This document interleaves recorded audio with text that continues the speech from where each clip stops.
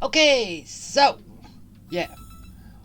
There's a lot of stuff to do today, and from now on for a while. Because we have new story, which is good. I like story. But the only thing is, well, I kinda did have an original thought on the matter. But, so my original thought could happen. It could not. Because, as they said in the trailer, Himiko has not left the planet. But we have a Himiko with us.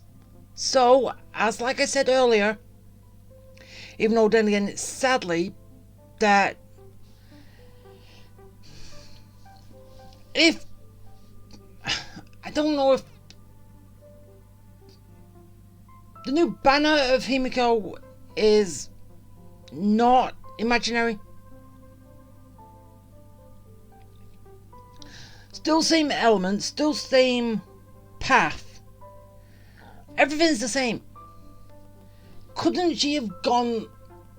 Because if what originally I said is true, that the Himiko that is with us is an imaginary copy of Himiko, with obviously body, memories, experience and all that, so it is technically still her in a way. If that is the Himiko that's with us, it would make complete sense if she went to be if she went to be annihilation. Wait, no wait. Whatever, the whole pathway, yeah, elation. Wouldn't it? It would make so much more sense. And then obviously the Himiko that's actually here, the boss that we fight at the end, is the original Himiko that I don't know how she would have got rid of that curse that's on her, but somehow has been corrupted by the dark side and yeah, gone completely batshit crazy. But I don't know what has happened, but I will find out when I get to it. So, yeah. But also, first things first, let's go grab everything that's new. Seriously, look how many of these I've got. Look how many pulls I've made. Well, normal pulls I've made, and not had to spend anything here. Even though technically they're the only things that I've actually bought, but I could probably start buying some of these and help level some people up. I could. Yeah, I've got 3 of these. Still not used a single one. Seriously, I don't know who to use it on.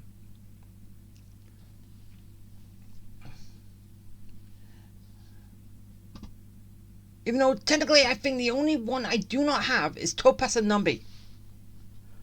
From this is the only one I do not have. Which, if that's the case, then I could just easily do it. And obviously, I'm never going to get any of these, so no point ever looking at this page.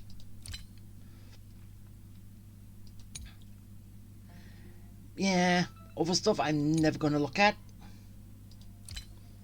Never going to look at. Never going to touch. And seriously, what?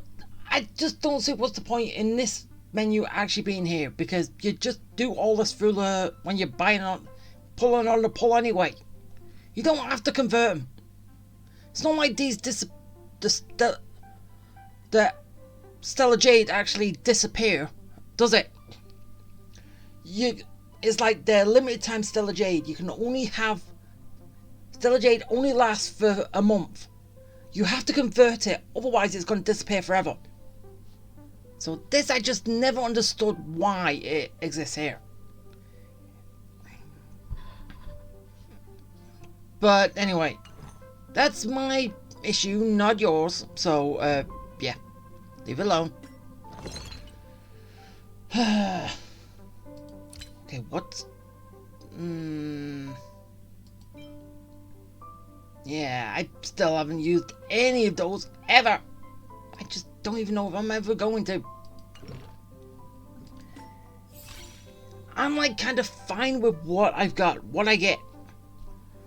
If I want to change it, I'm gonna try and change it, but I just don't see what's the point. Same with the point in re-rolling. I don't see a point in that ever.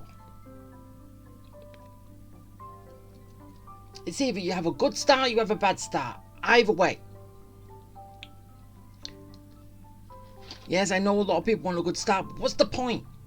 Especially if you're a person who puts money into the game, you're gonna get everything anyway. So what's the point in trying to make a good start at the beginning when you're gonna put so much money into the game anyway? Mate, what's the point? But then again, to each your own and all that. Let's just have a look down here.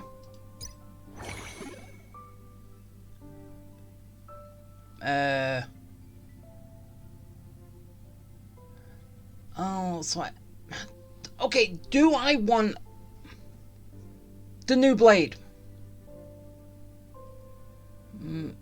It does kind of seem okay. And unlike the other blade, he does not hurt himself when he attacks. So, I could go for him. And then I get this as a bonus. But it's not like I'm actually going to use it. Am I? So, yeah. Okay, I've already done that. Okay, technically I've already done these, but why is this the only one that's complete? I don't get it. Yeah, never gonna touch. Because I'm never gonna get to do those.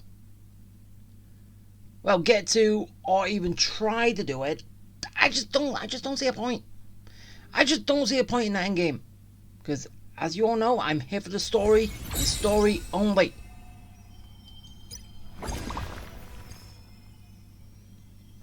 So, yeah.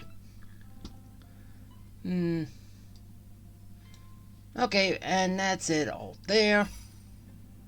I am good. Oh yeah. That. Okay, Just be gone, you stupid mark. I'm never going to use that multiplayer. Anyway. Now, let's get... Oh, we're going straight to the parlor car. Huh. Okay. So, to the parlor car. Illusion of the end? What? I don't know what that means, but... Hey.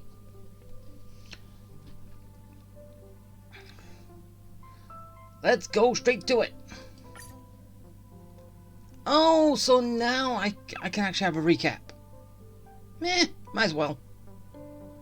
I didn't really pay attention to the first time anyway. During the events of Starrail Fest, Ashvale discovered what the happiness surgery truly entails. Implanting the flesh and blood of the abominations of abundance. Given the gravity of the situation, we decided to go to Graphia Academy and first launch an investigation into Full Wish. Okay, I'm just wondering, the flesh of the abundance inside someone, who we find out is the Emanator, which is a person, right? So basically, how in the hell does someone have this much flesh? And obviously you can only do this from a dead guy, and because no living person would say, here, take my flesh, implant it into someone.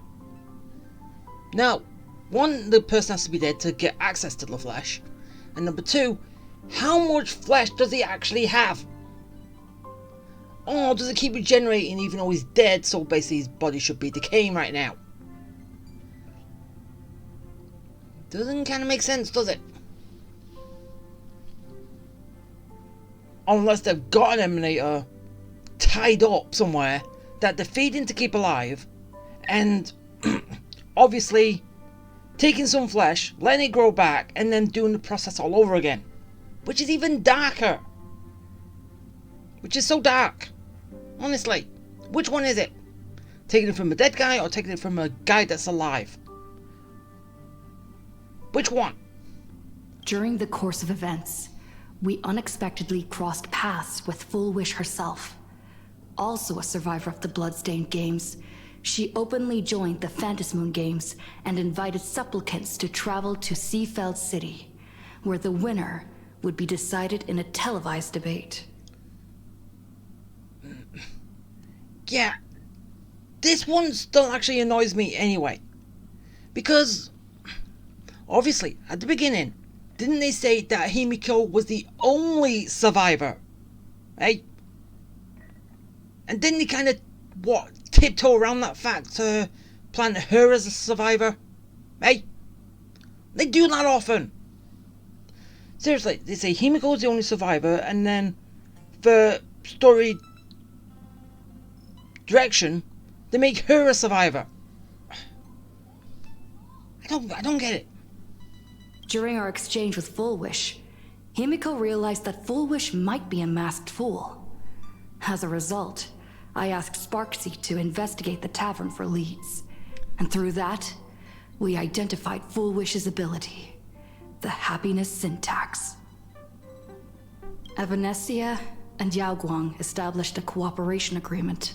After Evanessia's attempt to assess Full Wish in her capacity as the arbitrator failed, they encountered Blade and his group and learned that the flesh implanted in the happiness surgery originated from Shuhu, an emanator of abundance.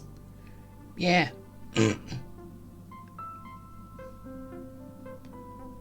Yeah, Shuhu. Seriously, I just like that ruler sword. Eh. Himiko and I went to the TV station to take part in the debate and met up with Sunday and Ashvale, who had arrived ahead of us. However, the debate turned out to be a carefully orchestrated trap. In full view of the public, all those who had undergone the surgery transformed into terrifying monsters. And Full Wish framed both the IPC and the Astral Express as the masterminds behind it all. When the disaster erupted, Evanescia willingly violated a forbidden taboo and revealed the real purpose of the Phantasmoon Games: to suppress the terrifying entity slumbering within plain Arcadia. Through this act, she unlocked the original power of the ambrosial arbor within herself and intervened in the unfolding situation. Yeah, I don't know, this is weird, but bringing up the ambrosial arbor does that like indicate that Planet Arcadia and the Lethe are connected? Like the Lethe was actually from Planet Arcadia? Is that what it means? Because they both technically have the ambrosial arbor, even though the Lethe has a big one and Planet Arcadia only has a bonsai tree version of it, right? At the same time, Silverwolf, entrusted by Pearl, set out to investigate the anomalous signal responsible for the monster's emergence, only to be obstructed by Mr. Meanie. As the force backing Full Wish, he wields tremendous power, powerful enough to interfere with the Stellaron Hunter's script. Really? Is someone going to actually interfere with the script? I thought the script was basically a prophecy from Elio that was put down on paper. Meanwhile, Full Wish continued to livestream our movements in the TV tower, distorting the truth by every possible means. Drawing upon the wish power of 200,000 victims, she manifested the Meanie Phantasmoon in an attempt to defeat us individually. Thankfully, Silverwolf regained the power of the ether cartridge, level 999, and dealt with it before it was too late. Yeah, but then again, technically, didn't she say something about someone named Zero from Punk Lord, which was the best hacker there, which was you. So you are technically Zero. Can't you just go back to that previous name? Hey, who was on the path a follower of Elation?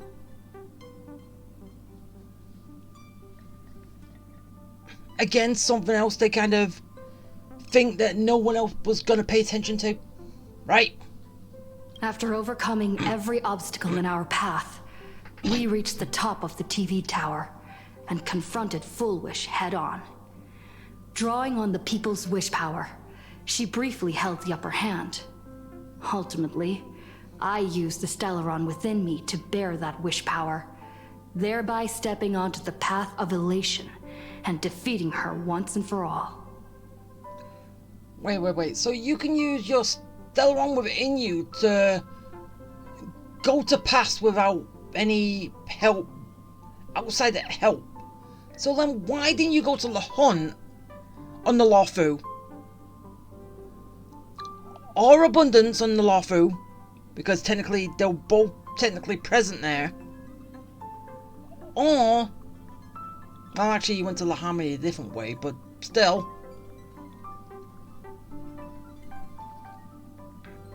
Actually it was a gift, but still. Can you explain those two? Hey? Even so, those who had undergone the surgery did not recover. At Blade's proposal, everyone joined forces to concentrate all of Shuhu's flesh within his body, freeing the victims from the influence of the happiness surgery. And that evolves him into Abundance, doesn't it? Right, that's his new form. I kind of forgot the new forms anyway. Just when I thought the crisis was over, Evanessia requested that I warn the creator of the world in canvas. According to her, Assad Pramad, the Lord Ravager who once attempted to eliminate plain Arcadia, has returned again. So basically that's what we heard. Do you think he's done something to the Himiko that's still here on planet Arcadia to get rid of the curse and to make her evil? I don't know, brainwash her or something? Because obviously the last person who we fight is Himiko, isn't it? And as like they said, Himiko never left the planet. So that is the real Himiko. Isn't it? Alright, and now I'm good. So let's go. Seatbelt City has been severely affected by the incident. Citizens are advised to remain patient and await assistance. Moving on to our special segment, the Phantos Moon Brief. Well, yeah, nothing. And anyway, I'm still upset with this. Because March is not this March anymore. She is her 5-star version. Why can't you just let her be her 5-star version? And walk around as that around the ship. Around the station. On the train. Hey, why?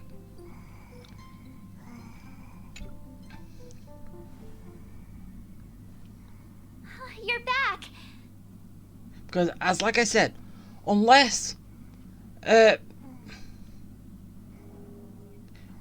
was the name again in the 5-star version? If she has an outfit change to look like a 4-star version, I am not accepting this. But then again, technically, it wouldn't make sense why an NPC would change into their separate outfit anyway. But I would kind of accept it if that was the case. Because basically then, 4-star March can use everything from her 4-star versions, everything from a 5-star version, in this form. But then again, when she's a 5-star using 4-star stuff is kind of weird, but still. I would kind of more or less accepted it.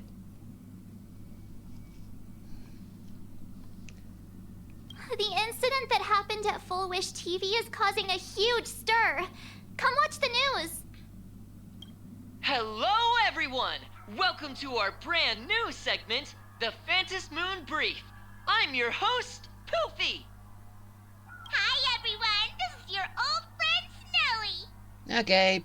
Well then, as the Phantom Moon games reach a boiling point, and for reasons that need no explanation, we are now joining Duo Mention TV to bring you live coverage of the latest and most critical news updates. Yes, we are. And after the director of Foolish TV and sponsor of the Research Society of Happy Smiles, Foolish announced that she was joining the Phantom Moon Games. That terrifying tragedy of 15 years ago once again swept through the psionic game. The supplicant debate, slated to take place at the Seafeld TV tower, was cut short when out-of-control imaginee known as Joy Ascendants appeared suddenly and launched an attack. This imagenesis plague centered on Seafeld City spread rapidly. Even Foolish herself turned into a monster atop the Seafeld TV tower. As of the latest reports, nearly 200,000 human and imaginary inhabitants across plain Arcadia have been affected by the plague. Countless individuals are injured or missing, and total losses are estimated to have reached 8.6 billion credits. And in a chilling echo of the bloodstained games 15 years ago, footage left behind by Foolish points to the disaster as the work of supplicants from beyond the sky. She identified the culprits as the famed cosmic hero, the trailblazer of the Astral Express, and the wanted criminal, Stellaron Hunter Blade, claiming they were responsible for the tragedy. But a spokesperson for the Department of Aberration Defense said the disaster was planned and executed by Foolish herself through her organization, the Research Society of Happy Smiles. They added that the investigation will continue and the organization will be shut down. Oh, how familiar that sounds. 15 years ago, they made the same excuses. What is the real story behind this? The Phantom Moon Brief will continue to keep you updated. Over 500 years ago, a prophet made a prediction.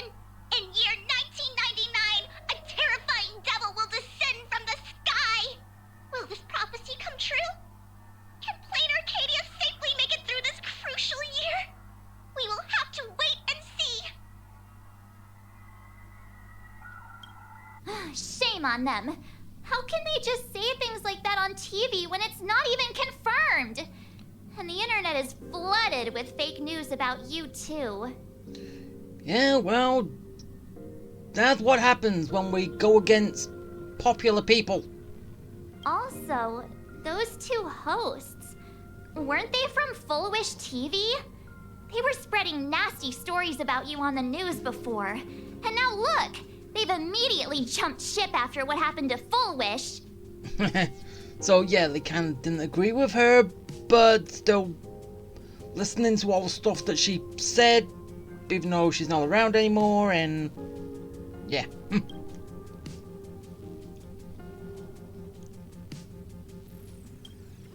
I'm happy you made it back safely. But somehow, you just don't seem quite the same. Well, I have a new path. Does that count? Why I'm not the same? Oh no. You're trying to grow up and leave me behind. Don't tell me you're becoming the next Don Hung. No, I am not going to become a demigod. You and him are already demigods right now. You know, technically, I'm sort of a god, right? Right? But anyway.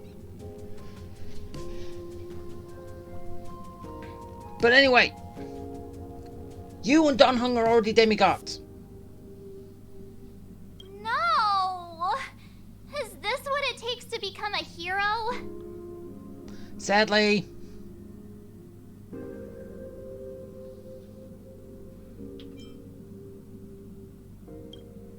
I am so cute and lovely. What's the problem with that? Hey, if I'm turning into Don Hung, I'm also turning into you too. Sort of. Oh, right. Tell me about what happened at the TV tower. I've heard Don Hung and Sunday's side of the story, but I haven't heard yours yet. Yeah, well, this and that, yada yada, blah blah blah, and all that. So, Full Wish had people undergo the happiness surgery to implant Shuhu's flesh into their bodies, and that ended up causing this disaster? And you guys stopped the mutation from spreading, but all you managed to do was to temporarily seal Shuhu's flesh inside Blade? And then you mentioned that Nessia, the one we met at Starrail Fest, is actually the Phantasmoon Games arbitrator? No wonder she could draw a mask for you. And she also asked you to go deep into the world in Canvas to warn, who was it again?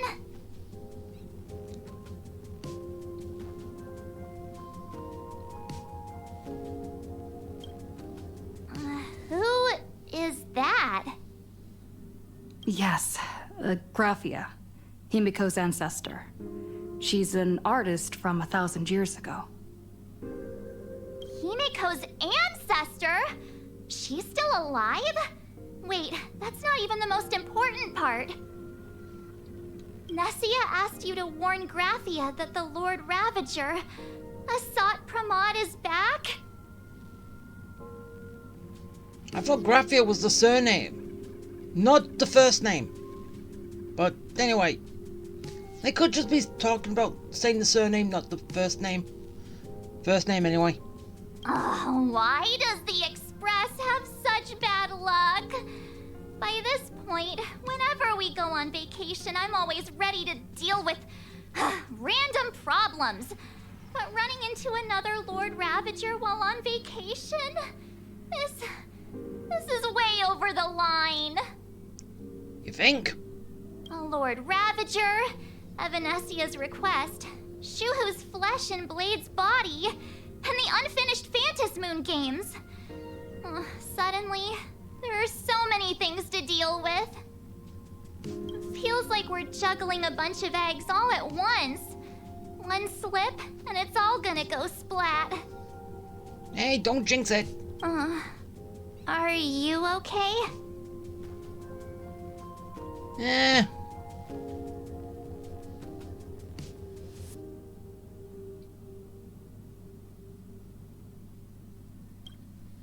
I wish I were as calm as you. I'm gonna go take a minute and collect myself. So many things to deal with right now. Oh, what should I do next? How about go to bed? Nah, I've had a long day. I should just get some rest. You have a bedroom! And we're gonna go rest on the couch. Why? Seriously, we have a bedroom! We have the biggest bedroom on the station.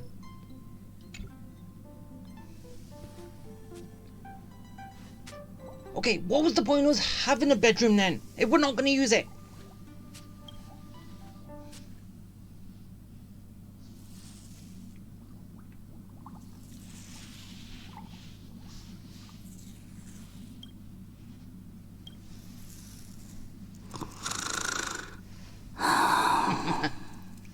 Shh, Welt.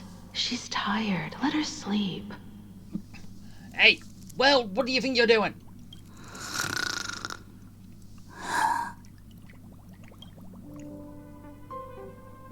You're obviously tired.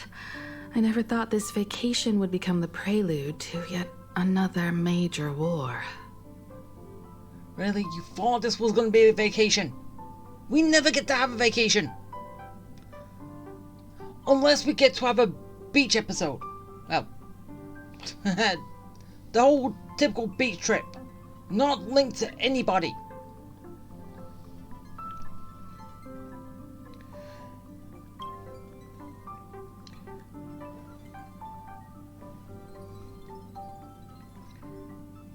But, yeah.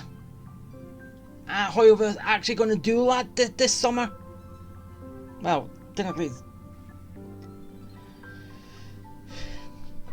Are they going to make a new planet that we can go to, which is just basically a beach?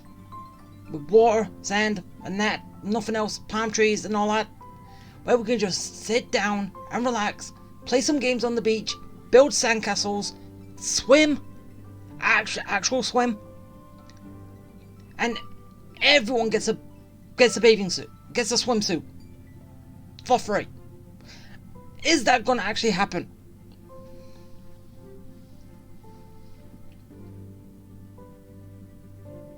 Because then technically we could possibly take a little break from this.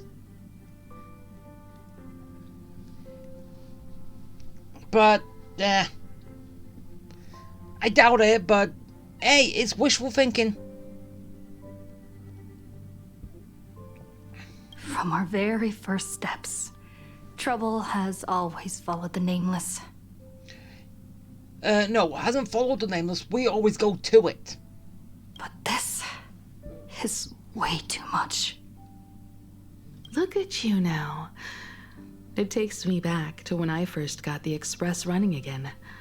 Aside from Pom Pom, I was the only crew member on board, constantly stretched thin and feeling out of my depth.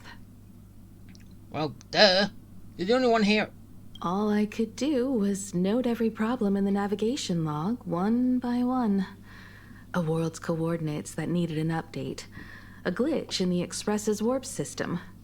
The notes were as dense as the coordinates on the astral charts, leaving me completely overwhelmed. Back then, I never imagined the Astral Express would one day have to face a Lord Ravager. But strangely, now that the time has come again, I'm not panicking at all. Well, obviously, we have gone up against more than one. We went up against Fantelia, we went up against Iron Tomb, and now we're going up against this new one. What's next? Come to think of it, it's because of you. Because of all of you. Along the way, we have defeated 2 Lord Ravagers. Yeah, I just went through that. The Nameless who guided me before I set out once told me, keep moving forward, and the obstacles that once felt impossible to conquer will soon be behind you. And along the way, you'll find companions who are just like you. I've seen you grow through the Phantom Moon games, becoming someone others can trust and lean on. And I heard the declaration you made atop the tower. I'm truly proud of you. That's why I want to share a story from the past with you. A promise from 15 years ago. You're an Imagine, and your promises with the real Himiko to follow on her dream and her path in all this. Oh, sorry. Is that the promise? Come on, finally say it. Do it. Finally say it.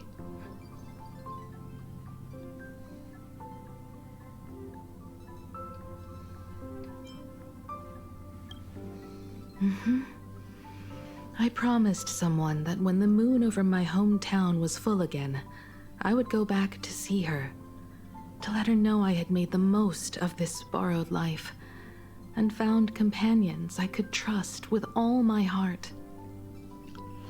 Okay, now can you just tell us that you're an Imagine copy of her?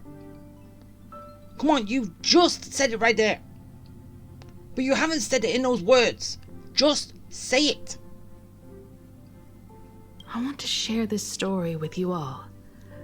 The story of how my journey began. I am an Imagine. I am an Imagine.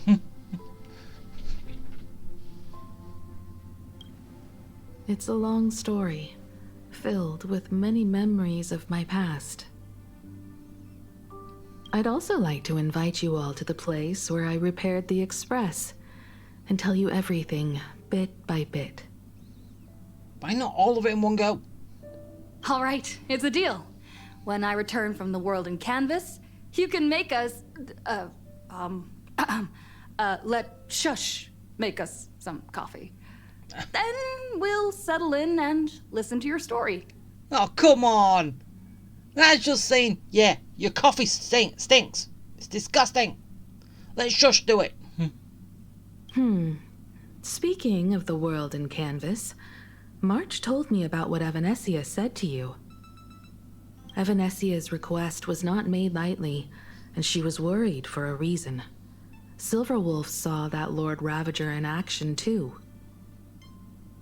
According to the records from the databank and the IPC's investigation, Asat Pramad's campaigns often span centuries, and the planets he targets all end up destroyed in freak accidents, leaving their surfaces covered in only smiling faces. Sort of like, what, Fullwish was doing?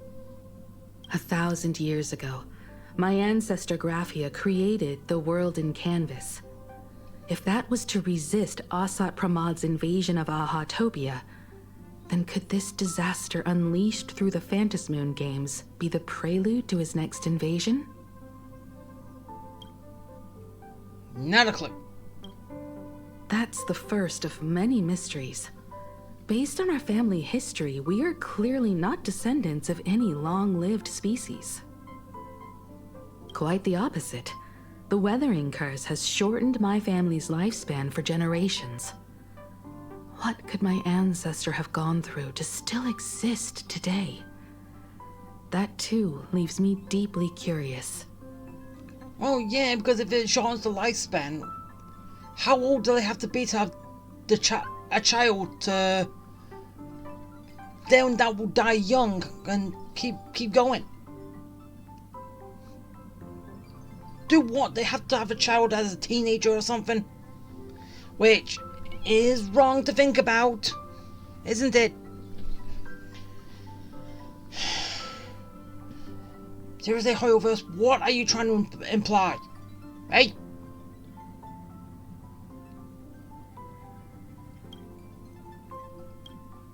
There are far too many legends about her. It's hard to tell what's true and what's not. Only two things are beyond doubt. First, during the Cinderth Age, she created countless Imaginae and sent them into battle against the demon legions from beyond. Second, near the end of one of the Phantasmoon games, she created the world in canvas to shelter inside it what was left of civilization and life.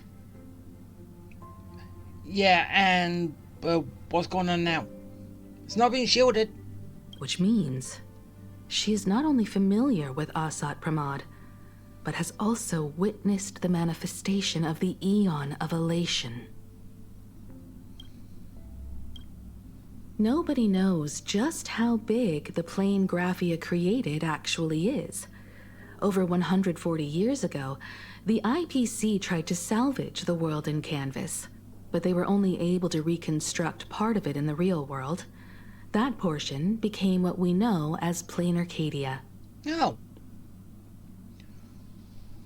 Legend has it that Graphia used a vast ocean as her canvas and channeled the power of elation to step into the painting, which means she has not only seen Asat Pramad, but has also seen the Eon of Elation descend in all their glory. It's basically a jester. He's got that many masks and faces. Seems like a jester. Good question. As for who in Plain Arcadia knows Graphia and the world in canvas best, it's probably Pearl. She was sent here by the IPC. She should have some clues to guide us in the right direction. By the way, General Yao Guang is here. She says she wants to talk to you in private. Bad news. I'm not sure if she comes with good news or bad news. She brought a little gift from the Cienjo, though. Mung bean soda. Go talk to General Yao Guang, then. Don't keep her waiting. After that, come to the party car and fill us in on your next move. Okay, can do.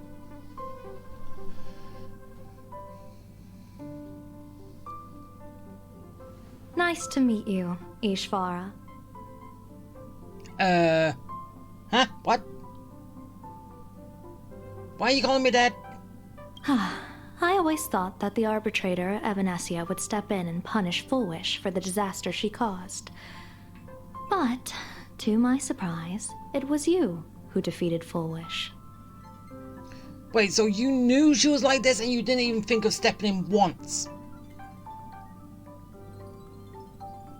In my capacity as an Arbiter General, I extend my deepest gratitude to you for halting the plague and sparing countless lives from suffering. So if you knew about this, you could have saved a lot more people than I did.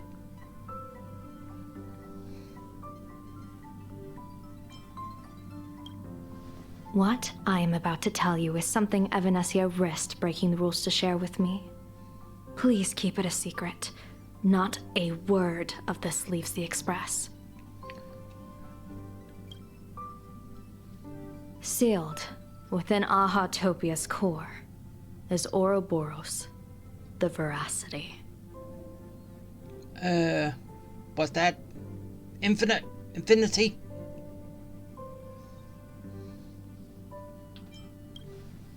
Wait, you've never heard of the Veracity before? Come to think of it, they must be unfamiliar to most people. They were supposed to be recorded in the list of arch-enemies as an author of calamity. They are an ancient god of desire and consumption, an eon that evolved from a leviathan.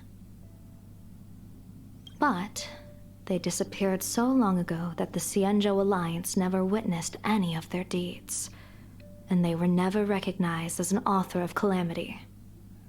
Yeah, but then again, it could have been a Leviathan that gained the power of an Aeon. Not the other way around. Wait, did I get that right? Bah. Well, they need no such title anyway. Beast of Calamity, Star Devourer, Void Maw. Just hearing these names, one can imagine what kind of monstrosity they were. A vast, writhing form whose slightest movement could crush entire planets, before swallowing what remained into an insatiable abyss. So basically, the all-devouring Narwhal, right? Did they just take this from Genshin? Come on, Hoyoverse, be original, for God's sake.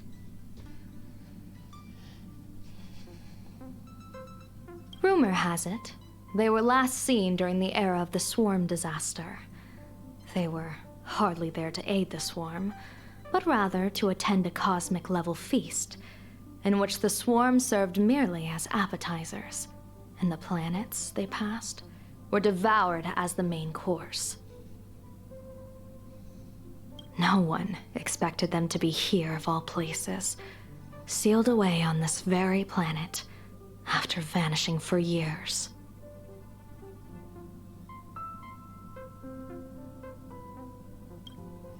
The true situation remains unknown, but with this information we can understand why Asat Pramod set his sights on this world. Aren't you a little afraid, facing a huge disaster like this? Why would I? I've gone up against so much. I've gone up against the Arbiters before. I've seen worse. That's impressive, Ishvara. No wonder you survived the calamity of Iron Tomb. Well, technically I didn't. Everything got wiped out, and because I made friends with God, basically, which was Cyrene, Peach, the Genesis, basically brought everything back. So technically I didn't. Everything got wiped, and then everything got restored. So, didn't technically survive, just got lucky. Fortune follows when fate hits its lowest ebb. Every crisis comes with an opportunity. Now that we know a force capable of devouring stars is deep in slumber at this planet's core, perhaps we could make it devour the problem inside Blade's body. It might just be a risky path worth taking. Blade has agreed to my proposal and will venture into the world and canvas to seek out the veracity. From what I've heard, you are going there as well? I cast a divination, and the hexagram shifted between the marsh and fire trigrams, yielding the judgment. Heaven and earth are separate and apart, but the work which they do is the same. In other words, though your paths may differ, they are destined to intersect.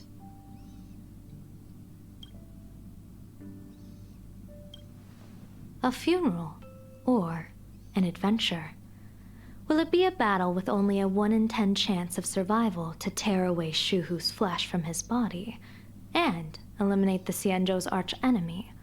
Or will it be a journey in which he settles all grudges and never looks back? It all depends on how he perceives it. Blade agreed to my proposal, even though that little Stellaron hunter girl wouldn't stop objecting. Well, Blade technically has a blank sheet. He can do whatever the hell he wants right now. Until he's got some stuff written on his script, he can do whatever the hell he wants. So basically, what he does is not going to influence anything. Betting? No, I don't see it that way. We are not chips laid on a gaming table, nor dice tossed at someone's whim. We trust in people, in ourselves, and in those beside us, knowing they can change the course of even the most desperate battle. That belief is what gave you the strength to overcome Fullwish. It is also the only reason I stay for this world. My purpose has never changed. I am going to draw the elation into my divination, and overturn a fate marked for great woe.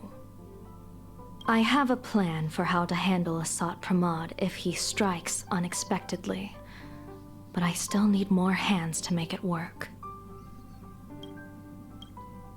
What miracle could cap off these games better than a finale that humbles a Lord Ravager?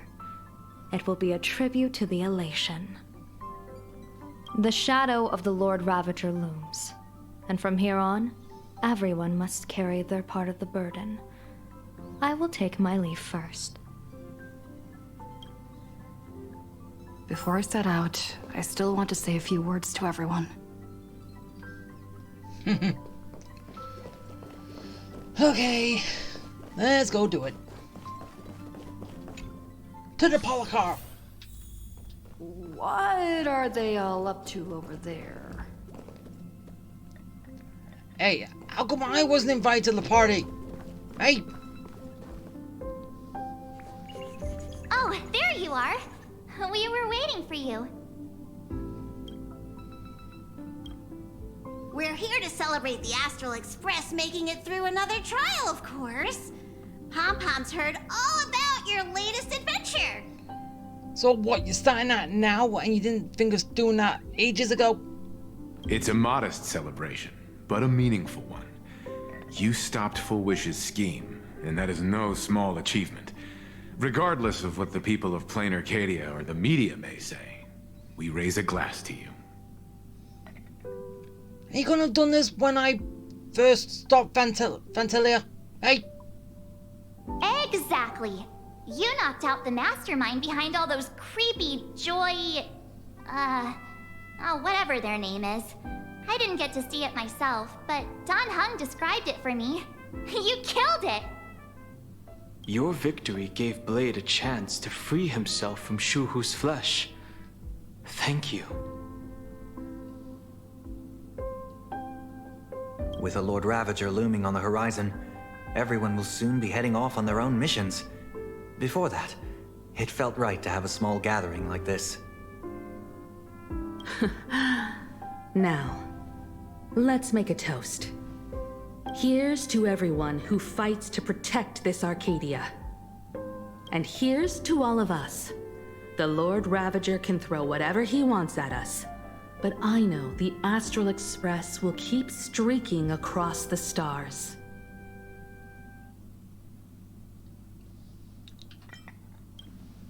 Thank you. All of you. Having you by my side is what gives me the courage to face the future. I'll carry this strength with me through the rest of this journey. Cheers.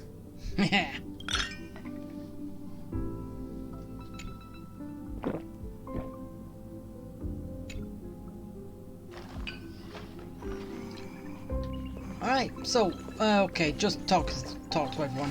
Okay. Did you need something? Well, not really. I need a break. I felt worn out ever since coming back from Seafeld TV Tower. And they haven't really done much. Right now, it feels like I'm back in Oak Manor's banquet hall. At those parties, no matter how tired I was, I'd have to clutch my glass and smile, keeping myself calm. Mr. Yang insisted I should get a full day of sleep, but I didn't want to miss the chance to toast with you all. I should thank you for letting me embark on this journey.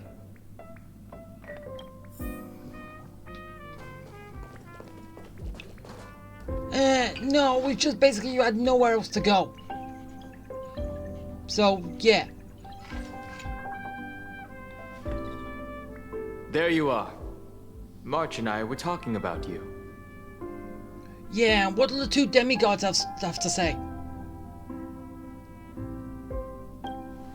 Yeah, of course. When did Don Hung start expressing his feelings like this? I guess pigs really do fly. Well, it could have something to do with Fatty's a demigod. Like you. This trip to Plain Arcadia is the first time we weren't necessarily working together toward a common goal. You dove into the Phantom Moon games. I crossed paths with that relentless old friend and foe again. As for March, well, she spent her time wandering and eating. Her perfect little vacation. Fine, rub it in my face, why don't you? That she had fun. Wait, hold up. How come all I get is wandering and eating? I grabbed plenty of comics as well. I call it cultural exploration. With a little extra time for me to recharge, of course. Right? Now that we're having this little break, it hit me that I might have neglected you and March. Really? Yeah, we are actually more concerned about your condition, Don Hung. Why, what's all of his condition? Blade has accepted General Yao Guang's proposal. Perhaps he has finally moved on from past grudges and that abundance curse, and is now ready to do something for himself. It's going to be a path fraught with danger, so I had hoped to accompany him for a bit longer, but he refused. From now on, I will turn my attention to this world. And you weren't doing that earlier? Mr. Yang and I have been asked by General Yao Guang to help with setting up some defensive formations. I've got work to do too. Mr. Ashvale wanted someone to accompany him to the tavern to investigate clues about Asat Pramod. Yours truly figured she'd been resting long enough, and it was time to stretch her legs. So I volunteered. No problem. When you come back, you have to share everything you saw in the world in Canvas. Do I have to? Can't I just keep it to myself? Alright, first thing I'm doing first.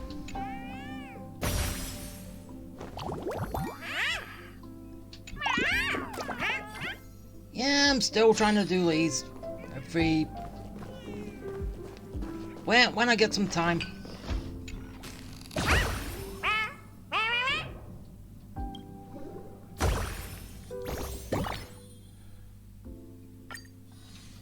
Alright. Okay, where's another one? No, not over there. There you are.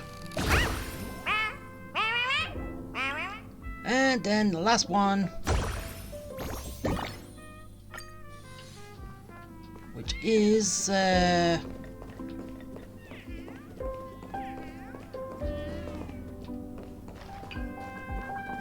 you are.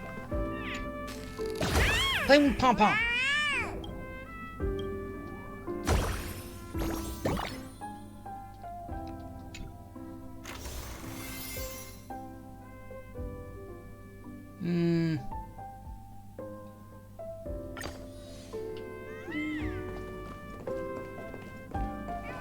Wait, is there any things I've got that I can claim? Ah.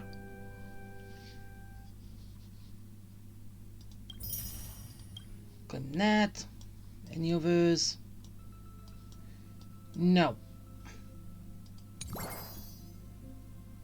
And that's everyone who I've got. I'm just missing... yeah, 7 more.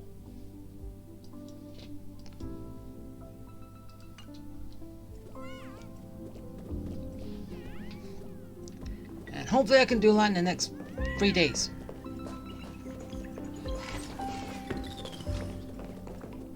I heard from Sunday about how the televised debate went. We won this battle because of you. When the televised debate began, a crowd outside the station gathered to protest the Astral Express and nearly broke through the barricades. But the moment the Joy Ascendants appeared, they scattered without a second thought. I guess people know deep down which is more dangerous, a made-up villain or an actual threat. But I am more concerned about you. Me? I've seen the footage of your fight with Full Wish. When you returned to the top of the tower, an enormous surge of power seemed to erupt from you. Yeah, I got the path of elation. It reminded me a lot of when I saved you at Herta Space Station. Did you tap into the power of the Stellaron? No, was that the time when I actually saw Nanook? Yeah, it was.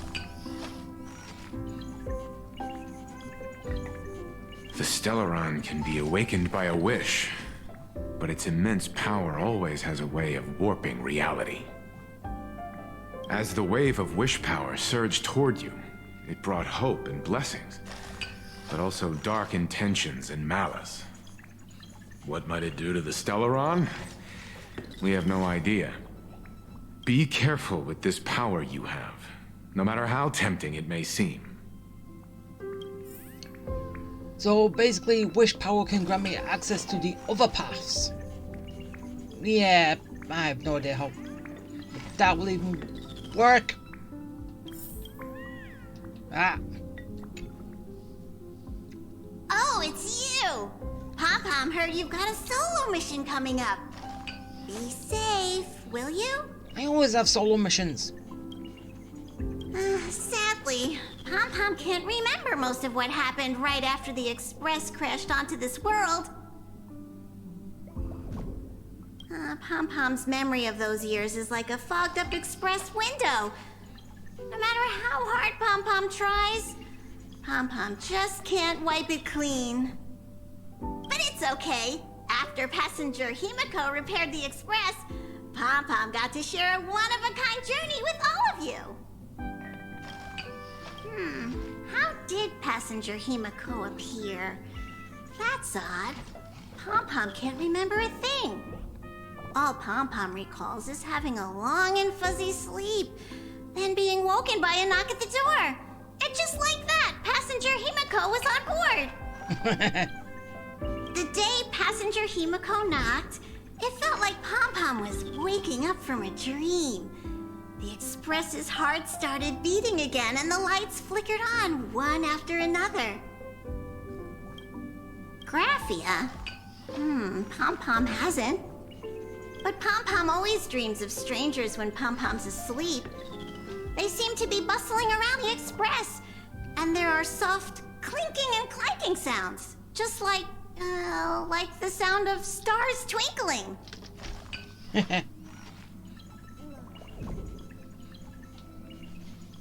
But every time Pom-Pom wakes up, their faces slip away. Pom-Pom is only left with a warm and comforting feeling, knowing someone had taken good care of Pom-Pom. Safe trip. Pom-Pom will take good care of the Express while you're away. All right. And here we go. Just in time. I've talked to Madame Pearl. She will handle all the arrangements for your passage, so you can enter the world in canvas to find my ancestor Graphia. Again, I am sure that was your last name, not your first name. Not a first name. Anyway. But still. This is an important matter. Furthermore, your journey gives her the chance to uncover something she's been yearning to understand for years. The secret to Graphia's art of imagenesis. Once you've fully rested, you may make your way to the dock in Seafeld City. Madame Pearl has a special ship waiting for you there. It will take you to the border between this world and the world in canvas, a place known as Inkford Hermitage.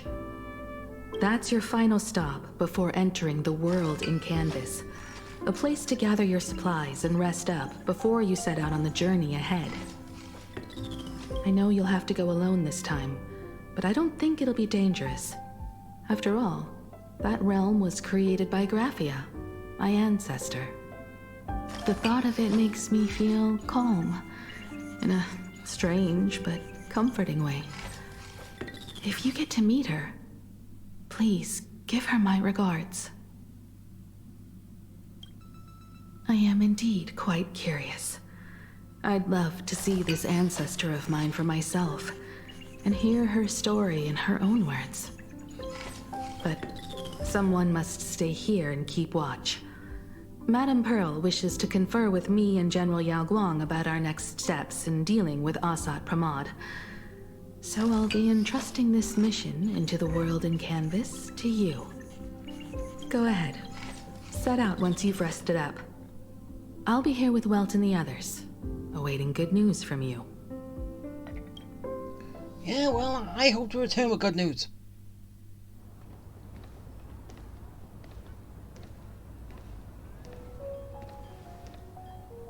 In other words, that woman wants you to take Shuhu and jump straight into the Veracity and leave the rest to the Eon stomach acid?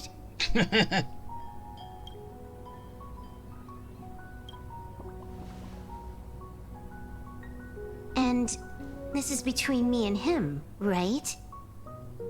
So go away. Why are you tagging along? Relax. I'll say my goodbyes and be gone. A dignified funeral, If you ask me, this ending is indeed grand enough. I don't care about any of that. There's only one thing I care about. Does he have to die? Yeah, but can Blade die anyway? Here's a piece of advice, little cub. Whether he lives or dies is his choice. That's the one thing you don't get to decide for him.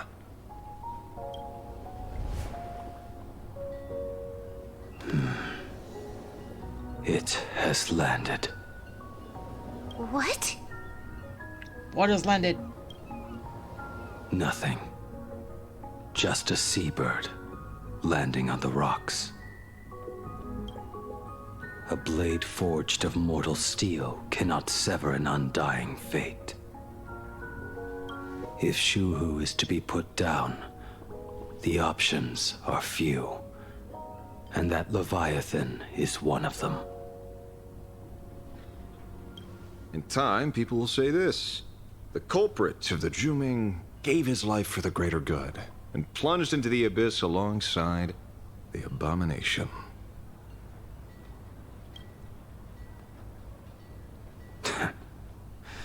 I'm not as noble as you make it sound. Many years ago, you invited me to join the Galaxy Rangers. I refused for one reason. Wait. You did? They did? Wait, really? Blade as a Galaxy Ranger, would that have been fun? I'm a petty man. I was never born to carry some greater good. This is between Shuhu and me. Nothing more. Can't argue with that. A Galaxy Ranger through and through. Well then. I won't say anything more. Blade, you sure about this? For years, death has clung to me like a curse, etched into my bones. If there is a chance to make a god feel the same pain, I would do it, even if this body is reduced to ash. As for everyone else, there's no need to drag them into this. We'll proceed as Yao Guang proposed. Bury Shuhu at the end of the world in canvas, taking me with him, and let the veracity dissolve us both.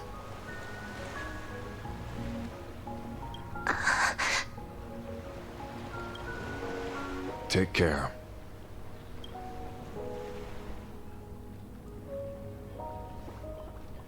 How about you stay as well? You might as well see it through to the end with us. Plain Arcadia has bigger problems that need my attention. Your instincts were right. That meanie pulling strings from the shadows is none other than a Sat Pramod. Who else would want to kick a Ha's head like a ball? So, I need to get back and finish my job. Investigating a Lord Ravager sounds like a job you don't come back from. Therefore, it also pays very well. Then here's hoping you live long enough to collect your payment.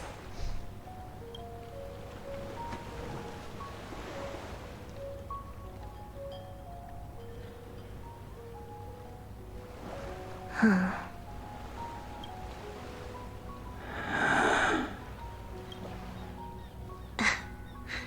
Every time, when it's just the two of us, you go quiet.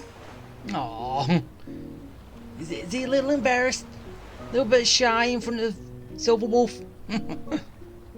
You know what I'm going to say. The seabird's flown off. It's time for us to go too.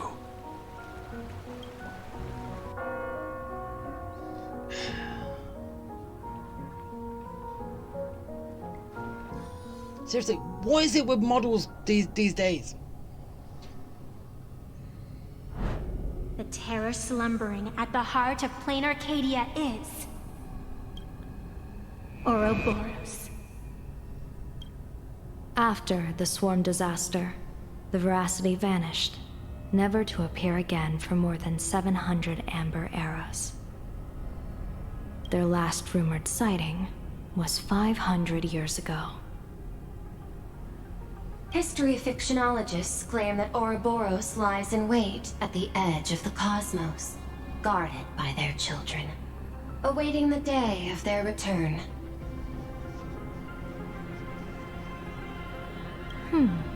I've heard that story before, but it wasn't about the edge of the cosmos. It was Pier Point. They say that the preservation is nothing more than a facade, and the IPC is, in truth, a cult devoted to the veracity.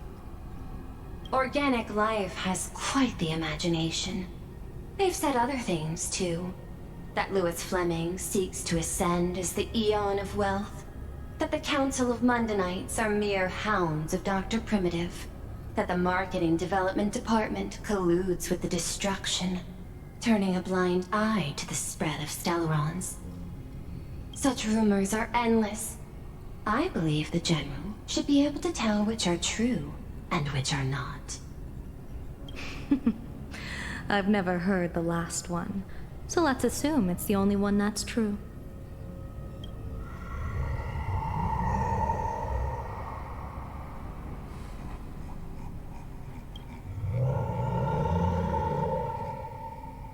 Ah, such terrible breath.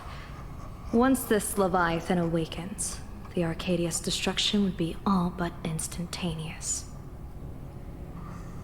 For now, this remains conjecture. The sealed remains appear to be a husk that Ouroboros once shed. Why it's here, and how it's connected to the elation, remain unknown. Yet even a fragmented remnant of an Eon is a threat that can't be ignored. The calamity of the Leviathan must not be allowed to re-emerge in this world. Naturally. That is why I'm here. And it's about time for the two Nameless to arrive. Oh, you're just on time. General Yao Guang, as instructed, warding talismans have been placed at over a dozen sites across Plain Arcadia. My thanks. It was Mr. Yang's talent of creation out of nothing that allowed us to reproduce dozens of plumes and complete the deployment with such speed. Now, with Yin and Yang aligned, and all four aspects in place, as long as we set up the last formation core, the Decalight reflection barrier will be complete. Using the divine eye of the Spiritus to weave a giant web, one that ensnares countless possible futures. General, have you truly made up your mind? Though Shuhu has been eradicated, the signs of doom have not faded. On the contrary, they grow ever clearer. After much consideration, the source can only be this restless corpse. One crisis is yet to pass, and another is already upon us. The Arcadia's ley lines were already riddled with scars, and now even the ancient tree's seal is starting to loosen. While Evanesia is asleep, someone must take up her duty to guard this place. But defending isn't the way of the hunt. If you don't want to become the prey, you must become the hunter. General, do you intend to go on the offensive and suppress the remains of the veracity? How could I? The Joy Seeker could barely confine that husk using the Abundance's ambrosial arbor as its cage. I'm not that arrogant as to place myself alongside the gods. I'm not here to guard against an Eon, but against a lesser menace. Lord Ravager Asat Pramad. This barrier is prepared for him. Asat Pramad has been meddling with the game from the shadows. His intentions unclear. We know little about him or the veracity. By chance, however, a friendly citizen has provided us with intel. Ouroboros' remains are in Ahatopia, aren't they? Wait, what? Really?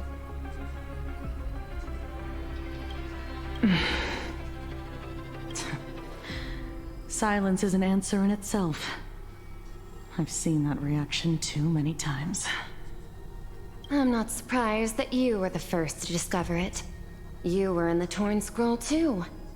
Probability of you noticing was 24%. That's a little low, don't you think? I'd put it at well over 90. What I don't understand is this. There were countless ways to verify your hypothesis, yet you chose the most unconventional one. You bypassed security and broke into the building to confront me in person. What is your objective? This is no confrontation. It's a warning, Madam Pearl. I'm a security officer, and there is only one reason I'm here. While everyone else is fixated on the Phantasmoon games, only the Department of Aberration Defense is watching other places. Like the location where the new Herald of Death case was closed? Correct. The incident involved 4 Daybreak warriors, 3 nameless, 1 detective, and 1 officer. But just moments ago, a 10th set of footprints appeared at the scene. After the investigation, we learned that the traces were left deliberately. A blatant provocation. The Lord Ravager bent on destroying the Elation came uninvited. Make no mistake. Planar Arcadia is a stage he chose with care, and drawing the Abundance into the fray was hardly a whim. Our top priority is to dispose of Shuhu's flesh properly to prevent it from falling into the wrong hands and causing another calamity. That said, we cannot afford to ignore Asat Pramad's next move. This giant web is prepared for that very purpose. Once the entire planet is folded into the divination's trajectory, under the gaze of the Omnitia, all possibilities will be laid bare.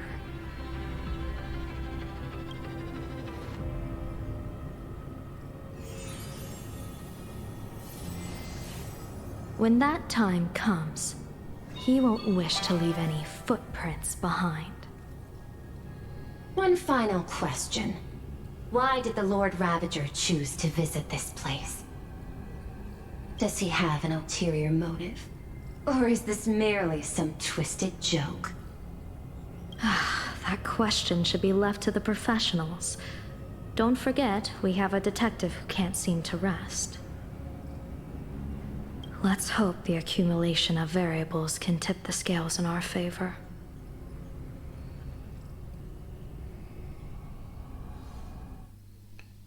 And so, the people set out, and the gondola, bound for distant lands, set sail. At the end of the world, the Elation once again declared war upon the Veracity. Hey, frail little humans! Ouroboros split their mouth wide open!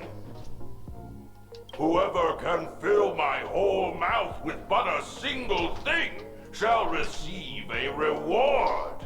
My tongue. What? The fool known as the Shepherd captured a comet, but it wasn't even enough to fill the gap between the Veracity's teeth. The bartender Braji opened the wine cellar, yet they only grew drowsy, drifting off to sleep. And en route, he crept up to the Veracity's ear and told them a corny joke. The Veracity pondered it for 10 amber eras, then burst into laughter at their own amusement. Wait, what? How long was that? En route spread his hands and said, "See, I filled your mouth with laughter." Then what happened? Then the Veracity said, "Are you kidding me?" And with that, they opened their gaping maw and tore en route to pieces. What kind of nonsense is that? Those are the facts, my inquisitive auditor. If you want to hear more stories, you're welcome to discuss with your classmates.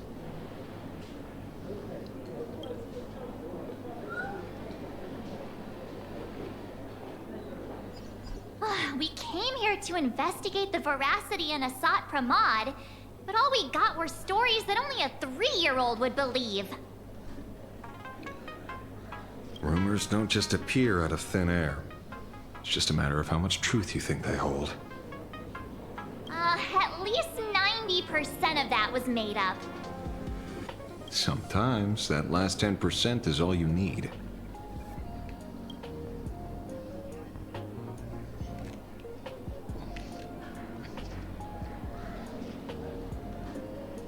Oh, plenty of bystanders around. Let's hear what they have to say. Yeah. So we're basically in the...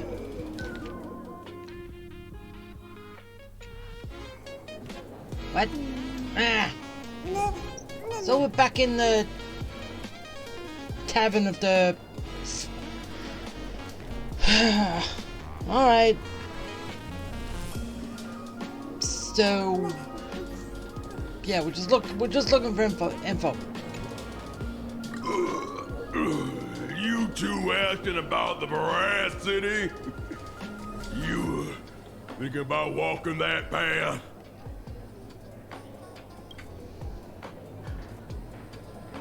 Walk the path of veracity? Do I need to eat everything in sight? You got it. Kids always dream big. Some are bulldozers, some are monsters, and I am Autoboros. Yeah, and the man. Huh? Ugh, can you talk normal? Stop gulping for air. I swore to become a veracity path strider. I eat everything. Tasty, nasty, anything I could chew. Finally, I pinched my nose and swallowed loose mouth, and they looked at me. Ouroboros? Nah. Ah. Very regrettable. Enough already. Arch, stop talking like him. I'm telling you, it was all bluffing. The fools didn't lose. En route and Dorothy, when the veracity wasn't looking, rolled up her skin like a crepe, snatched it up and bolted. Then, poof, they were gone. The Comic-Con Collective don't got a veracity card.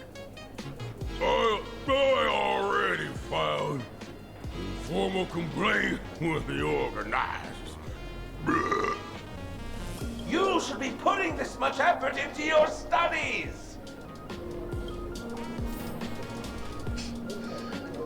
Well, you should have told him to show up earlier. Wait, what was that?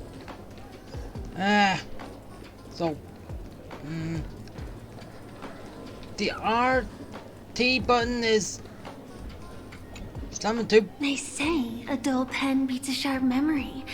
My memory's dull, and my pen's not much better. So then why use both? Then you must have a lot of stationery. A kindred spirit.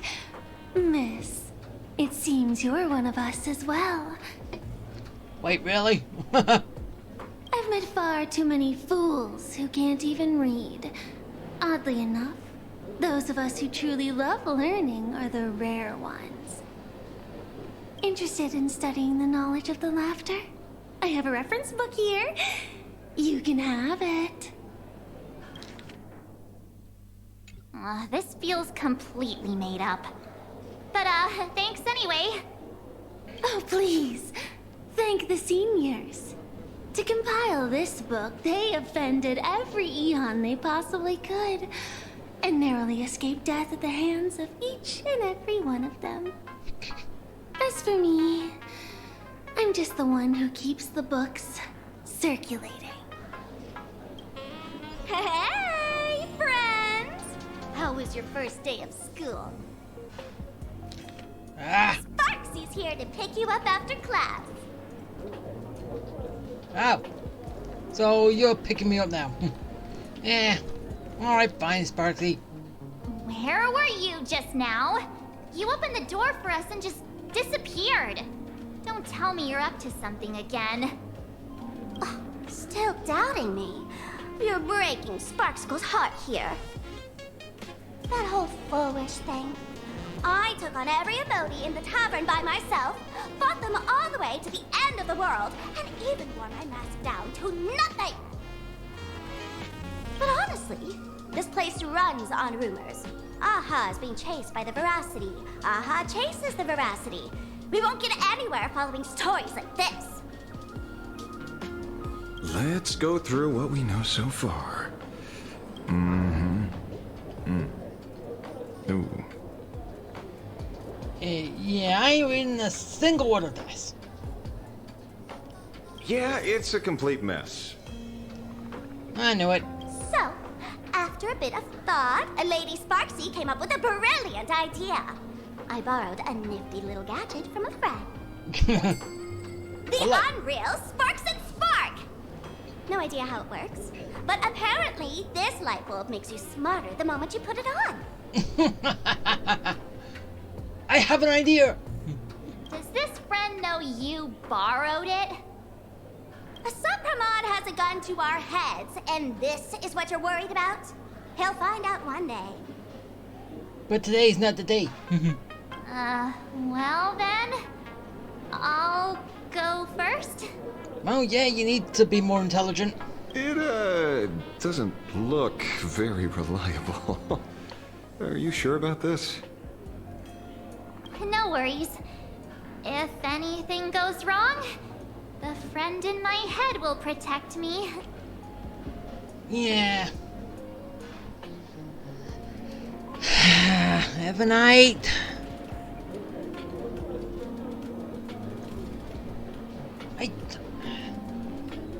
Does not make sense. As I said, back at the time, Ebonite came into being because March remembered who she was. But then it changed to March became Ebonite because she gave up her emotions.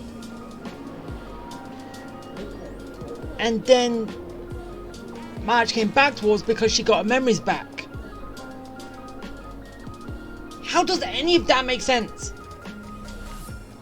And now they're saying that Ebonite is a separate person. Well, then again, during all of that, there was saying that Ebonite was a separate person.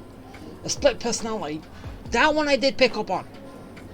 Well, that I did say, but they said that Ebonite was March at the very beginning.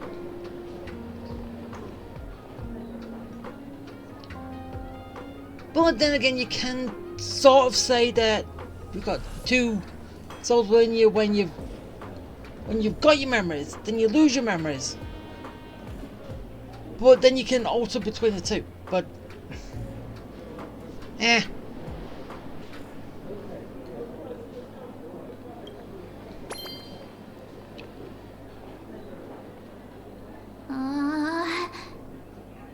Doesn't seem to have any effect.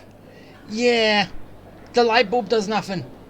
No, it's working perfectly. I get it now. All of it. No need to dance around. Our enemy is a Lord Ravager. There's only one question we need answered. How does Asat Pramod plan to destroy Elation? Correction. The effect is very obvious. Judging by Nanook's habit of picking Lord Ravagers, I wouldn't be surprised if Asat Pramod was once a masked fool, and therefore knows Aha's weakness. The Arcadia is like a microcosm of eons and paths. People indulge themselves in fabricated happiness, unable to pull themselves away from it. Many have expressed their concerns. This isn't elation. Aha is playing with fire. A classic social realist deduction. Old-fashioned. Ooh, but effective. We're closing in on the truth. And how does this even work? Yes, the answer is all but revealed. You are a Sopramod, Sparksy.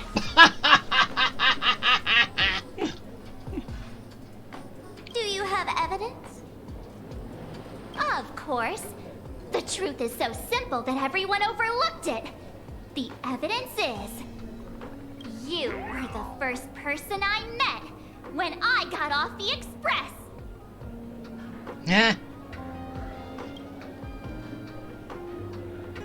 If I am a Sopramod, would you and Grey Hair have been able to walk out of the school alive?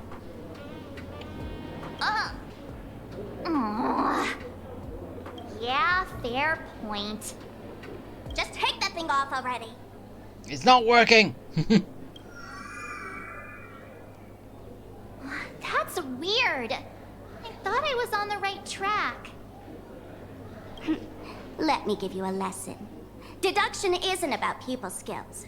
It's about smart tricks and flawless logic.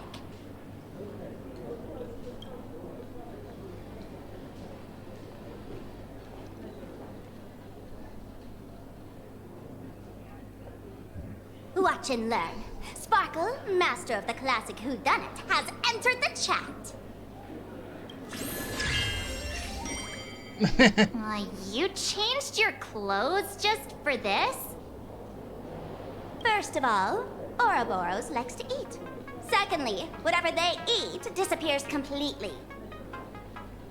Therefore, veracity is also a form of distraction. This is the classic mystery of one culprit, two identities. The one trying to kill Elation is... Nanook. the Lord Ravager, a Sopramod, played by the Veracity! No. What am I even saying? You're speaking gibberish. I thought you was going to say Nanook. Classic whodunit?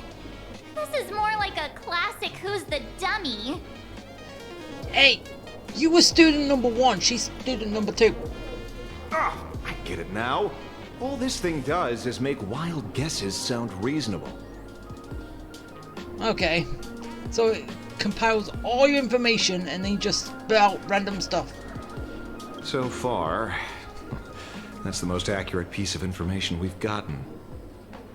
No need to be so serious, Detective. Why don't you show us what you've got? You put in the light bulb. By the way, what type of detective are you? And see what comes out of your mouth. Me?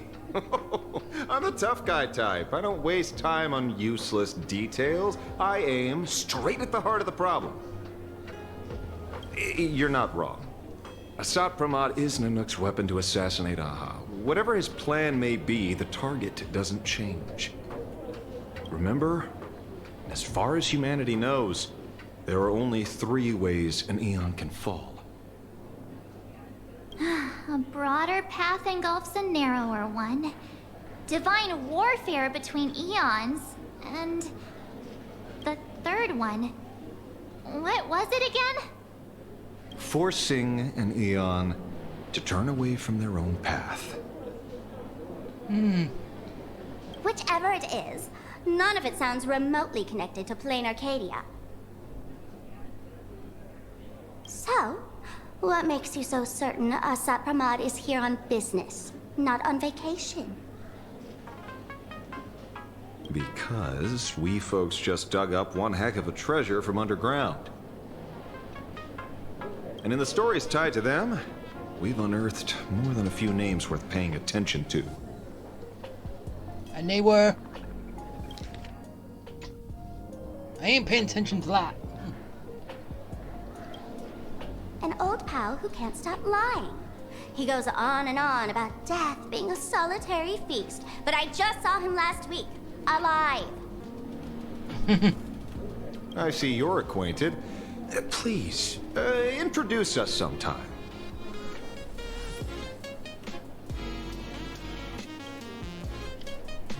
Baraji? Forget it! He's good behind the bar, but slippery as an eel. Ask him to work for Nanook, and he'd run away on the spot. The former bartender of the tavern, everyone knows him. Couldn't be him. That's just a title. Anyone with a girlish heart can call themselves Dorothy. Between you and me, Director Sparkle used that name once too. Guess when? Looks like this clue has little value to it. Him? He caused trouble in Gotham City a few days ago. Pearl threw him into prison. I know. I was the one who caught him. Why bring Batman into this? Hey!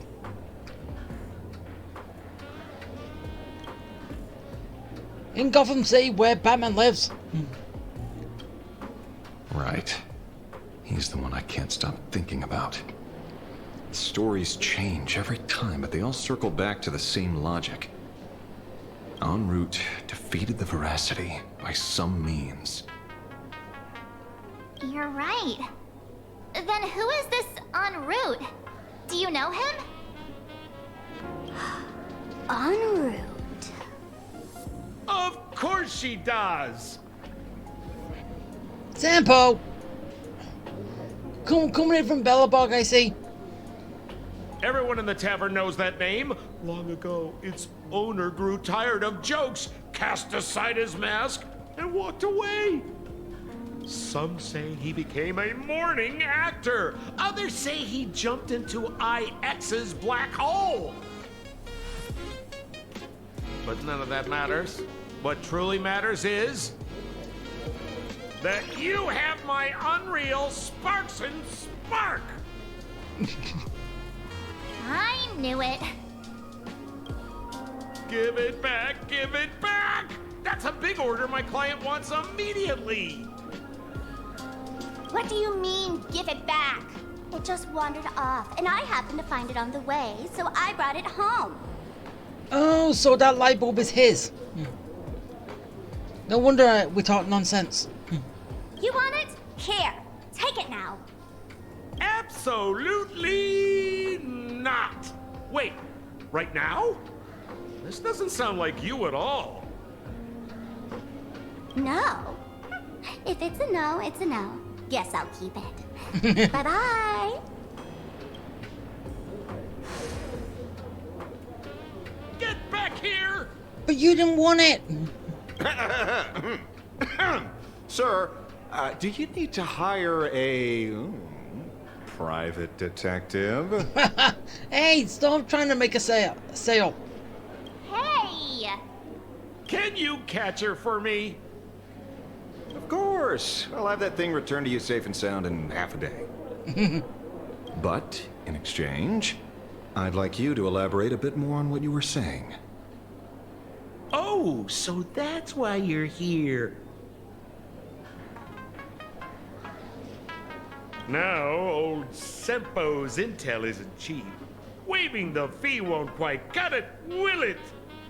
Name your price. Put it on Pearl's tab. Hey! Ha! Just kidding. Money talks boring. Besides, the Astral Express and I go way back. Oh, and I wouldn't scam you two. The en route you're looking for lives up to the name. There's nowhere he can't reach. Only places he hasn't been yet. He's the gold standard of the masked fools. He only shows up where he's least welcome. A morning actor's stage, a friend's wedding, even inside the Veracity's mouth. All for the sake of a good laugh. Oh. That lines up. Sounds like the origin of the legend. So, he's a friend of yours? Not a chance! Back when old Senpo was still a kid, en route was already a name in the history books. He left the tavern during the Second Prosperity. They say after hearing 30 trillion jokes, he never laughed again. Before he left, en route said one thing that, at the time, no one cared about. Elation has been dead for a long time. Where did he go after he left the tavern? The tavern has 10,000 mouths, all telling different stories. All I know is this. He said he was headed for the true world's end, and then he vanished without a trace. It's all within the world of Canvas, right? How do you know all this? But basically, is what it's called, right? Oh, I've been around long enough to have my own channels. Just trust old Senpo. Stop talking like that, Senpo. And about catching Sparksy? Leave it to me. I keep my word. You're on the clock.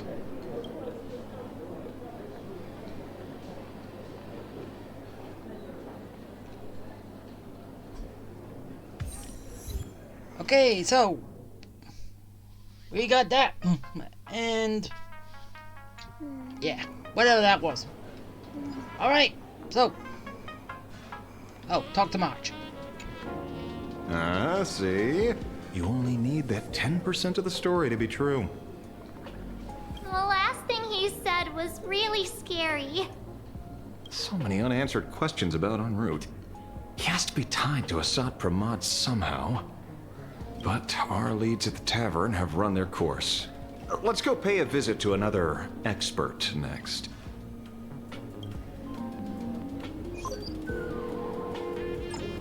Phone call. Oh. Speak of the devil. Only a Cienjo general could have arranged something like this, I suppose. I'm surprised as well. Ruan Mei. And Tin Young. You've only just left Amphorius, and already you've managed to draw the attention of another Lord Ravager. Miss Ron May?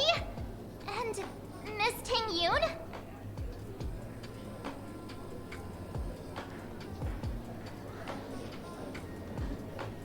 Ron Mei? I thought it was Ruan Mei. Okay, which one is it? Ruan Mei or Ron Mei? I just... anyway.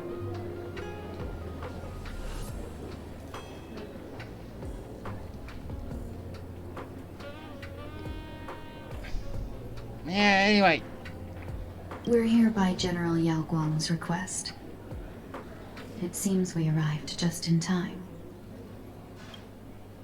At first, I only came because the Shenzhou extended an invitation, and it seemed impolite to refuse. Now that I'm here, I see it was well worth the trip. So basically, she's drinking wherever she is. They even made the glass that she's drinking a hologram. A projection. So, let me get to the point. Ouroboros has long been dead. Their death was merely buried beneath layers of secrecy. Hardly surprising. They disappeared after the swarm disaster, and there are many different opinions on where they went. The Intelligentsia Guild claims the Veracity ate their fill and entered hibernation. I don't buy it. Those scholars are fond of post-meal naps themselves, likely just projecting their own habits. You seem surprisingly calm, which makes sense. After all, the shadow in your right hand is evidence as well. Why don't you tell everyone what happened to the Galaxy Rangers back on Von Walk? Yeah, my arm at him. Von Walk? Right. Sprightly Von Walk. I've heard there's a particular phenomenon that occurs on that rainforest planet. No, so okay, somewhere else. Plants multiply and grow and are then harvested like wild grass. A cycle repeating every few decades. Almost identical to the Phantom Moon games. But how are the two connected? When you hear plants and growth, shouldn't that make you think of abundance? Huh. It seems you figured it out. What, the abundance is over there? By coincidence, abundance is another thing the two worlds have in common. When coincidences pile up, they cease to be coincidences, Mr. Ashvale. No. Leader of the Rangers, Mr. La Mancha. Perhaps you could explain this to our nameless friend? Back on Von Walk, I'd already long since stopped being a ranger. Your conjecture is basically correct, Miss Ron May. You're not the only genius to take life as a subject of study. By the time I arrived, the atavistic experiment was already approaching its final phase. Dr. Primitive had set his sights on an ancient leviathan. Beneath Von Walk's surface, there also lay the remains of the Veracity. You stopped him.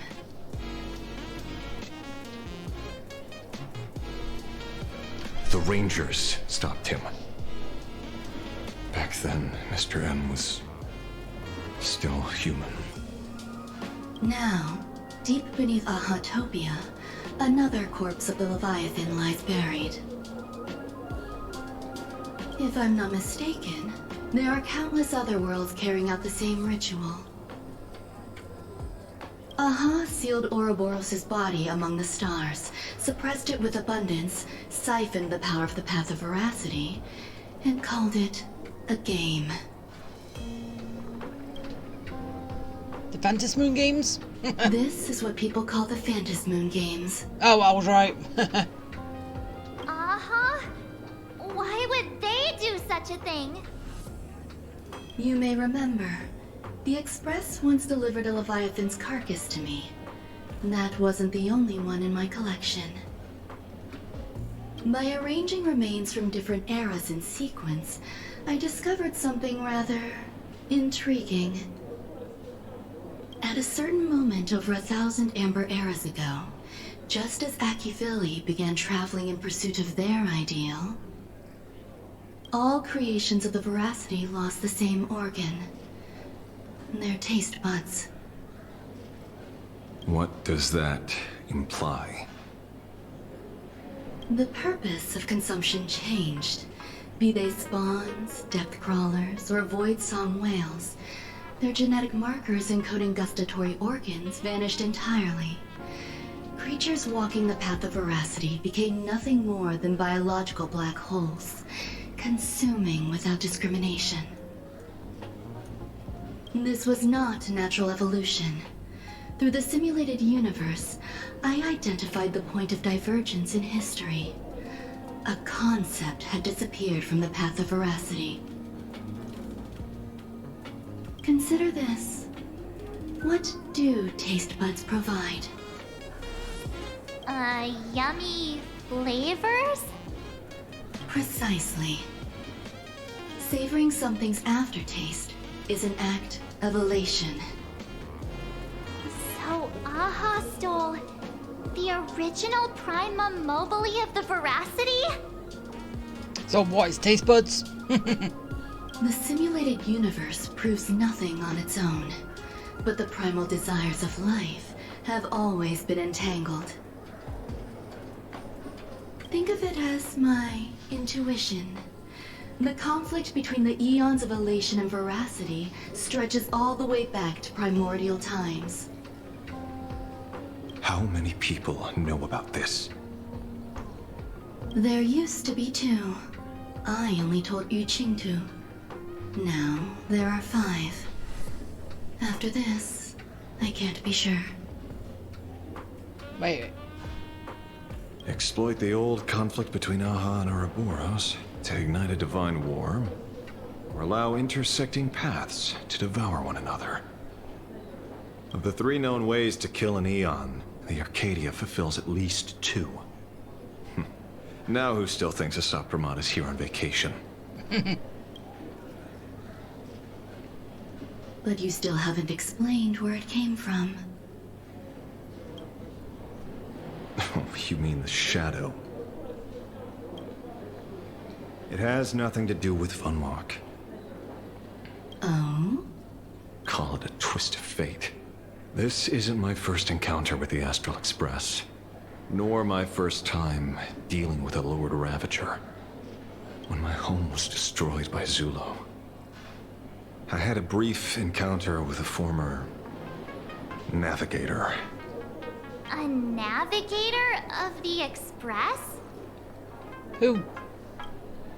Yes. Starseer, I see. He'd already retired by then. Oh. So, then after that, is that when Mikhail took over? Right?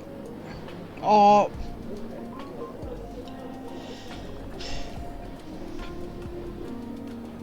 He was the one who told me about the Shadow. According to IC, it was one of many remnants left behind when the Express first carved paths along the edges of the cosmos. I led the Rangers to suppress the Shadow and devised the plan to assassinate Zulo. But I never learned why it was there in the first place.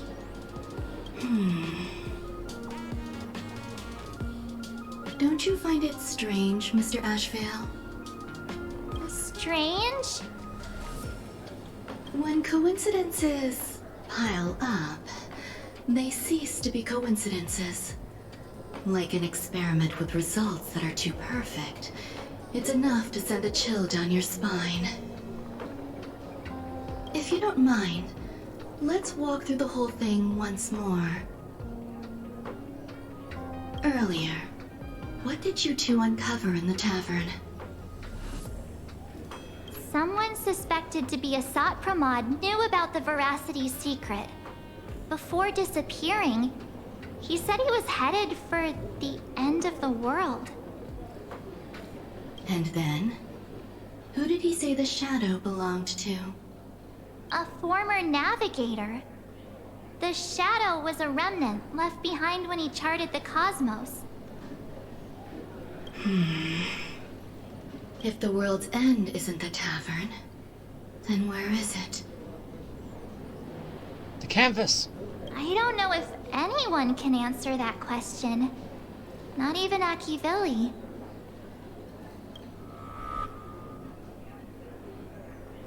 Wait. Don't tell me. What? En route only goes where he isn't welcome. After leaving the tavern, he went to the Astral Express. Ooh. The detective game is over. Who?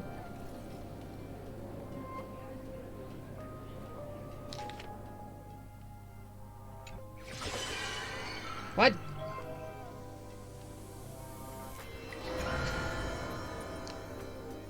Monochrome.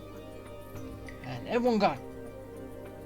I have to say, not many people can make me change my plans. Whether in the past or present, you've always been one of them. So, it is you. You know how it is, kid. It's a clown! And the mask. I've always enjoyed arriving uninvited. No, that's en route. Ooh. Okay. Pearl said she would arrange a ferry to pick us up at the Seafeld City dock. The place we're going to holds clues about Graphia. Really? update your own ticket before boarding. Alright, let's get going. We wish you a pleasant journey. Wait. Oh, wait, no. Yeah, wait. Nah, I'm still good. Hi. Oh, straight over here. And destroy some stuff on the way.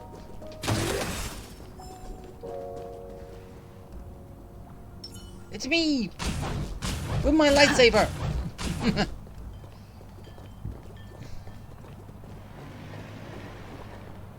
It is an honor to, well, shall I say, be of service to you again. To be honest, when Madame Pearl invited you to visit the Perlux Tower, I was supposed to be your guide. I ended up being replaced by a total fraud. And whose fault was that? My name is Feld. By order of Madame Pearl, I will be escorting you to your destination. You are too kind. I followed the battle in Seafeld City very closely. Serving a hero such as yourself is a true privilege. Well, at least someone knows that I'm a hero. I assume Madame Pearl has already briefed you on our destination? Nope. I see. It so happens that Madame Pearl is tied up with an unforeseen event, so allow me to brief you in her stead. The destination of our boat journey is a hotel known as Inkford Hermitage. It is situated at the end of a Dovebrook tributary that ultimately flows into the sea. It is one of the points where the world in canvas intersects with reality. Okay. Well, Graffia's former residence was located there. Legend says the miraculous canvassing of the mortal world happened there. Would Madame Pearl, a die-hard fan, pass up a sacred site like that? I personally took his place. Word is that Madame Pearl just flicked her wrist, signed a check with an astronomical figure, and bought the whole plot of land. She also snatched up every single piece of Graffia's lost works she could find without bothering to verify their authenticity. Whew, I guess money really does let you do whatever you want. Yeah, I'd say so. That's not even the half of it. I don't know where her obsession comes from, but she's dead set on the idea that Graffia is still alive. If she gets even a whiff of anything remotely related to Graffia, she's got her people on it at the snap of a finger. But all they could find were Imagine knockoffs. Random, pretty redheads based on nothing but imagination. Redheads. I bet her reaction went something like this. Objective. Locate the original. Error. Detecting excessive quantity of low-quality merchandise. You! I remember you! You're that fraudster from Perlux Tower! Yeah, it took you time to notice. Perlux Tower? I've never set foot in that place in my life. Oh, I know it's you! I've seen the footage. You're wearing the exact same outfit. Oh, a slip-up in an otherwise perfect plan. Relax. Your job is safe this time. Yeah, I'm not gonna take it. Cut it out, you scoundrel! You can't talk your way out of this. Who exactly are you? This is the author of Fluffy Across the Blue. Blurry QR Code. Huh. Is that so? My apologies. How rude of me. Miss Colt, it's an honor to finally see the face behind the work. Please pardon my yelling. I didn't know. Of course you didn't. No worries, no worries. Well, yes. Would you believe it if I said I was going on vacation? Yeah, I'm just wondering, are those guards behind you yours or his? I'm just asking. Miss Blurry QR Colt, let's be clear. You are being transported under escort. Okay, so that explains it. They're yours. Your current credit balance is in the negative. Madam Pearl has offered you a lifeline by asking you to complete the next volume of the Fluffy.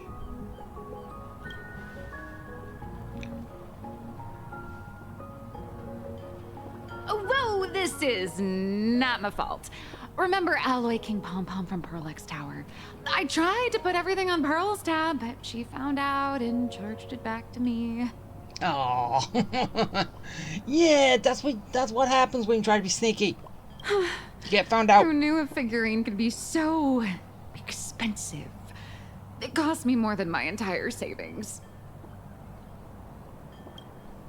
Hey, I pay for my own meals. Is that so shocking to you? Is it? Only your meals, nothing else.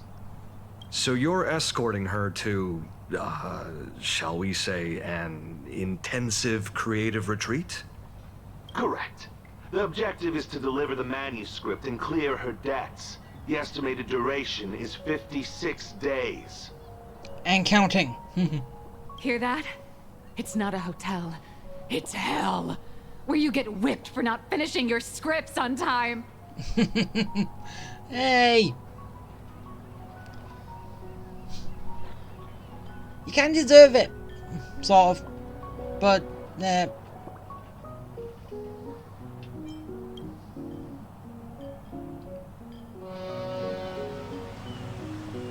The boat has arrived. When you're ready, let's begin our journey to Inkford Hermitage. Please, mind your step as you board.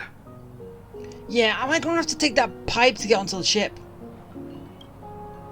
Hey, is that what that pipe is there for?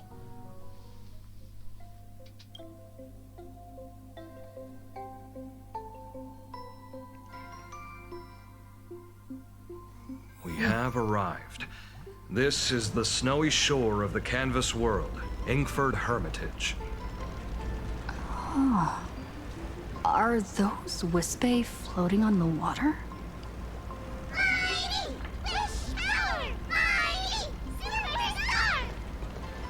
Oh dear, there are so many Wispae. They are blocking the boat's route. But no need to panic. Please follow my lead. Hermitage Port. Please make sure you have all of your belongings with you, and watch your step while disembarking. Okay, so Traveling on this void liner. I'm curious what this is, but oh wait, nice. Oh, now I use it. So it was kind of blocked until then. Wait. Okay, so what am I doing? I have no, I don't care.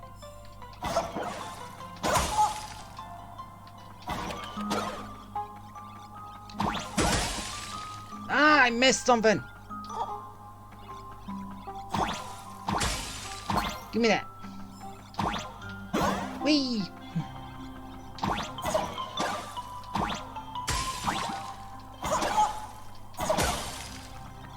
Really? That was it?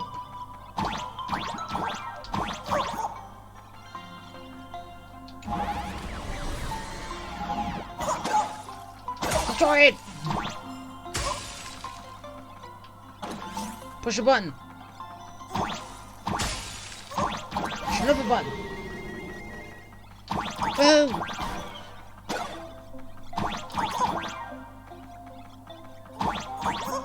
Okay, what was the point in this? Did they just think that no one was ever gonna jump up there?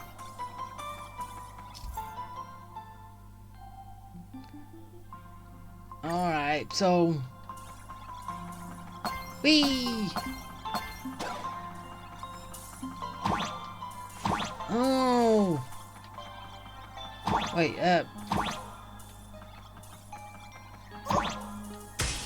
whoa!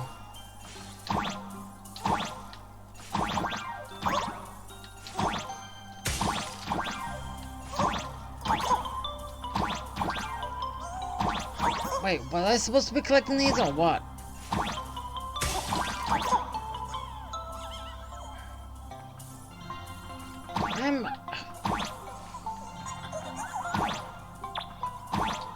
I don't know, I'm confused.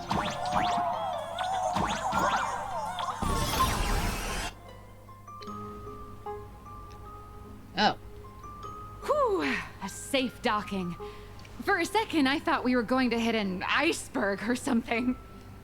So instead of going through a pipe to get onto the ship, we go through a pipe to get off the ship. Oh.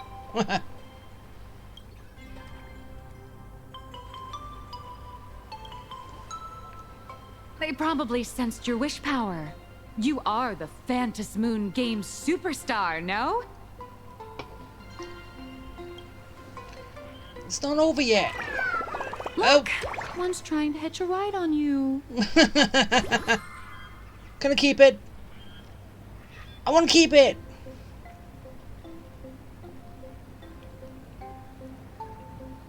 Can I keep it? Must have been when we came ashore. Oh, what a devoted fan. Someone upset. They don't get one. Everyone, welcome to Inkford Hermitage. I was imagining a Benzai Tengoku style manor or something. So you demolished your idol's old residence and replaced it with a luxury hotel. Really? You did that? Of course not. Benzai Tengoku vanished more than 1,000 years ago. The original structure is long lost to time. The IPC only chose this location because this is one of the weakest points between reality and the world in canvas. Yeah, whatever helps you sleep at night.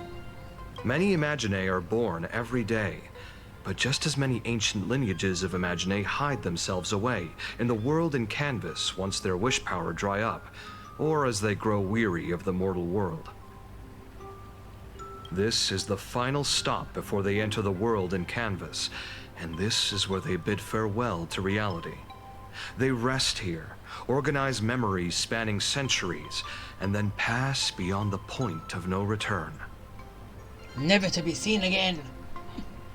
Rumor has it that Graphia's soul appears from time to time to guide these weary Imaginae on their path. There's a sense of parting in the air. No wonder the soul of the mother of Imagenesis feels an attraction. For a creator, this must be the finest well of inspiration. Miss Colt, now that you're in this well too, you ought to make the most of it. Let's go. I'll lead the way. Yeah, she's just going to write down everything I do and then turn it into a fluffy. Oh. Him. Seriously, what's he doing here?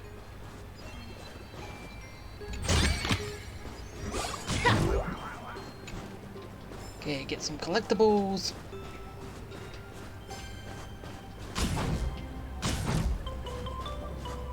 Anything else? Nope. Oh, I knew that was gonna be an achievement for going upon the wrong way. I just knew it. Whee! Take me up.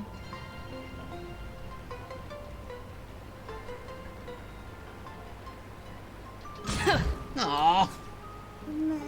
Well.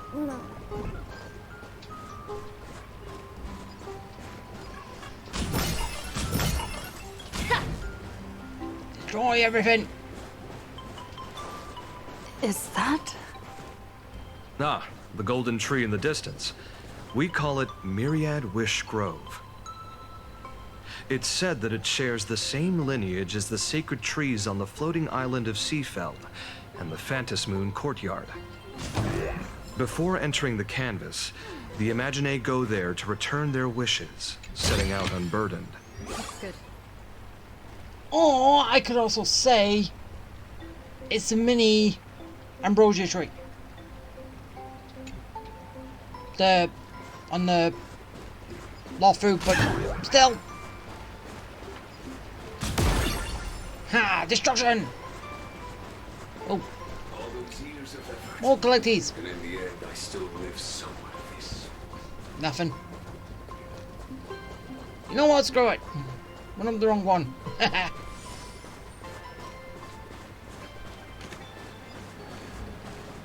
Nah. Go on you later.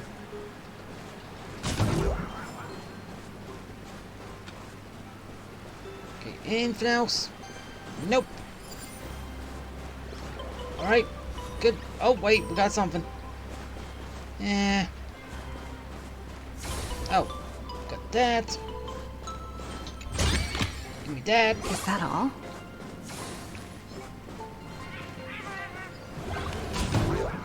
Yeah, this... Yeah, I know sometimes it seems complaining that we have an enemy right here and they're not attacking me.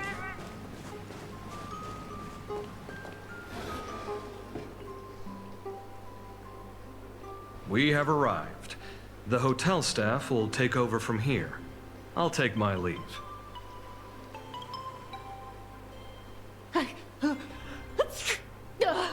Oh, it's freezing. It's cold enough for a typical snowstorm mansion murder mystery. Oh, is someone catching the cold there? Anyone here? Here. Hello? Hello? Honored guests, my apologies for the late welcome.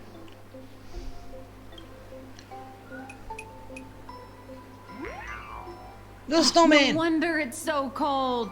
It's an actual snow wispy. Hello there, little one. No snow cube. I am the lobby manager, Casper. You have a very high body temperature. Please, try not to overheat the room. Allow me to introduce myself. I am the popular comic artist, Blurry... the former comic artist, Miss Nihilux. Oh, my true name is gone, just like that. Yep, pretty much. Oh wait, did you say former? Wait. Someone took over a job? The big shots upstairs gave me a heads up. You are now an asset of Perlux Corp. You'll be staying here until you finish your next volume. Every guest in this hotel is an Imaginé with quite a history. That Arcadian over there? That's a former superhero. Which one? Never heard of him. That one over there is one of the oldest strangelings. They're a former Kappa. These days, they work as the hot springs manager.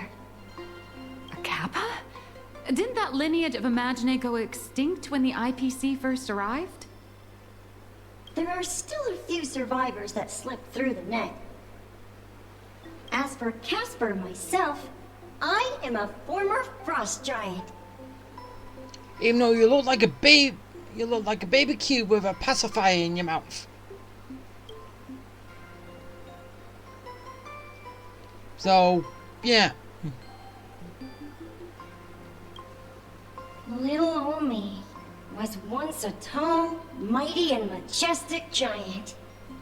Of course, that was back in the Cinder Stage. So you're basically an antique who knows a bunch of old secrets. What corner did they dig you out of? From a block of ice. It is sad how a giant block of ice melts into tiny pieces over time. I have forgotten the names of most of my friends. And I have not tasted a crispy, charred Void Ranger in a long, long while now. Wait, what?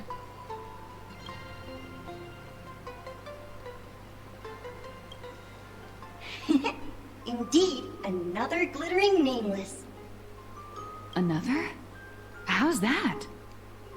That is a secret. Really? Enough with the secrets. Sightings of Lady Graphia are as common as the snowflakes here. Ever since the news spread that her soul would reside at the hotel, all those Imaginé who mimic her and the weirdos who insist they have a connection to her have flocked here.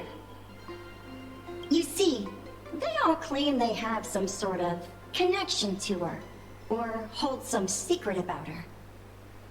I bet they're just trying to scam people out of wish power and credits. Just like all those people who swear they're AHA. You're not wrong. But whenever the higher-ups ask for a report, little old Casper here can always pad it out and hand over a long list of names. Nameless. Good luck with your inquiries. Bye now.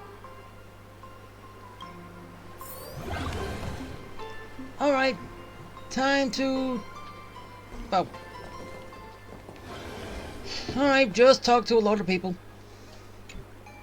So, you're here looking for Graphia's whereabouts on behalf of that Intellitron executive.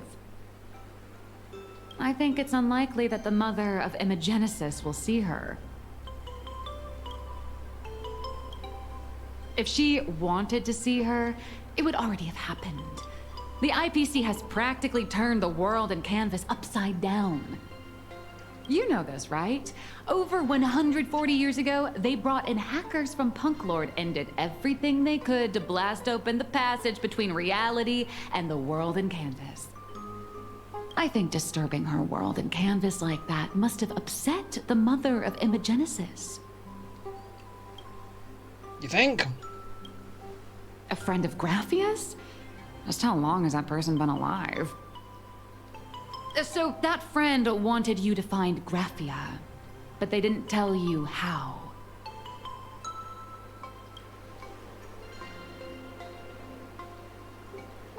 The only thing Evanesia left that could be a token is the mask she painted herself, right? Normally, I'd suggest you play that little snow puffball for info. That good luck with your inquiries line definitely had a subtext. But since you're asking for a bright idea, you must have heard that in a certain corner of the universe, there's a mysterious ritual that can summon historical figures to the present day. The Holy Grail War! No! Can we not bring that up? No! Do not even think about bringing that up. No!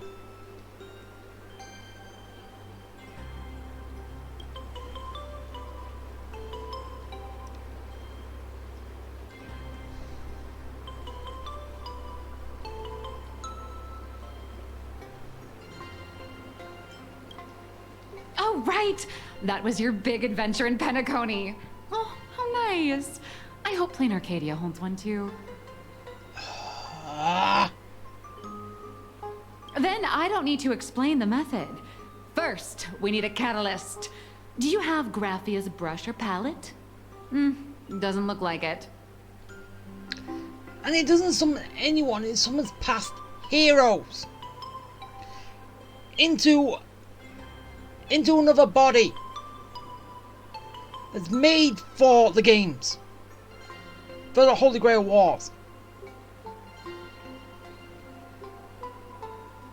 Even though basically when they have flashbacks, they still technically have the same image as what they have in the body that they've been brought into. Because isn't Saber always King Arthur? And then when King Arthur has a flashback, he's Saber in the past, right?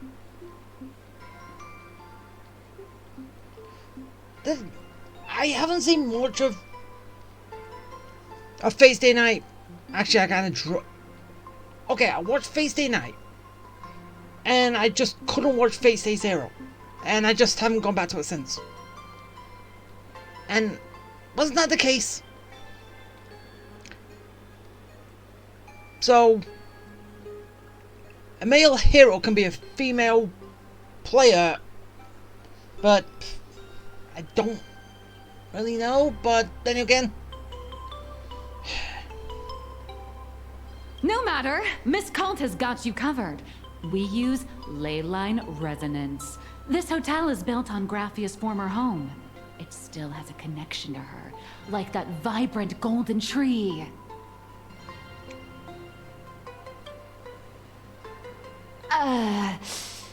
Wait, you aren't actually falling for this, are you?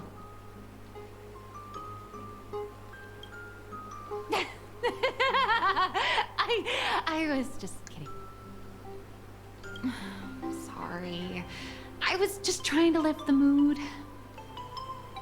Oh, honestly, I'm a chronic deadline misser who can barely save her own skin. How am I supposed to help you?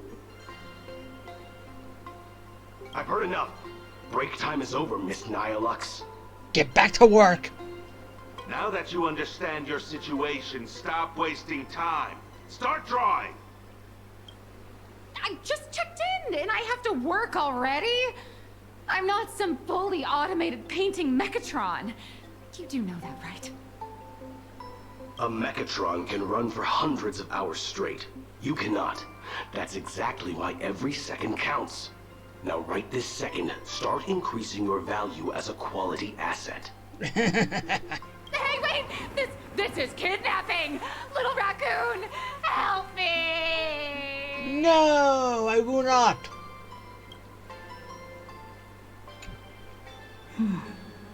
Nihilux has a point. If that Casper guy is a survivor from the Sindarth Age, maybe he really does know something. Anyway, I'll start by asking around here. Yeah, that's technically what I was doing anyway. Wait, did I... Wait, did I advance it a little bit too far? Wasn't there other stuff I was supposed to talk to? Damn it!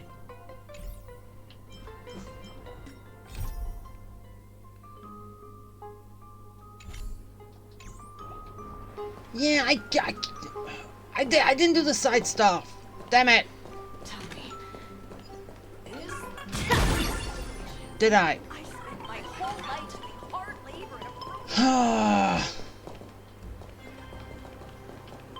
Yeah, that's what I get for just clicking on the first thing that I could interact with. I haven't, but I'm pretty sure there was some more stuff up here I could talk to. But my whole life doing hard labor in a frozen wasteland. yeah, got nothing. Oh, okay. So last for what? Taking a dip. This glass of milk reminds me of...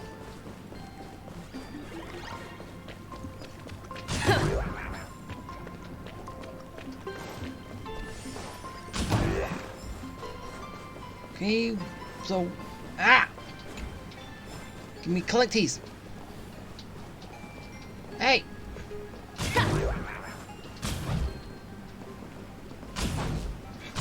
Okay, before why couldn't it let me do that?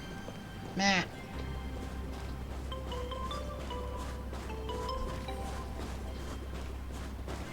Okay.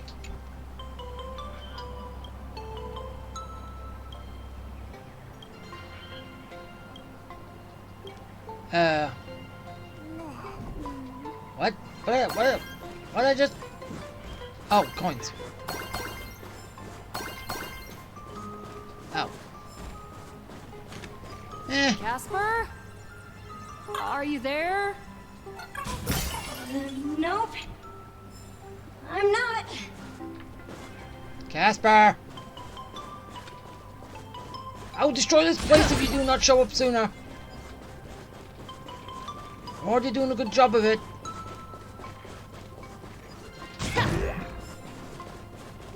Ow. Attack the Casper! You found me, current nameless. I knew you'd come to ask about Lady Graphia. But if I try too hard to remember things from such a long, long time ago, my soft, squishy head starts to throb, and then I start melting. Drip, drop, drip, drop. Time to stop. So much of my memory feels like it's shrouded in a blizzard, and I can't see anything clearly. I'm sorry, but I don't think I can help you. snowball fight? The game, the name, it feels so familiar. It feels like I had snowball fights every single day a long time ago. Shaping the snow into balls and flinging them at whatever strange intruders came barging in. Well then, come at me, Nameless. I'm a snowball fight veteran. I won't lose. Wait, what?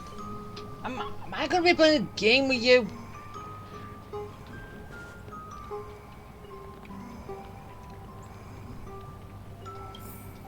Really? Is this all I'm doing?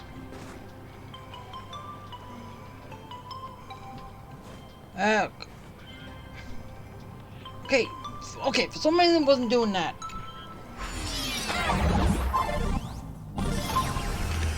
I did. No! Take me in there, not out. It's snowing!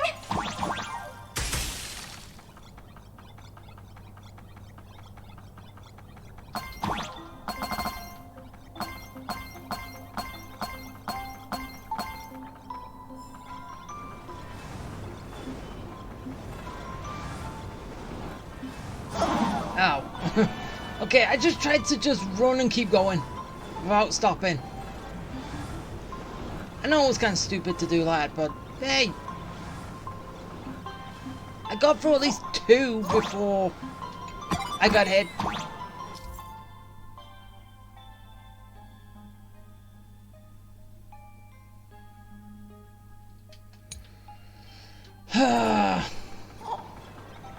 Okay, I don't care.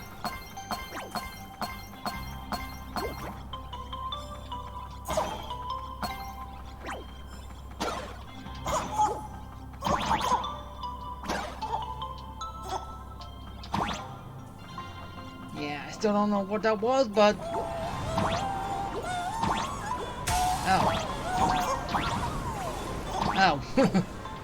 I can't cheat by going to... Wait. Was that actually the... You're supposed to go to the top? Dip. Dip. Dip. Dip. Dip. Dip.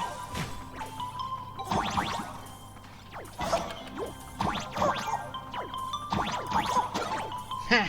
No more snowballs for you!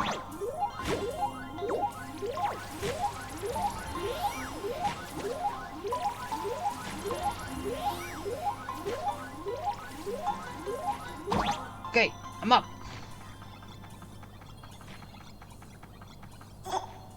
Okay, now what? You'd better be good at dodging, Nameless!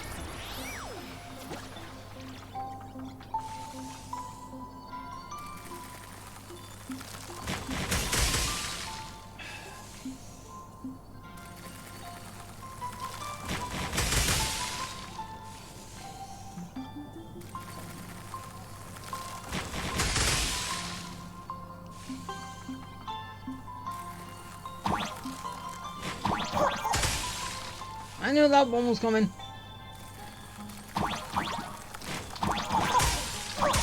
Ow. Whee! Ow! Ah! I jumped and failed. Wait, I got to the end anyway. Yeah, bye.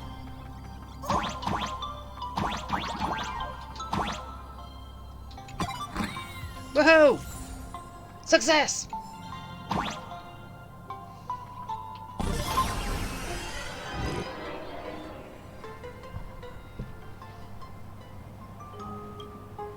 Phew. Things from the Cinderth Age are still a bit blurry. But I definitely met Lady Graphia. I had snowball fights with her.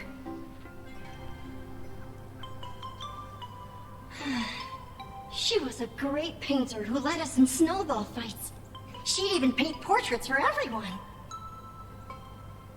Back then, when we wanted to see her, we'd go to her doorstep, light the ground lamps, and shout, "Snowball fight!" Really? Then Lady Graphia would poke her head out of the window upstairs, unfurl the scroll, and whoosh! Slide right down into the snow. Then we'd have snowball fights against the Void Rangers together, under the giant moon. If we won, I got to swallow the Void Rangers whole. They were so crispy and tasty.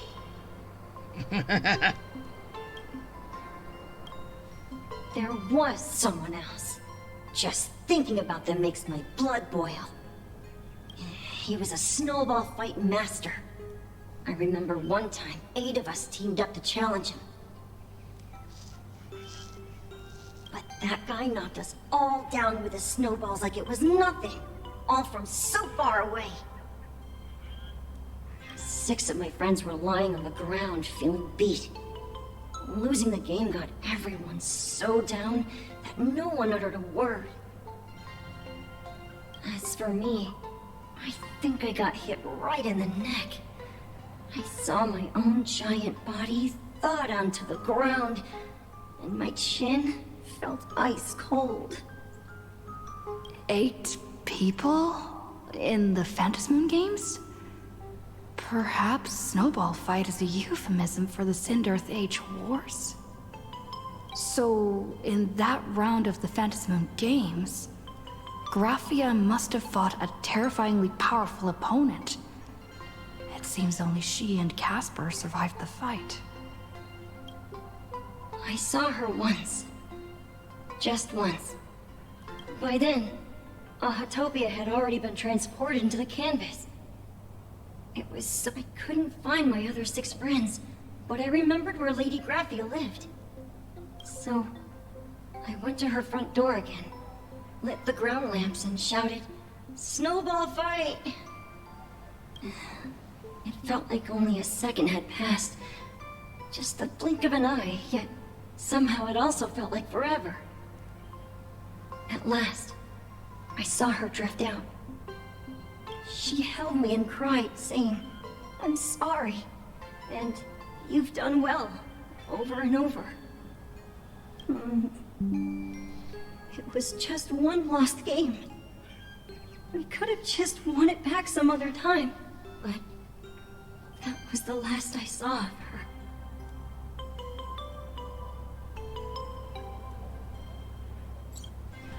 I only shared some memories of a snowball fight. If it helped you, Nameless, then I'm happy. That's about all Casper can remember. If you're still up for fun and games, come find me for another snowball fight sometime. Probably later.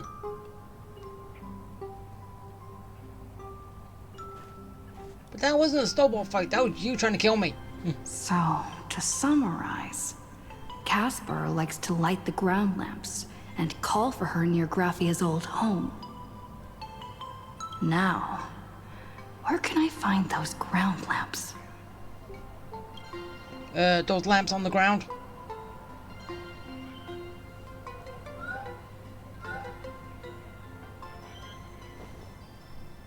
Mine.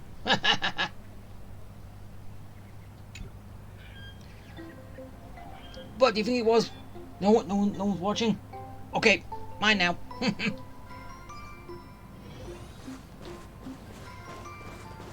Really, did I just steal it? Even next to such a lively hot spring hotel, there's a secluded mountain path like this. Okay.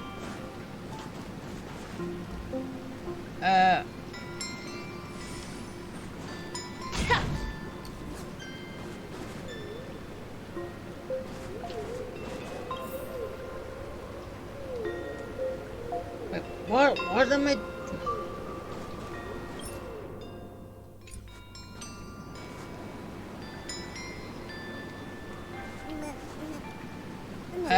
wait.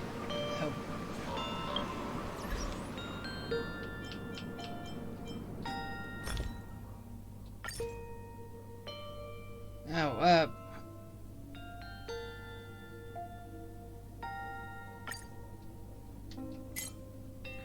Okay, so what am I doing? I'm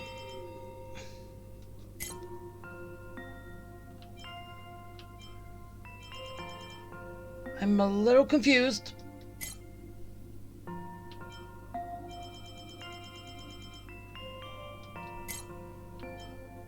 I'm a little confused.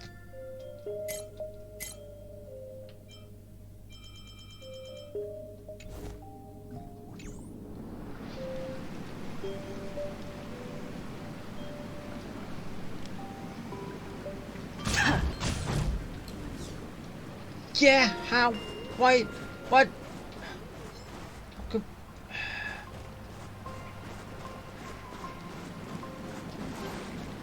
Oh, so I just run through.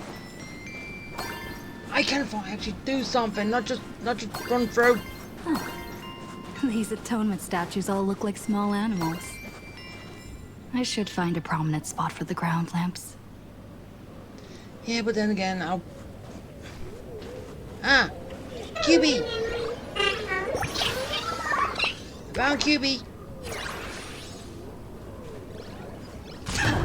Destroy! Destroy! Yeah, I know I don't go that way. Oh.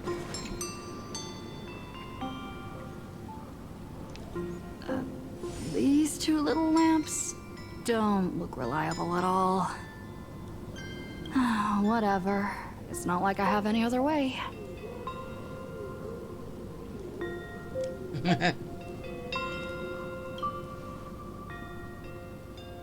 Who dares disturb my 1,000-year slumber? I didn't even shout snowball fight. Not only will I refuse to grant you 3 wishes, I shall also lock you in my canvas to suffer in my stead!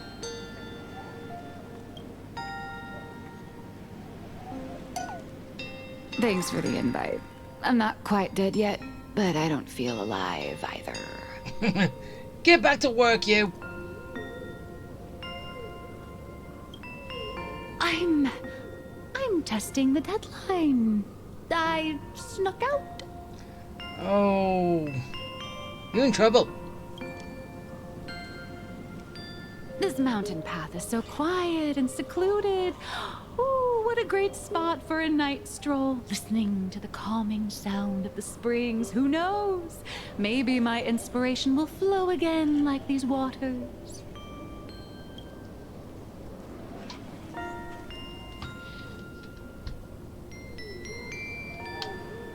I was hoping to find some inspiration out here.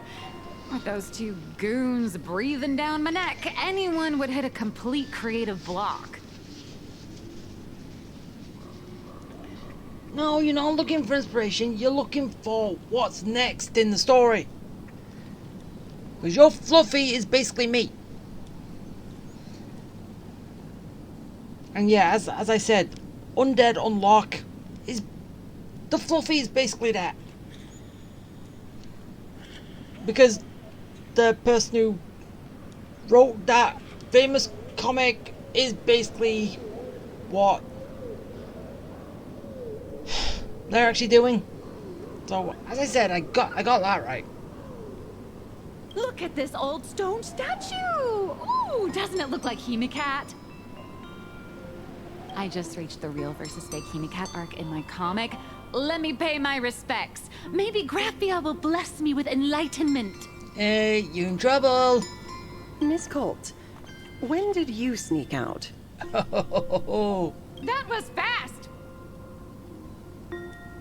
I let my guard down for just 1 second, and corporate asset, I mean Miss Colt, escaped.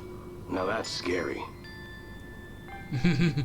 No way are you running away and taking our jobs with you. Good thing this kind lady spotted where you were headed. Otherwise, you might have slipped away for real. Let's go. Back to the room to finish your work. Back to your prison cell. Come on, not again. Little raccoon. Help! Sorry. Can't help you. Being an artist sure is grueling. I remember being held in a room and watched by 6 or 7 people, too. I wasn't allowed to leave until I finished painting either.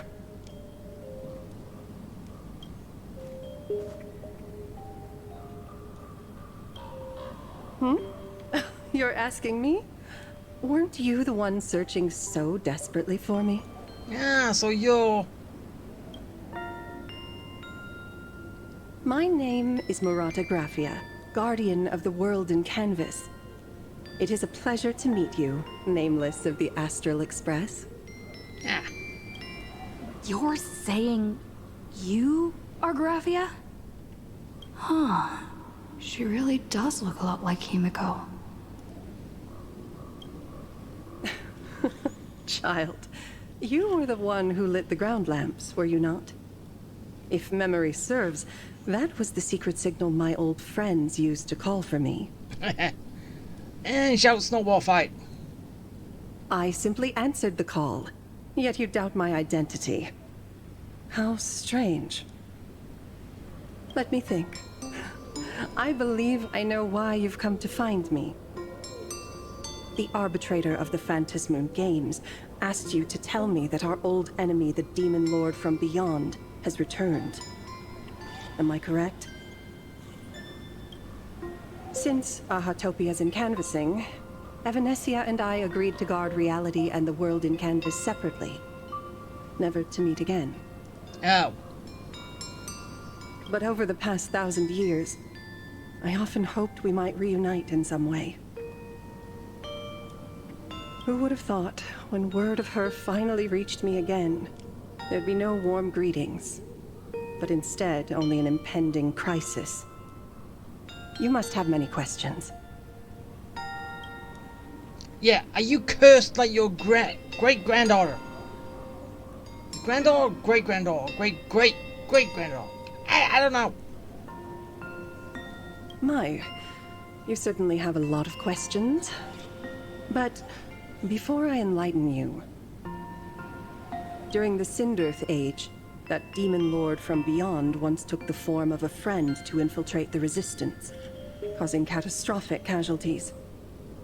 I must do you carry a token from Evanesia? Ah, dang it. I see you're carrying something that might be proof enough. The mask.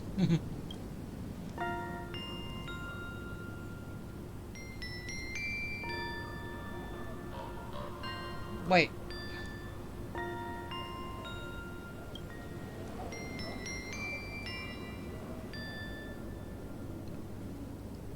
I thought it was showing my mask. The secrets you seek are many and tangled. Perhaps I should start by telling you a story.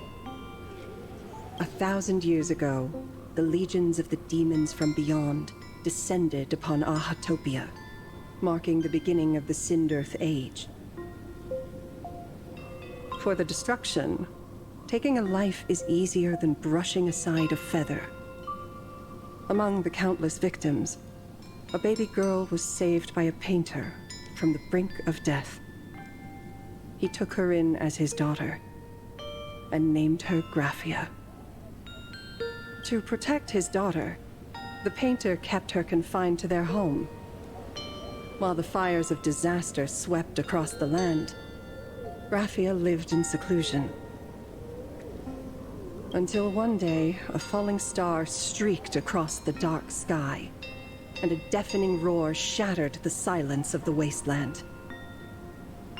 Unable to contain her curiosity, the young girl slipped out of the house to follow the sound.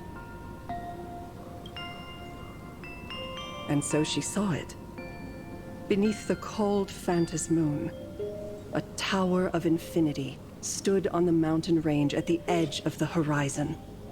This tower had countless windows and rose section by section, slender and tall. More than an actual tower, it looked like a wounded iron dragon that had fallen to the earth. Indeed, that tower, which stood only for a moment, was the crashed Astral Express. And Graphia's family name, Murata, came from the wondrous sight she saw.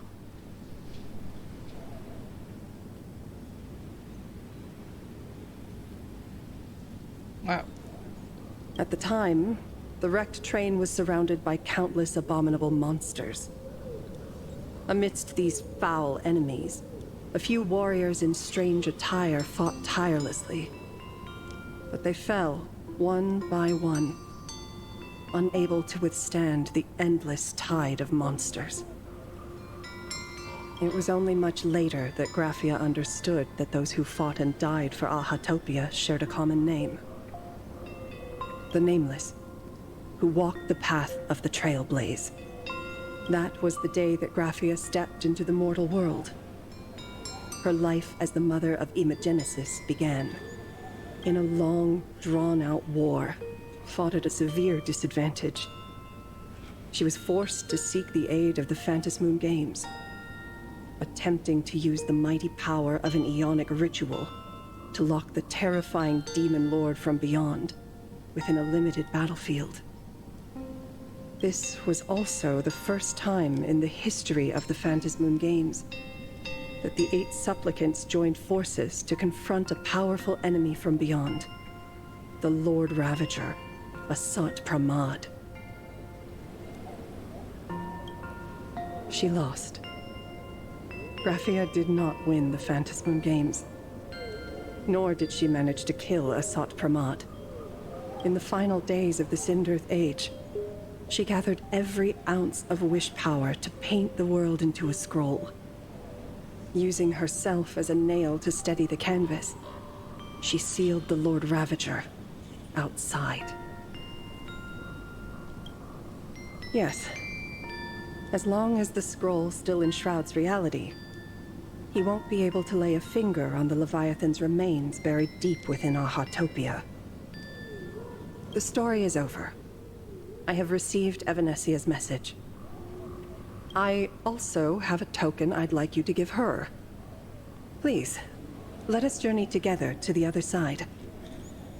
So, are we leaving right now?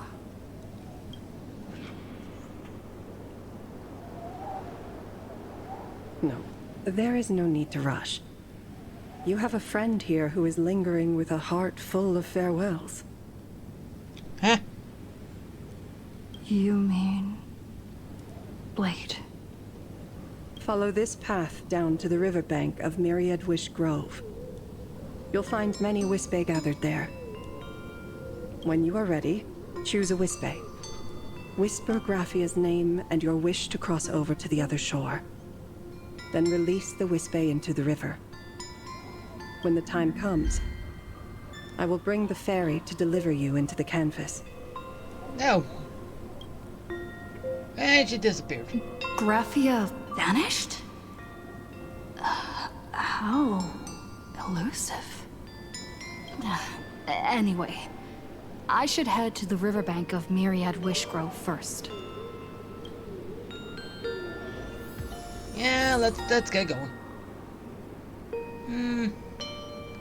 Should I at this point? Or should I just keep going? Well, obviously, like I normally do, but is it... Okay, sometimes I do. Like, end it right now, or... But then again, that is when I know how long this is. I don't actually know, so... Yeah.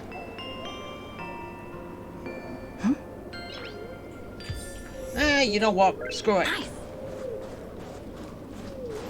I'm gonna keep going.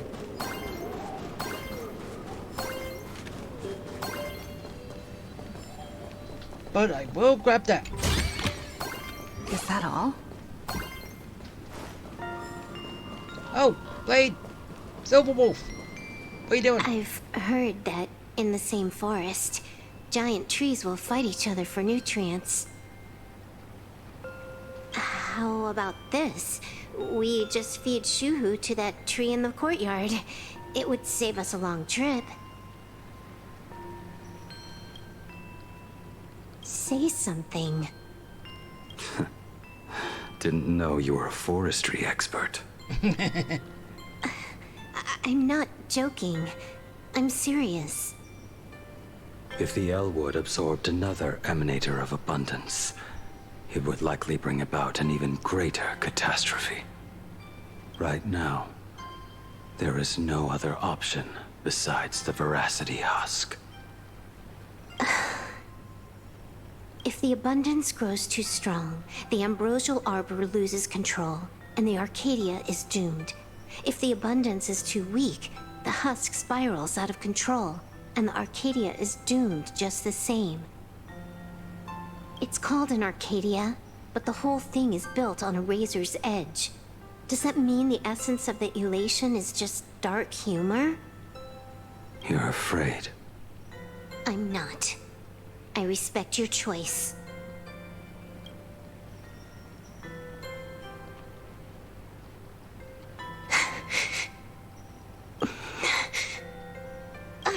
Fine.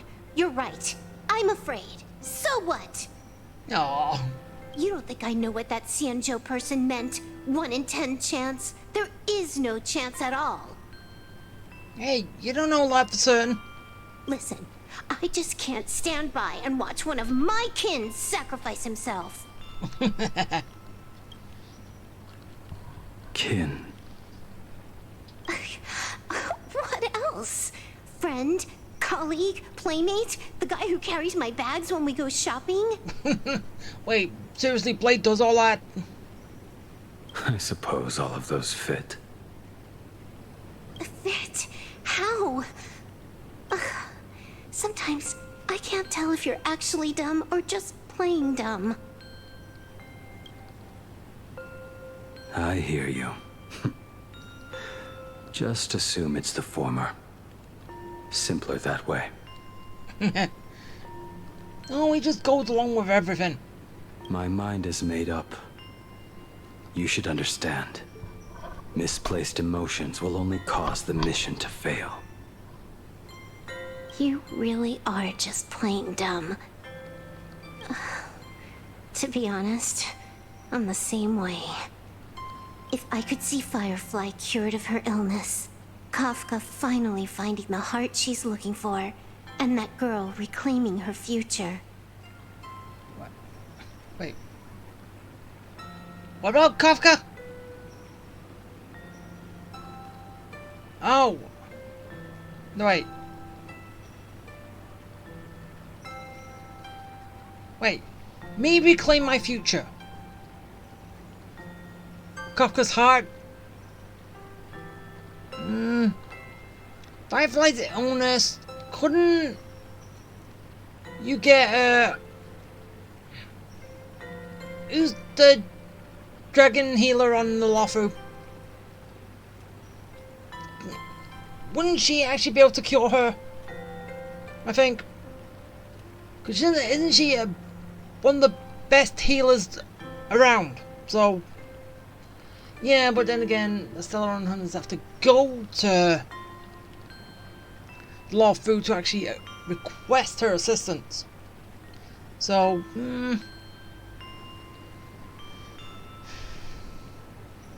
it is hard, but I'm surprised they haven't tried that yet. Then I'd be willing to pick up that level 999 cartridge too, even if it means becoming nothing but a shadow of the Dark Zone. Don't. At the TV tower, you already severely overspent your time. Don't touch that thing again. Wait, she's not supposed to use it? Besides, why are you telling me this? You should tell them yourself.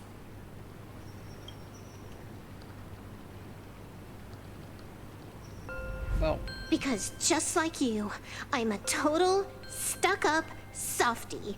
Happy now? Feel better? No.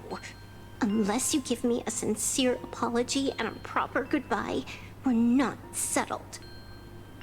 Not settled. Is that right? Fair enough. Whether as Ying Xing or as Blade, my journey has reached its end. Before the final verdict, I should say a proper goodbye to my kin. Hi. Who's there? It's only me.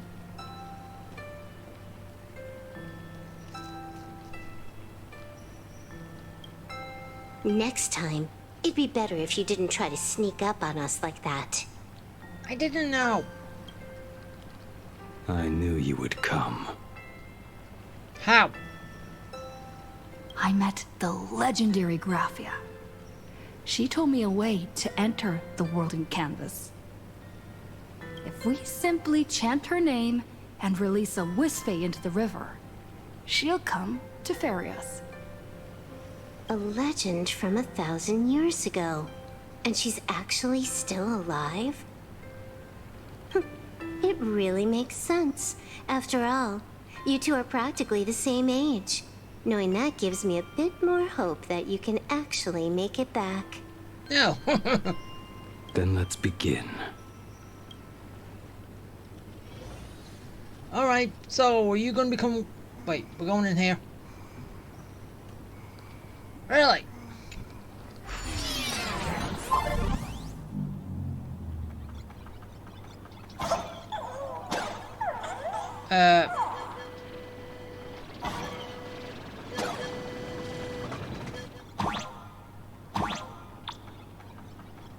Oh.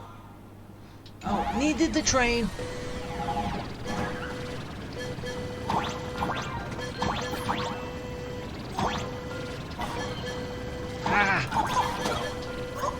Wait, no wait. Okay, fine. That way. Everyone, let's go find Graphia. Oh. Give me these coins too.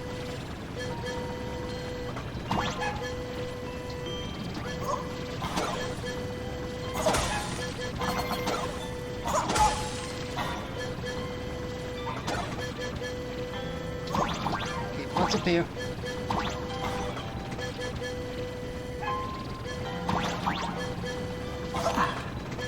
That should do it, right? Get the cube. I got a little cubie.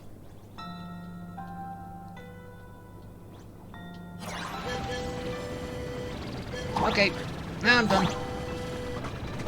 Wait. Oh. Oh, do we have to reach our destination first? Wait. World in canvas, here I come.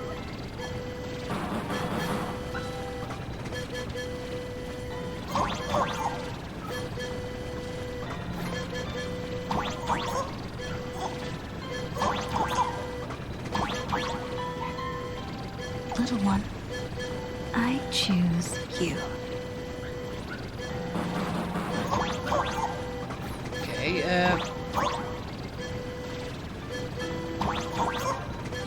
wait, so we'll just keep going around and around and around in circles? I thought we had to go across a river. I summon Graphia, mother of Imagenesis. May she come forth and deliver us into the world in canvas. No Wispe were harmed in the making of this operation. Are you sure? Graphia! Graphia! Everyone, into the world in canvas! How odd. This time, the visitors actually know of my existence.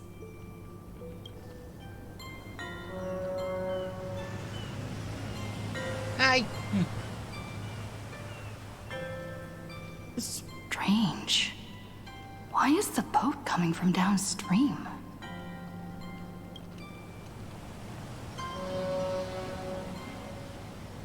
I heard your call, and have come by boat to guide you across. Greetings, travelers who seek to leave the mortal world behind. It is a pleasure to meet you. Oh? Not an Imagine? But someone here to settle the past and family members seeing them off? I guess so. The power of abundance. What a nostalgic scent. There is something terrifying slumbering within you. Yeah, and he wants to get rid of it. I've heard that something lies at the end of the world in canvas with the power to suppress it. Will you show us the way? Ah, I see. You are better informed than I thought. I understand. Time is of the essence. Please, step aboard. Thank you. The mountains lie distant. The waters still. And snow settles. And no one knows better. A fine moment to bring this weary life to its end. Bring a weary life to its end? To my eyes, the power taking root within you is far from withering away. It's just a matter of time. The journey downstream is long. As is custom, I must collect your past stories as fare. I shall use them to paint the path forward, which will guide us to the other side. My past stories. I am not much of a storyteller. There is no need to weave your thoughts into a complete story. A single memory, a single breath. These too are parts of your past.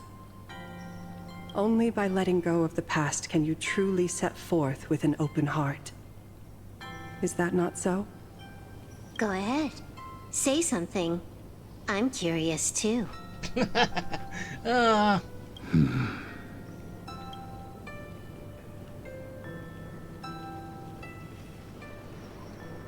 Alright. Then, I shall begin with that lone island of Insumosu.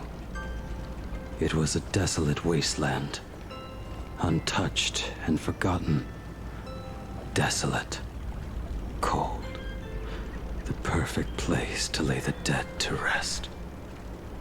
I planted rusted, broken blades in the wasteland as a mark of my departure. Little did I know that even after joining the Stellaron Hunters, I would find myself returning there time and again, bringing along a few new swords with me. Their owners, some of them sought my life, only to fall by my hand.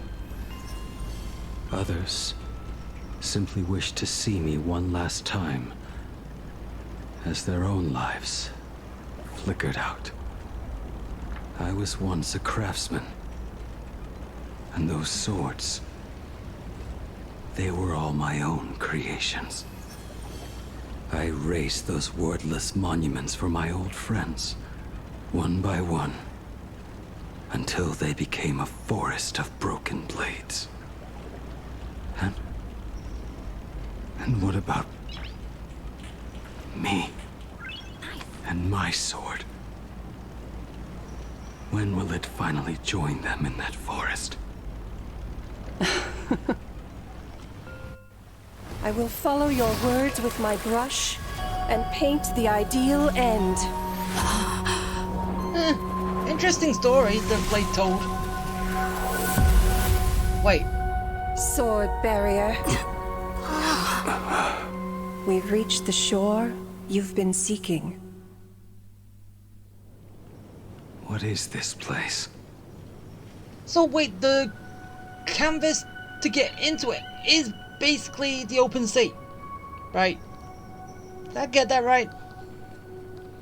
This is the world in canvas. A mirror to your soul, blooming as your heart dictates.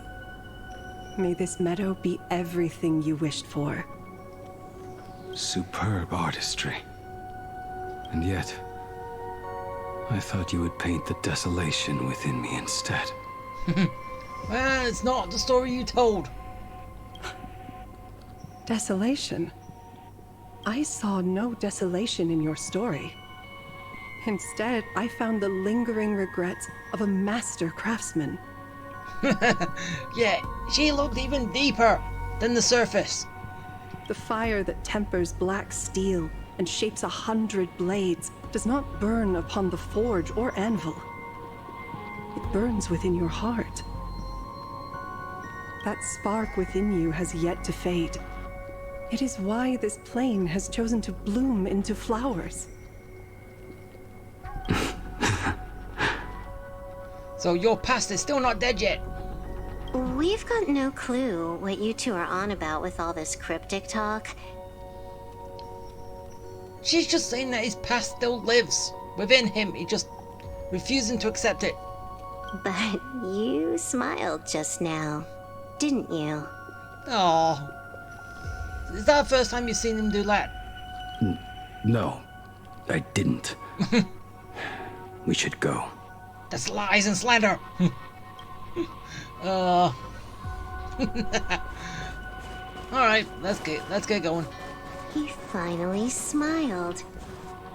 I'm actually the one who can't even smile. This sucks. No, I've seen you smile before. You can smile.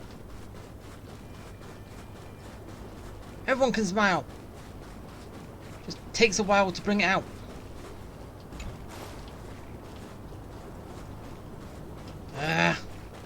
Stupid controller of mine. Really need to get a new one. But that's for later. We have reached the end. That blue maw. So, this is it. Correct. Driven by the buried secrets of Ahatopia, you have come seeking liberation. And now, I have shown you the silhouette of the beast's maw. If you should find a way to get out, I ask that you swear to keep this secret.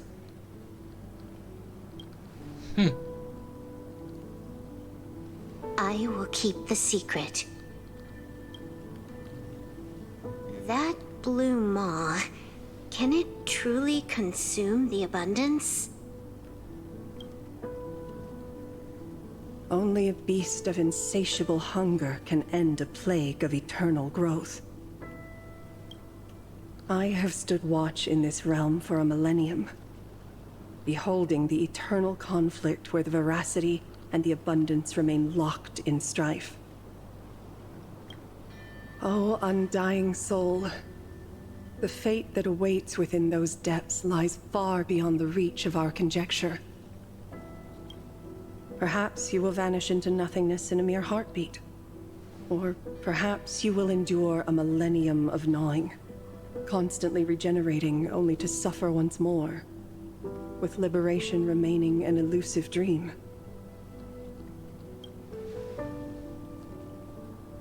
Beneath that calm of yours, I can feel an old friend lingering. Agony. Yeah. This is the price I must bear for becoming one with the canvas. You're telling me if he leaps, he has to stay down there and be torn apart for ages? Well, he has got a lot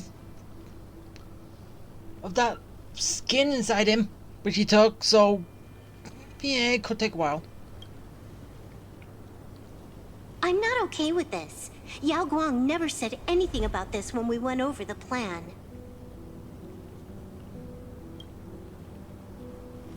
I have lived for nearly a millennium.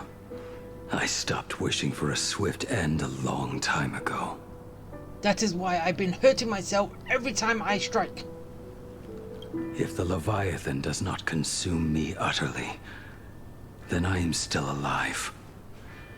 And until that moment comes, I will pin Shuhu to the anvil and swing my hammer once, twice, and again, and again.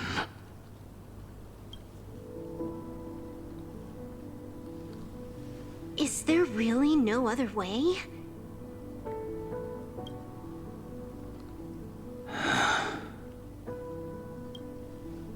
Silverwolf, I was never one for sentiment. I'll only say this. In my past life as a smith, I made it a point to forge something for those friends I found tolerable. Yeah. And we know all three of them.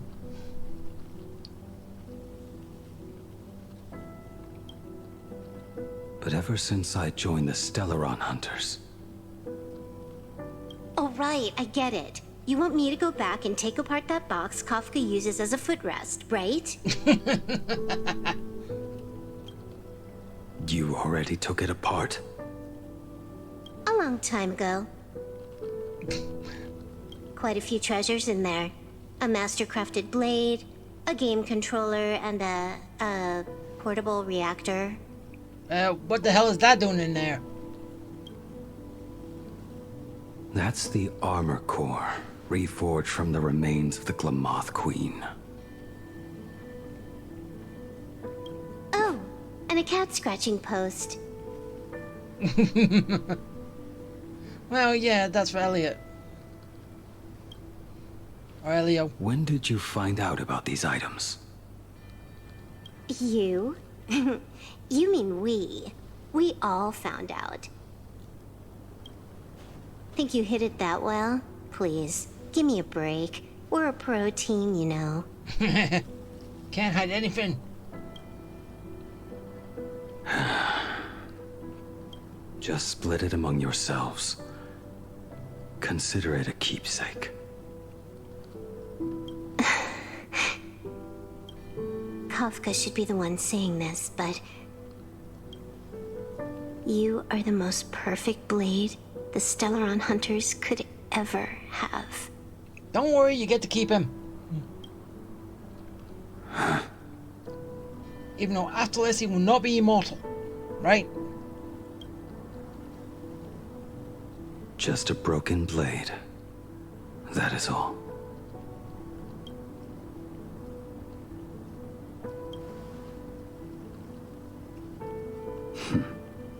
You talk too much. I don't talk enough. Before you go, you have something to say to her, too, right? Wait, he does? What? To me? Don't take offense. It's just a few words.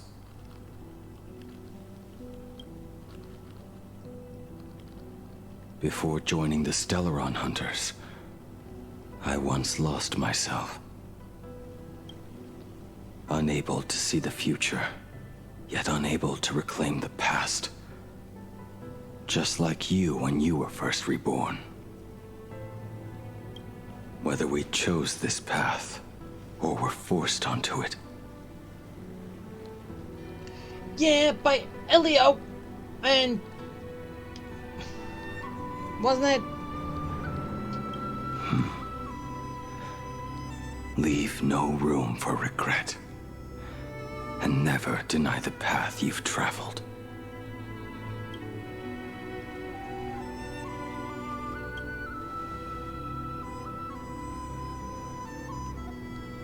We use the script to interfere with the future. I thought the script was a prediction of the future. But some things, once spoken aloud before their time arrives, will never come to pass. So, I must head into this unscripted path alone, to witness that final, solitary truth for myself. So, is this why we heard that your script was blank? Because of this.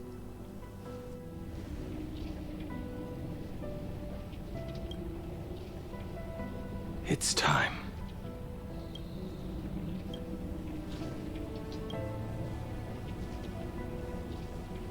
Do you still remember that passphrase?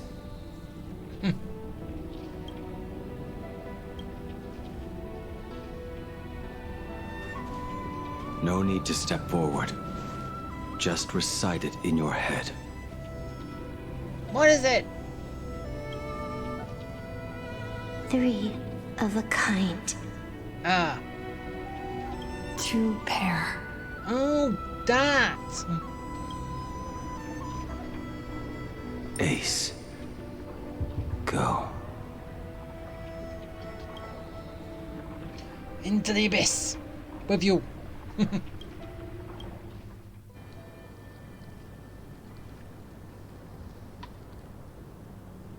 Farewell. For now. But I will be back.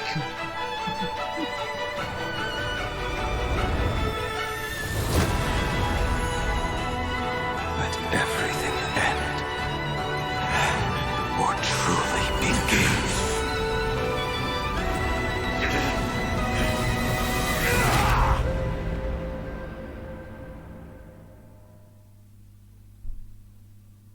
In the final moments of your life, what will flicker through your mind? The devouring. Has it begun? How much time has passed?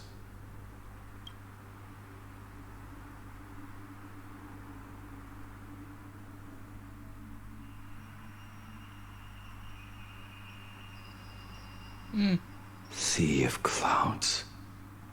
Ambrosial arbor. Okay, where is he now?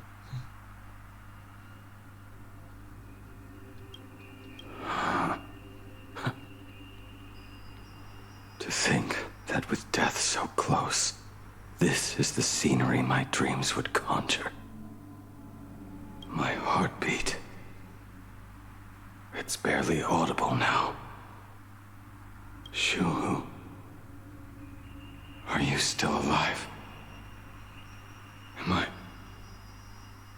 Am I still alive? Finally woke up, Yingxing? Now, what the hell are you doing here? Hey, old man. Master. I am sorry. You have the wrong person. I am not Yingxing. Huh. A lad your age, yet your head is more muddled than mine. You're talking nonsense in your sleep, boy. It has been ages since we last met. Tell me, have you let your craft go to waste? Your master wishes to see what you can do. Not a sweet dream of toasts and laughter, nor a nightmare of clashing steel. Instead, it is a dream of returning to the very beginning, to confess my sins before the master who taught me everything. Well... Typical. This is a standard issue sword I forged for the Cloud Knights, back when I first began my training.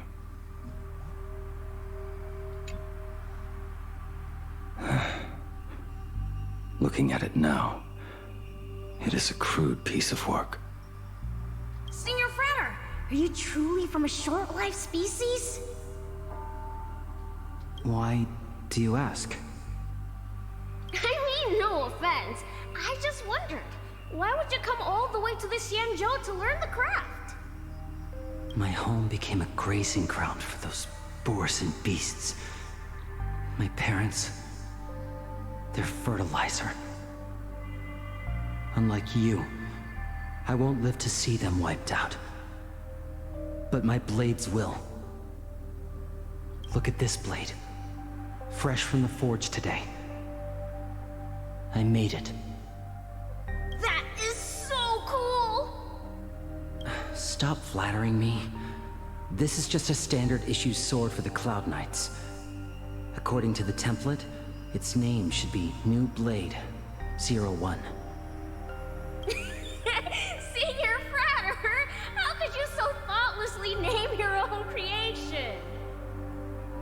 The very first assignment Elder Huayan gave his disciples is what defines a blade?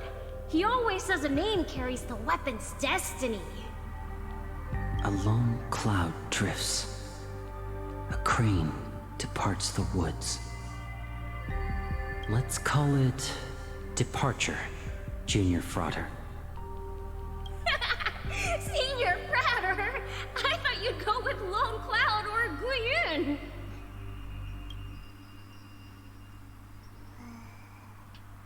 Okay,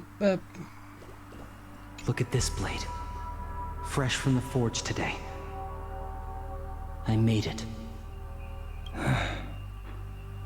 Looking at it now, it is a crude piece of work.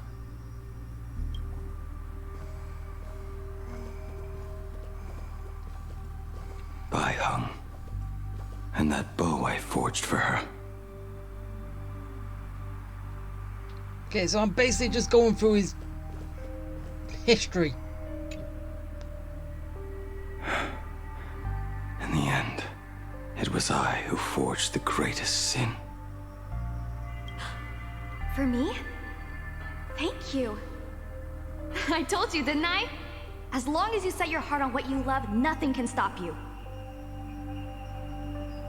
Hey, did you give this bow a name?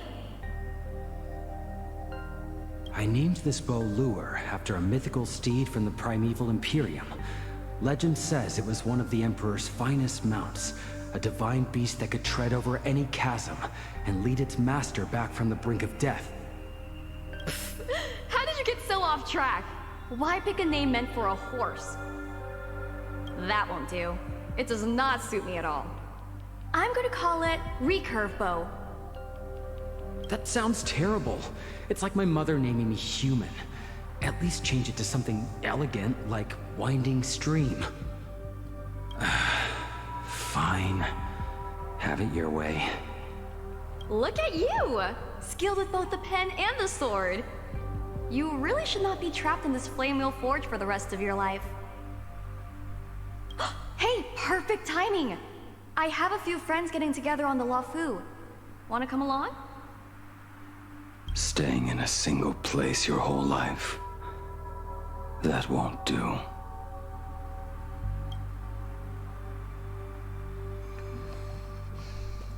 Okay, that was the bow. Jing Yuan's Devastator Glaive. The weapon I promised to forge for him all those years ago.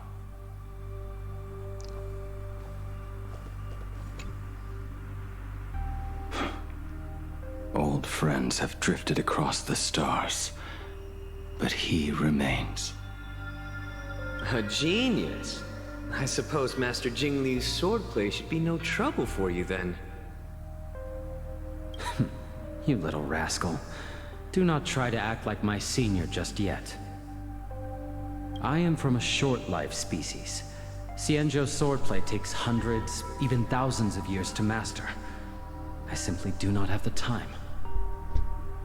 I heard your bold claim. I'd rather leave this world in a blaze than live until the end of time. It seems you think little of us Xianzhou people, then? My, the future sword champion has sharp ears. It was just drunken rambling. Don't take it to heart. It would be a waste to throw my skills away on the battlefield. You go to the front, and I will forge the divine weapons for you. It is a promise. All right, deal. Then I want a Devastator Glaive, 4 meters long, decorated with green silk, and you should engrave the blade with cloud patterns. Or maybe lightning. Wait until you have grown a bit taller. Then it is settled. When the time comes, you shall arm each of us with a weapon of our own. Let us face the fires of war in your place, and handle all that tedious business on your behalf.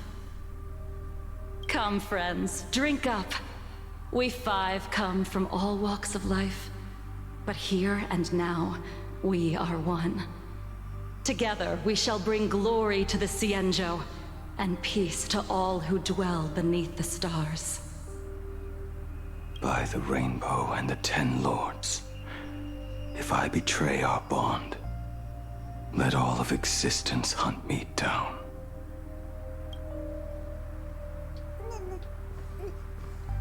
Okay, that's a big, some big history.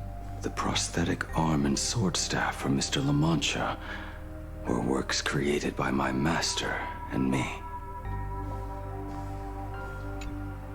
He came to visit me even after I was cast into the shackling prison. Yingqing. No. Yingqing. How did you end up like this? The shadow has tasted the flesh of abundance within you.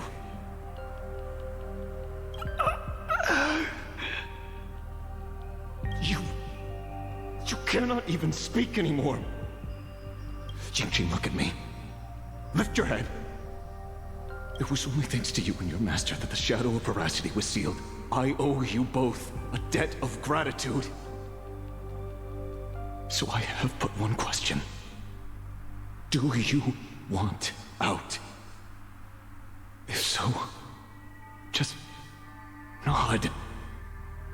There is always a way out. Just give the word, and I will carve a bloody path to get you out. Right now. There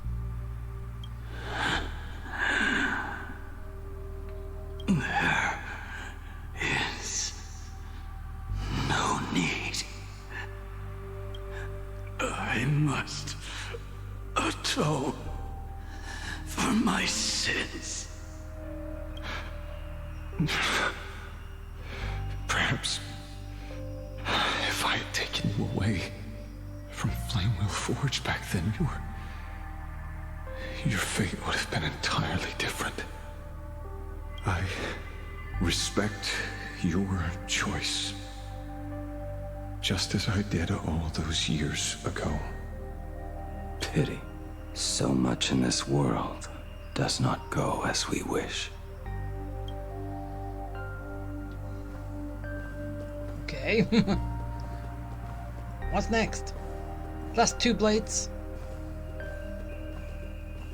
This is not my work.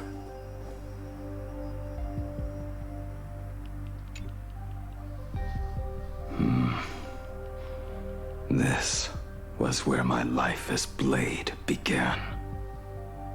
The self-hurting sword, right? So you're Blade.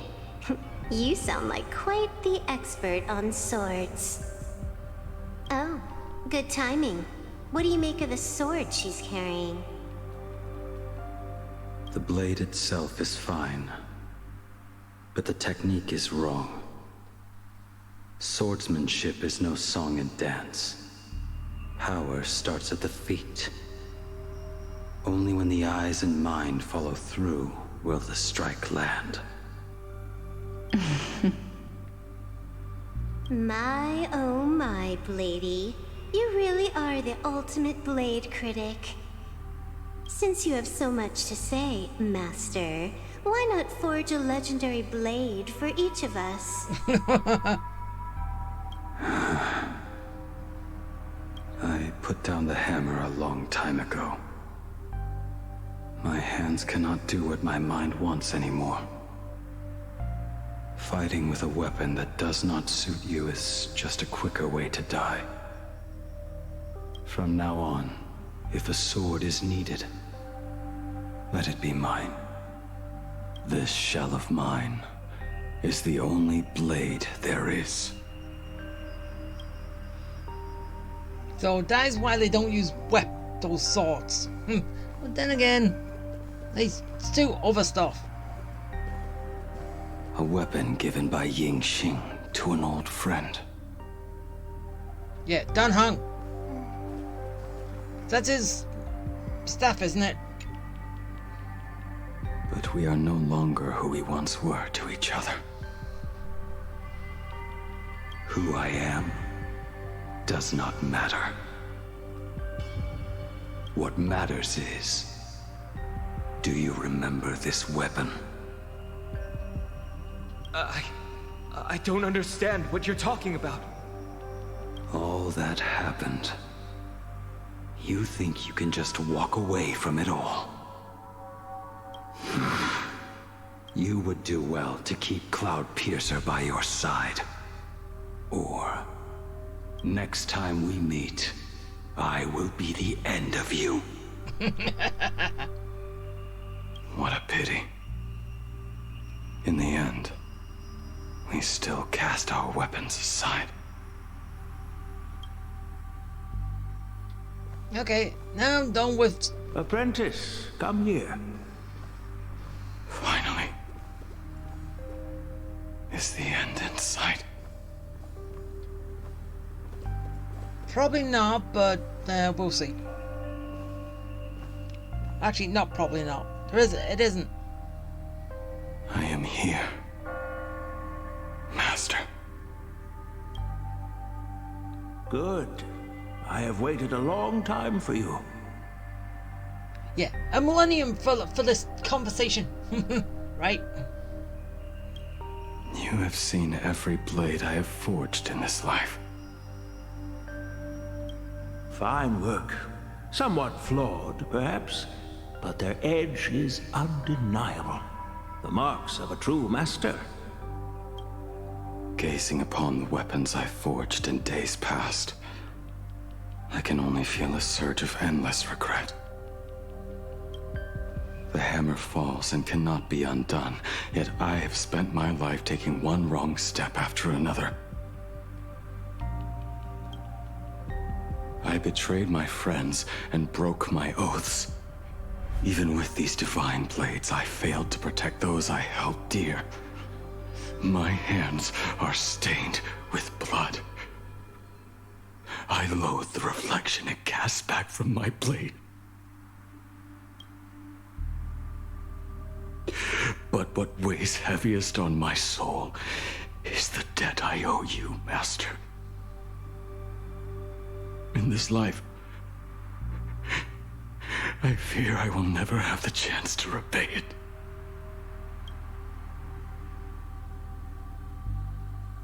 Let it all out. You feel a bit lighter now, don't you?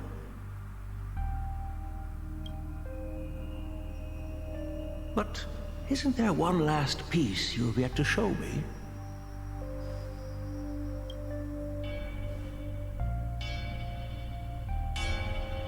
Oh. Wait. It is yet to be named, has it not? That is a mere scrap from the forging of Shard's sword. I hid it away, fearing it would bring shame upon our school. Master, how did you... Can a mere boy keep secrets from his master? I entrusted General Yao Guang to bring it to you. Since the day you left, I have kept this blade hung in the hall, gazing upon it daily. That raw, youthful spirit within it, it burns to the touch. It is the same light that shone in your eyes the day you bowed to me. It is the keen edge of a craftsman. I am but rusted scrap now. My light has long since faded. This is where I belong. Buried.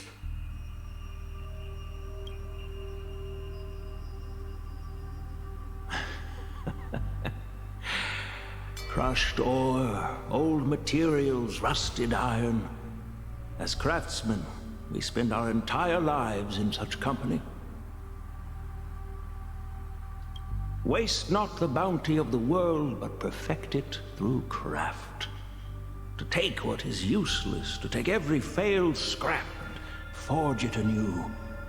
Isn't that our very mission as craftsmen? Even for a life that has reached its end.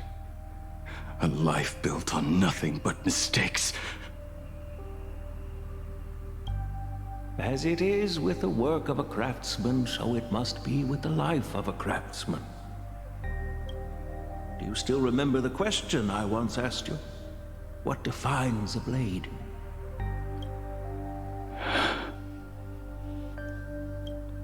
The answer already lies within you. Go now, and forge it anew.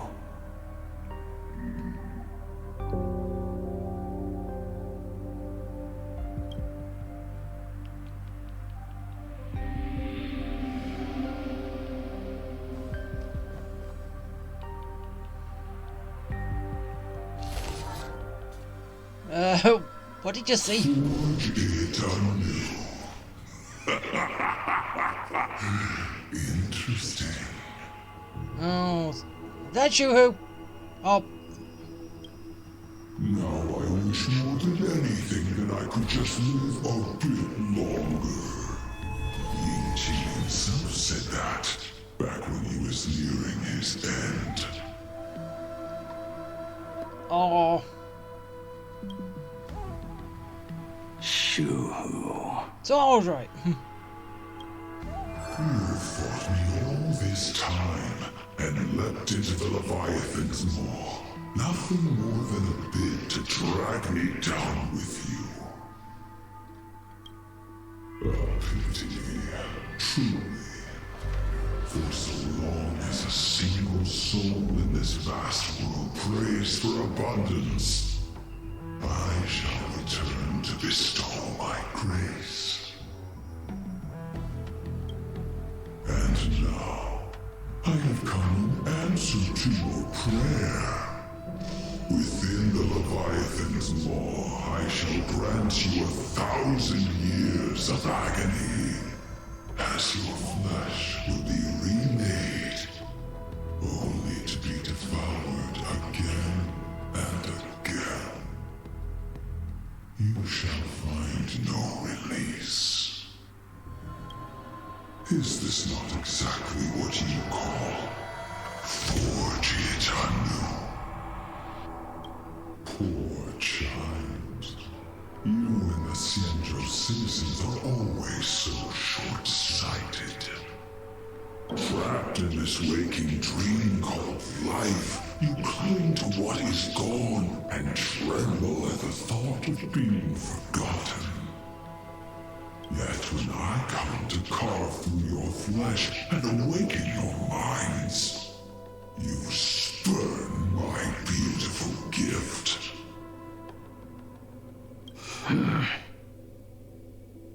You were once a master craftsman. You should know best about the beauty of shaping. I can grant you the power of reshaping life and death, bringing those you loved and lost back to life. Let your friends return to this world again and again, giving you the chance to right every single wrong.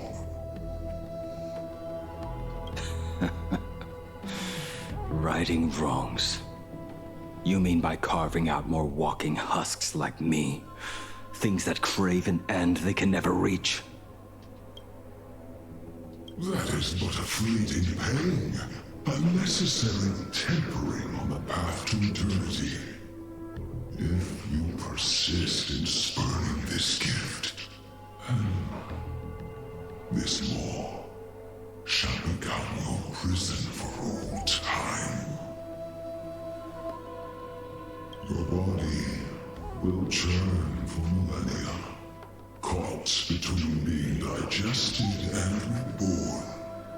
Every inch of your flesh will remember the agony of being ground to pulp, until your very will dissolves into nothing, leaving only a hollow husk that can cry out my name. Are you done talking? I'm done listening. Do you truly believe that I am the only prisoner here, Shu-Hu? You are the one bound most tightly by your chains. For so long as a single soul in this vast world prays for abundance, I shall return to bestow my grace. So basically pray for a healer, right? Everyone prays for a healer. You are nothing but an echo of them. A slave trapped within your mission of compassion. You mock our obsessions. You are Yao Shu's most pathetic prisoner.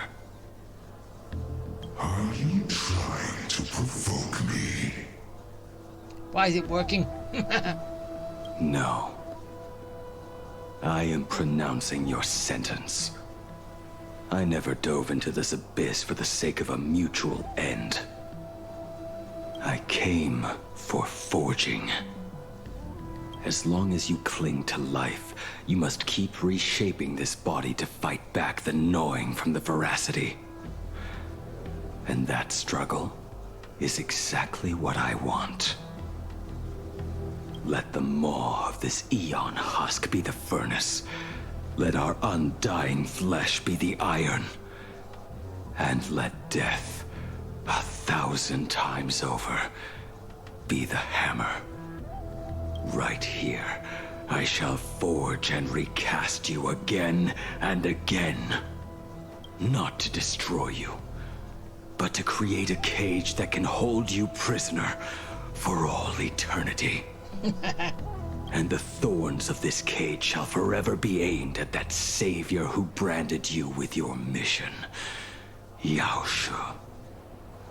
Are you ready to turn your vengeance against your god?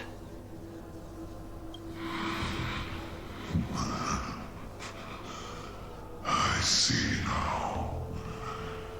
So, this is how you forge it anew. Very well. Let us see how this duel between the condemned unfolds. This forging within the furnace. Does it sound to me like you give up a little too easy? In the end, which of us shall forge the other into a blade?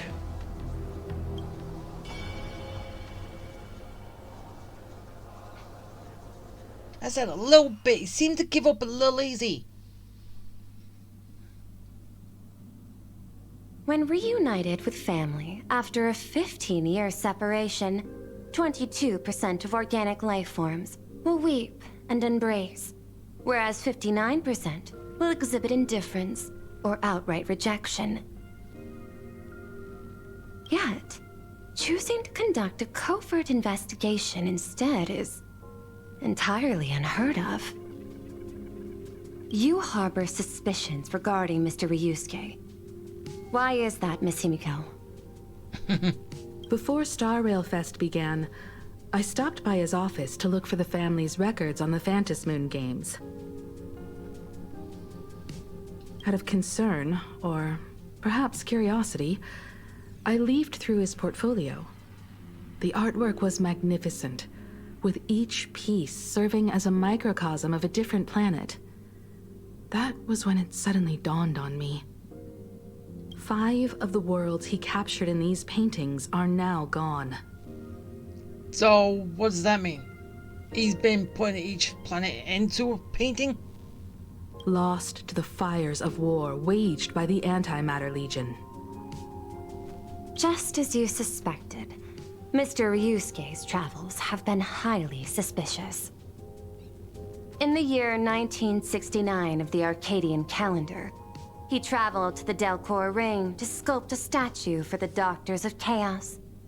2 years later, the IPC received word that the last local resistance group had rejected all aid and launched a suicide charge against the Legion. Also, in 1984 of the Arcadian calendar, he traveled alone to the planet Goliath's Shepherd. After a century of resistance in the fires of war, the planet was officially declared dead 9 years later. Both incidents point back to a single culprit. The Lord Ravager Asat Pramod. Wait, so you're saying that he's disguising himself as your dad? That one getting? However, there is also evidence suggesting that Mr. Ryusuke was still in Plain Arcadia when Asat Pramod appeared. Additionally, the IPC recovered a commission he received. It read, "Please carve a trace of our lasting glory, just before the world meets its destruction." He accepted the commission, even though he knew the Legion had surrounded the planet? Legends of the Graphia clan abound within plain Arcadia. To this day, many believe the Weathering Curse is a scar seared into your very bloodline from Graphia's struggle against the Legion. Conjecture. Mr. Ryusuke was tracking the demon from beyond.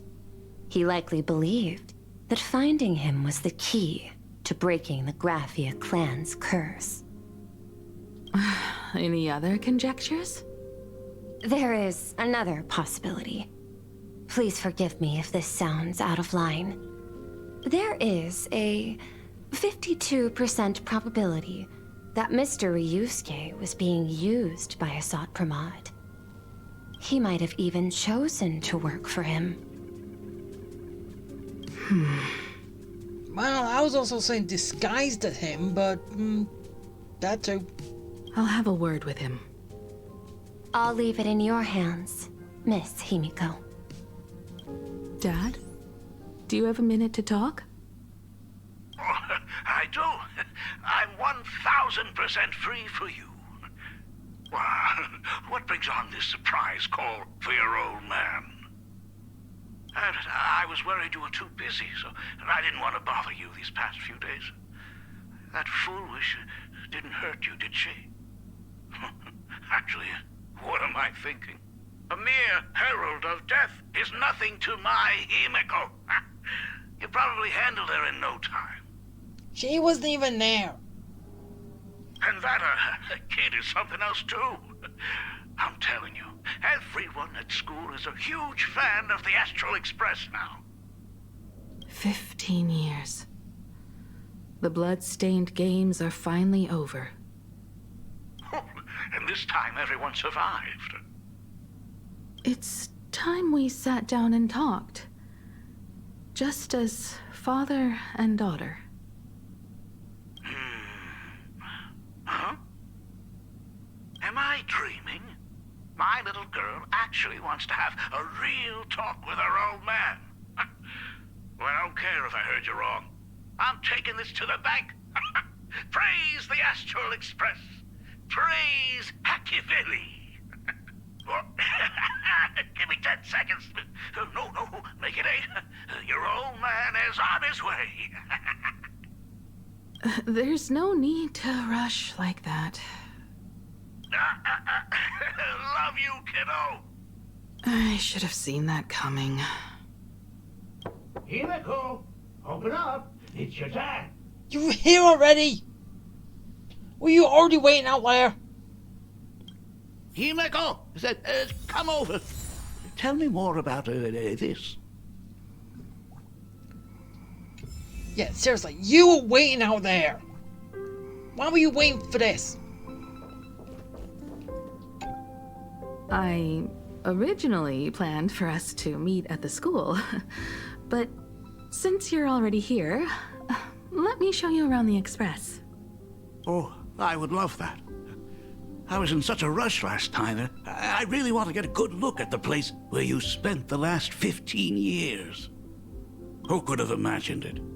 The thing that connects this nearly infinite universe is not some distant god like Shipe, but a single express.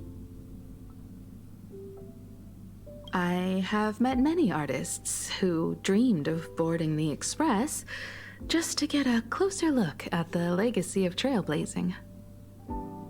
So I am curious, how will the great artist Ryusuke evaluate it? Me? Well, I'll give it my all. I was only joking. There's no need to be so serious. There's actually so much interesting stuff on this express. Yeah, well...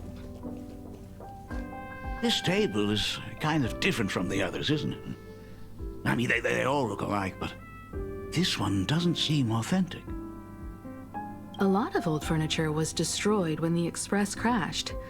Pom-Pom and I spent quite some time picking the right replacements.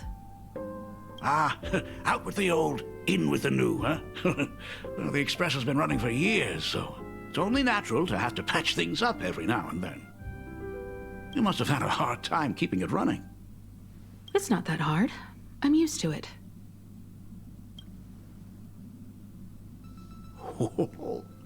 Just as I thought. The Astral Express looks amazing inside. These chandeliers. The designer used the skeleton of a void song whale as a reference. They say it's been here since Dolly's days on the Express. It catches the eye of many people who board. But the light seems a bit dim in here, doesn't it? It's always been this way. Oh, well. Have you tried swapping in a polarized conductor? Or rinsing the light units in an alkaline solution? Are you an artist or an electrician, Dad? I am just speaking from experience. Don't forget, your dad was once the one who set up all the lighting in those classrooms. Is it there? Oh, let me see. What? It's bigger on the inside. Oh, the phonograph also has music from all sorts of worlds, just like the versions I've heard before. Oh, it's a shame I didn't get to see the legendary infinite ice cream machine. Dad, you actually believe something like that exists? I thought only kids would fall for it. A long time ago, such a thing did exist on the Express. What? Are you serious? And what is this ice cream machine? Infinite supply of ice cream? I would like that. When the Express passed the desert planet Talon, Granholm left the machine there. Oh. Now, it has become a popsicle planet. Oh. Infinite supply of ice cream. Give it to a desert planet. Yeah, that works. Conductor! Long time no see. Your fur looks a lot smoother than last time. If that was the case for it, right? Really? Thank you very much. Hey, my daughter Himeko finally opened up to having a heart-to-heart with me. What a special moment. Pom-Pom will leave you to it then. They say family is one of the most precious treasures. Pom-Pom believes we should cherish them. See? I told you. This time, Dad wins. Oh, Himeko, you may be a fully capable navigator now, but sometimes experience still beats youth. Ah.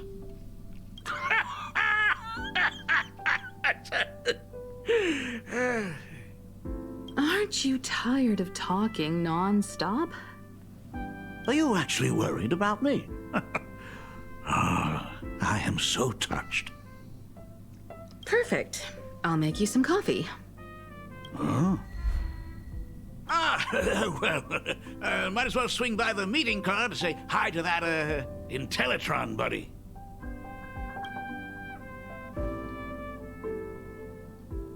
Pom-Pom finds Himeko's father very easygoing. Himeko, come on. Let's walk together. Well, you already ran off, so how can we?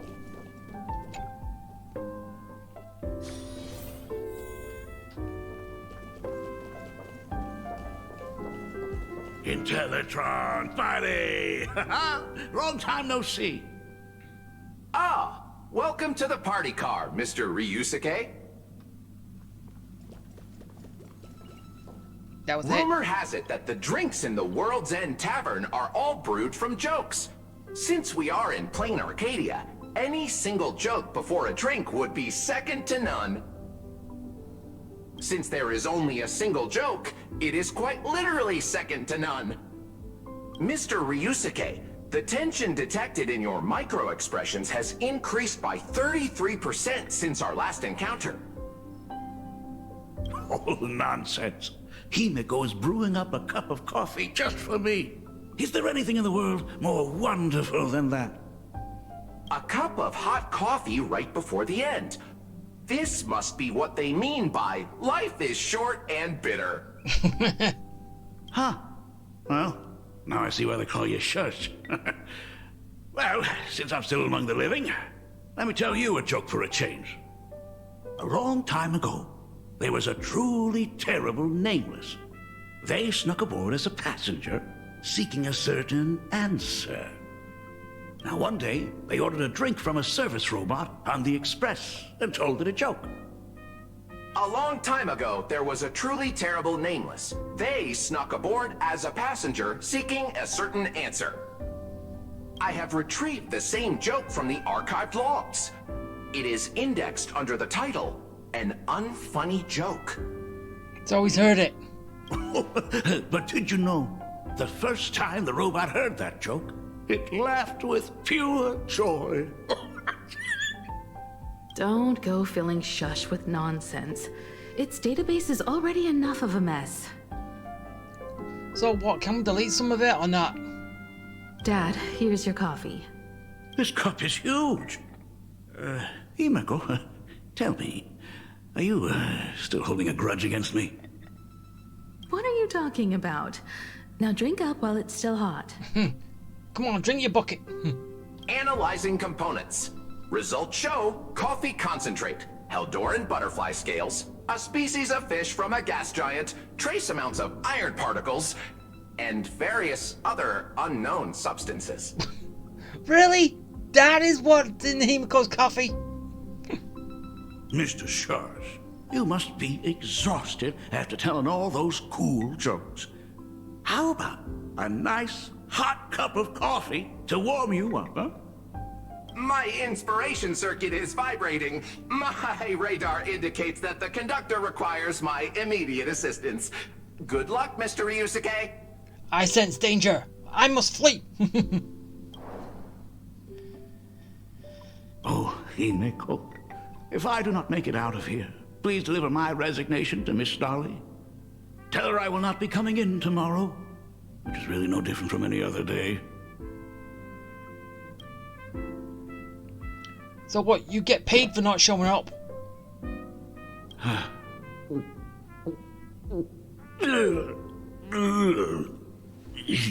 The coffee tastes like heaven. Oh, want another cup? Himeko, Miss Dahlia told me that back when you were a school assistant, you used to bring a massive pot of coffee for everyone every single day. We still talk about it to this day. Yeah, because no one loved it, everyone threw up afterwards. Right? It would be selfish of me to keep this all for myself. I simply must bring some back for the other teachers to sample. I am afraid it will be long cold by the time you get it to them. But as you said, it is time for us to head to the school. We must return to the source of all these tragedies and put an end to the blood-stained games. Are you truly ready to say your goodbyes? We can stay a little longer if you like. We still have plenty of time. We should go now.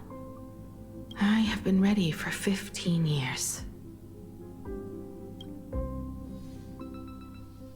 It has been 15 years. Those ghosts have been repeating their final day over and over, trapped inside the classroom you imaginated.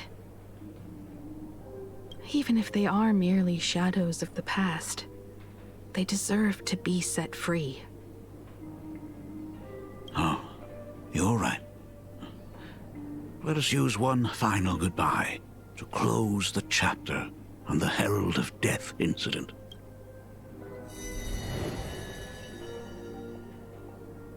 Senior, you are back!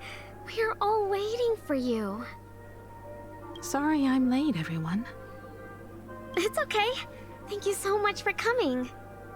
Himeko, we don't have enough time for the lobby. Could you please use your amazing imagenesis skills to decorate the stage for us? I am begging you. Mia, stop bothering Himeko all the time. If you and the others hadn't slacked off on the rooftop, we wouldn't be in this mess right now. But the school anniversary is tomorrow. If I do not get this done, Ms. Dolly is going to skin me alive. You should start by tidying up those ribbons. Once we are finished with the classroom, we will all come and give you a hand. Hey, Careful.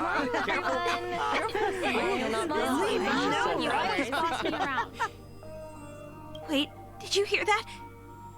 It's him. He's back again. Everyone, hide! Don't let them find us! Run, Senior! The Herald of Death is back! Don't be afraid, Belle. I'm here. No more running away. We don't have to face any Herald of Death anymore. Really? When have I ever led you astray? Look, even the Dean has arrived. Let us run through the anniversary program one last time. Right now? But we still have so much left to do. The decorations are nowhere near finished. Oh, it is all right. We have plenty of time. This sunset will linger for a very long while. Just long enough for us to finish our celebration. I hereby declare that the Graphia Academy anniversary and the graduation ceremony of 1984 has officially begun. Since the other grades are not with us today, we shall keep the proceedings simple. According to our school motto, every student must truly understand their purpose before they depart from these grounds. Students, have you all discovered who you wish to become? Why so serious? It's only a rehearsal. Well, in that case, I'm going to be an artist. And not just any artist. I will be even better than you, Senior. I plan to study at the Intelligentsia Guild. I want to learn how to create even more interesting imaginae. I want to study cinematography and become a director. I want to capture every single moment of happiness in the Arcadia. I hope that in 10 or even 20 years, you will all still hold these dreams close to your hearts. And now, please welcome our distinguished graduate representative, Himeko, to the stage to offer her final blessing to the graduating class. Our Senior is doing this? That doesn't happen a lot. Himeko? Are you nervous? Relax. Give us a smile. I do not know what to say on an occasion like this. All I know is that this is a comfort the living leave for themselves. But take that step forward. Go and embrace tomorrow. Become someone that the person you are today would be proud of. Congratulations to the class of 1984. Senior, don't miss us too much. Himeko, see you around. Himeko, what's with the sad face? It's not like we'll never see each other again. Farewell. Belle. Full Wish. Mia.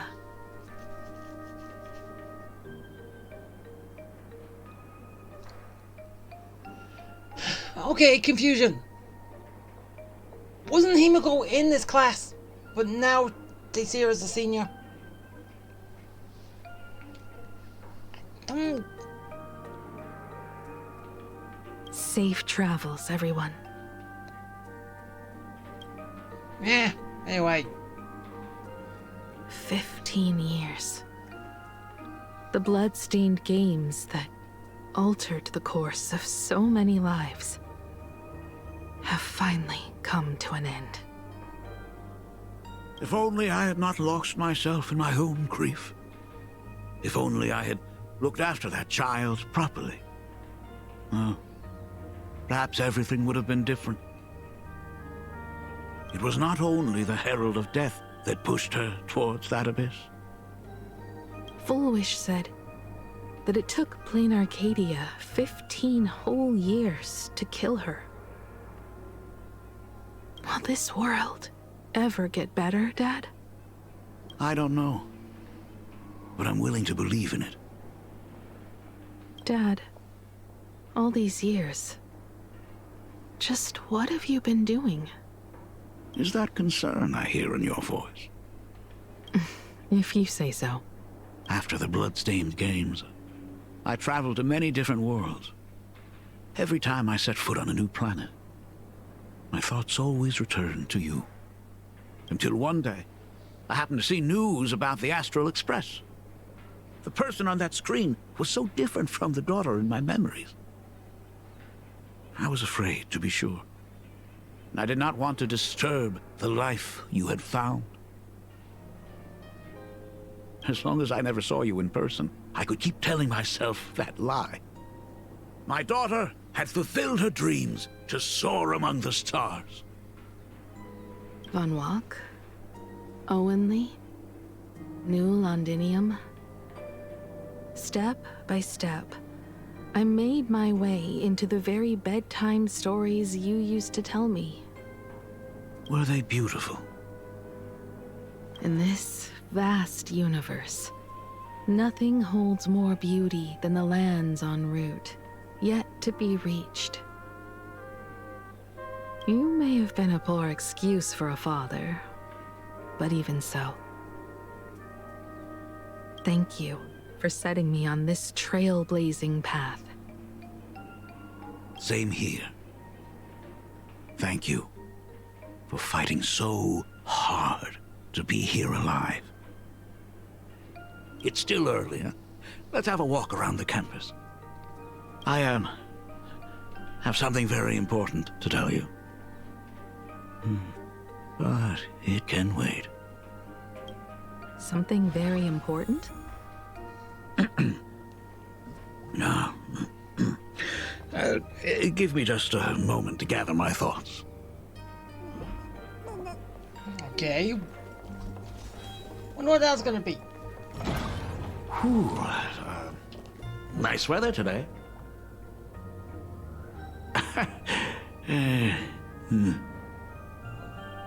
Yeah, you got nothing else. Anyway. Let's go downstairs. Can you stop saying just... God, it's her! Okay, can everyone just stop saying one-liners? Oh my gosh, I'm such a huge fan of yours! Oh, go on. Keep those compliments coming. I could listen to this all day. Goodness, they are not talking about you. No, they're talking about the Fluffy. Senior Himiko! Oh wow, she actually looked at me! Her navigator aura is incredible! Ah, okay. Can everyone just stop now? Just want to get to the end. Astral Express, I love you! Like a love song, baby! Baseball Raccoon didn't come? No, she's busy. Oh, Himiko is so pretty. It gladdens me that my daughter is so popular. But you're all supposed to be in class right now. The Herald of Death incident just ended. It is only right to let them breathe and relax for a while. To think that it all happened only yesterday. Young people really do have a way of returning to their carefree selves so quickly. I suppose it is because they believe the Astral Express will always be there to save them. It brings back memories of you as a little girl. Whenever you heard someone mention the universe, the light in your eyes would outshine even the brightest supernova. That is true. The very first Imagine I ever brought to life was modeled after the rocket atop the Phantom Moon's head. That little fellow had quite a temper. It was so determined to fly higher and higher. To this day, I still wonder if it ever truly reached the moon. Dad, do you still remember it? How could I ever forget? that thing came crashing down and poked a hole right through Miss Seadrake's tail. I had to take you to apologize in person. I ended up redrawing the tail myself to make it right. These days, I wouldn't be able to handle that kind of trouble anymore. My poor old back wouldn't allow it. Now that I am free from the weathering curse, you don't have to spend your life wandering the stars anymore. Why don't you just settle down here? Yeah, but still, how did you get free from it? I just can't face the thought of coming back to nothing but an empty home again. Well, then again, as I say that as it is, that is how, but still. Don't worry. I'm not going anywhere. Alright, still wondering.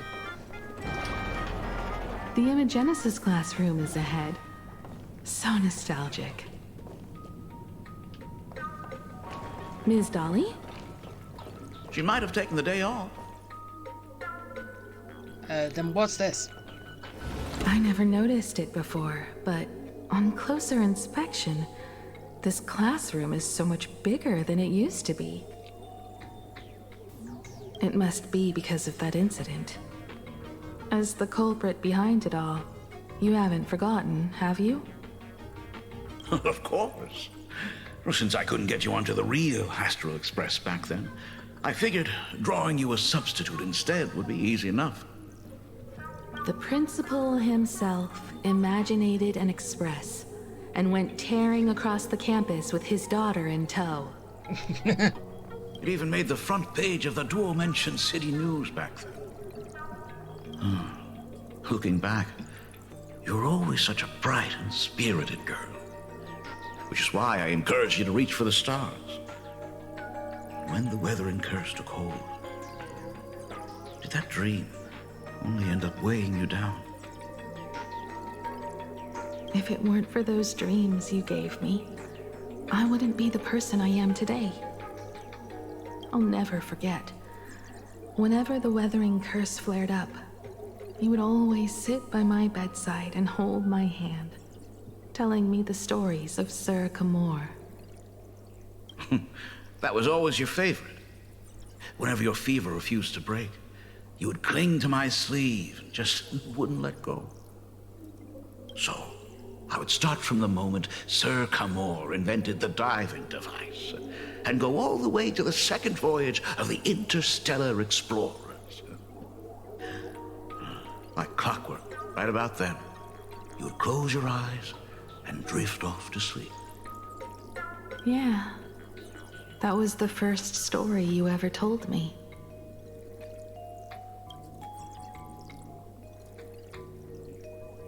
And the very story that helped me make up my mind.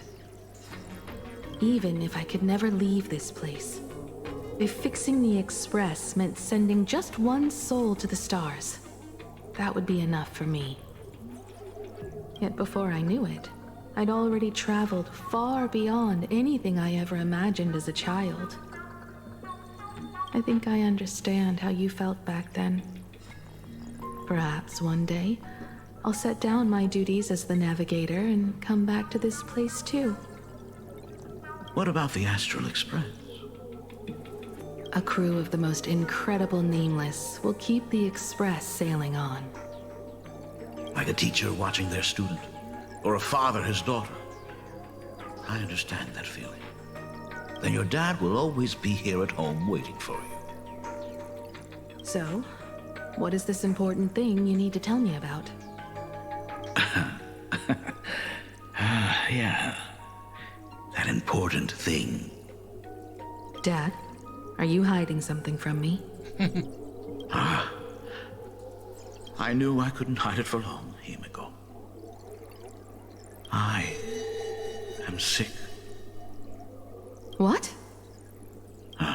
This isn't the right place for this discussion. Let's go to my office. What do you mean by that? So... It's the weathering curse. I know what you're about to ask.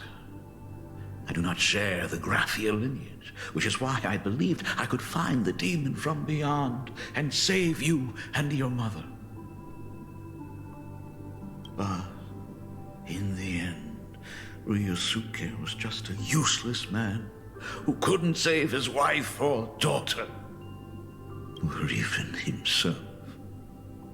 Tell me, what happened in the past 15 years? You've seen my portfolio, haven't you? Those worlds are just like plain Arcadia. Every single one of them has fallen victim to the demon from beyond. In those places, luck is a very real thing, and the demon from beyond can manipulate misfortune. What does that even mean? In ways beyond comprehension, you feel misfortune crashing down like a tidal wave. Solar storms, diamond rain, system failures, one disaster after another. But if you make it out alive, bizarre strokes of luck come swarming back to you. And so the cycle repeats, washing over the world, tearing it apart. It sounds more insane than the Phantasmoon games. The universe is sheer madness, beyond all reason. I survived over and over, yet my body has become as fragmented as Graphia once was. Is this his way of torturing the rebels? I don't know. But by the time I realized it, there was no escape. Why didn't you tell me earlier? I could have reached out to the IPC's doctors. It's no use. I've been chasing after him my whole life. I know him better than you do. Himiko, remember when you first learned to paint? I told you then why we must paint the beauty that we see. Because the ugly, the despicable, and the cowardly, they endure forever through evasion, like beasts driven by survival. Beauty remains ever fleeting, just as heroes find their end in sacrifice, and stars dissolve after they shine. Humans have surpassed their animal nature. We face our pain and our end to win a dignity that the vast universe cannot ignore. So we must capture what is noble and bright to show that such things truly lived. As for the barbaric and the low, they will endure regardless, needing no witness to their existence. But Himiko, you are no longer the one who paints. You have become the very splendor that I strive to capture. Fate works in mysterious ways. I'm so glad to see you once more in my final moments, watching you fulfill your childhood dream. You are standing before me as the navigator of the Astral Express. I should have come back earlier. I'm so sorry. No. I am the one who came back too late. I've thought about it 1,000 times. On that final night of the Bloodstained Games, if only someone had been there to sit by your side. After everything, does this tardy father still even deserve to hear what his daughter wants to say? If you're willing. Thank you, Akiveli. Thank you, Himiko. All of this happened after you went away. You were jumping from one job to the next, and for 4 long years, I had heard nothing from you. During those 4 years, I found the stranded Express deep in the canvas world and kept trying to repair it. Watching the Phantasmoon grow fuller, I remembered the mask that had been handed down through our family for generations. Wait, it was in the canvas world? Huh. If I could claim victory in the Phantasm Moon games, then perhaps by harnessing the divine authority of elation, it might just be possible to set the Express in motion once more. But the Herald of Death was a complete madman, and he smashed every dream to pieces.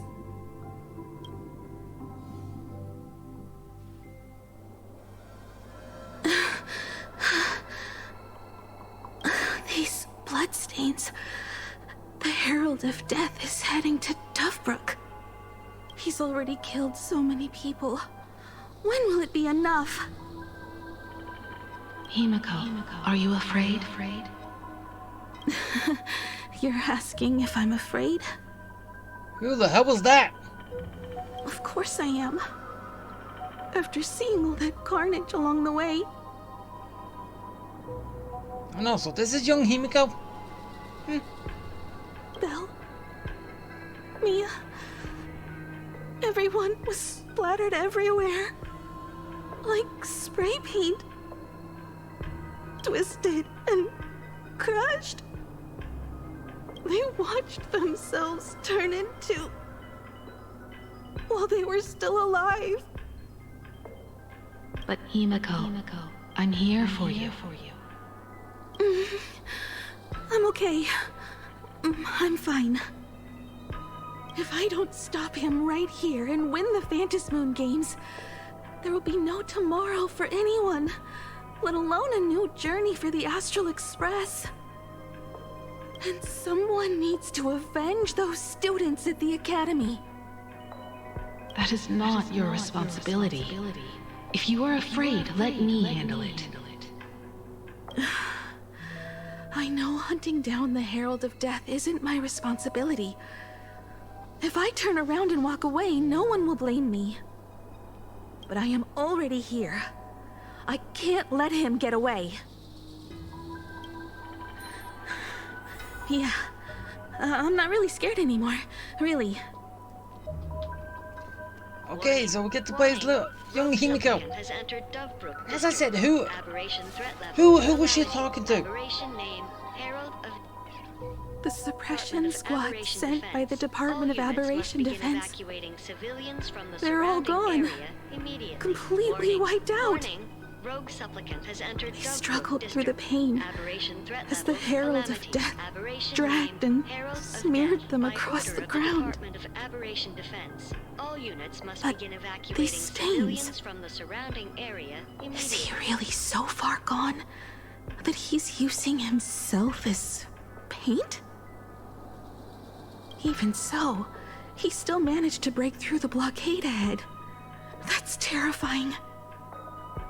To take down a monster like him, you need a single perfect strike.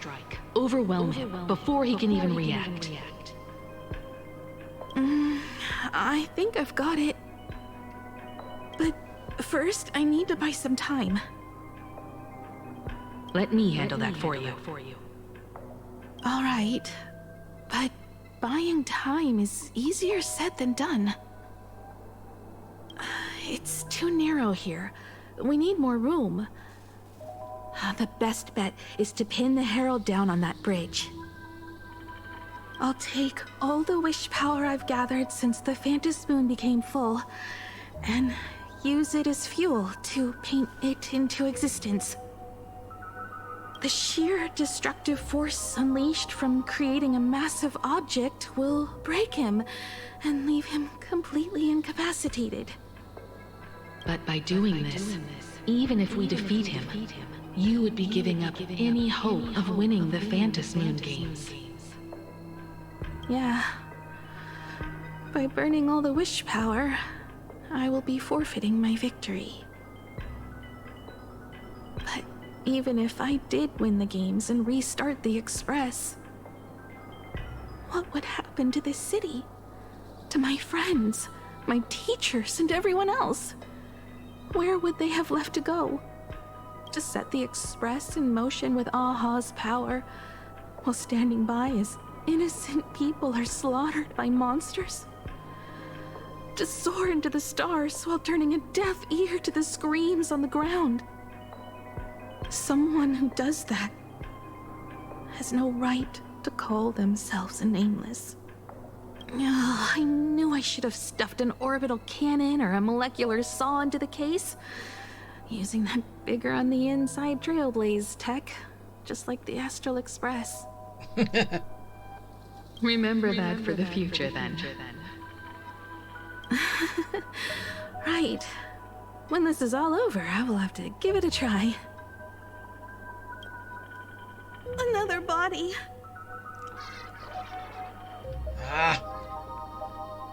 Black Birch. Guess he was after the Herald as well. Black Birch, the masked fool? The one who turned Gotham City upside down not long ago? Only 2 supplicants are left in the games now. In other words, we are the last hope for victory over him. Just like those legends I grew up with. A hero confronting a monster to protect everyone. Now that responsibility falls to me. I will take him down. After that, I will repair the Express myself and see it fly over the horizon and break out of the atmosphere. What a beautiful sight that will be. Then consider this the first world to be saved before the journey on the Express begins. The very first stop, then? It'll certainly be quite memorable. The stench. It's about time. Put an end to this. What's going on over there? So exquisite! These flowers blooming in plain Arcadia! Ooh, I can hear them dancing at the tips of my nerves! That's the Herald of Death.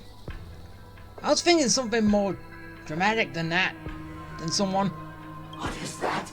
You say this is not enough! Still not enough! I need more pigment! I will mix my colors with screams of terror and pray for the catecholamines to drown me! Department head, I shall show you the error of your ways! This flesh is the culmination of life! Its own kin is right here! The giant tree running through our heartopia! I shall become her! We will be as one! No, I will surpass her. I will devour her and become the one and only existence. Another new shade, dazzling, shattered crimson. Are you perhaps the color I've been missing all along? Step into this masterpiece! Become one with me and lay the final cornerstone for the future of human evolution! How about now? Stop right there. Huh?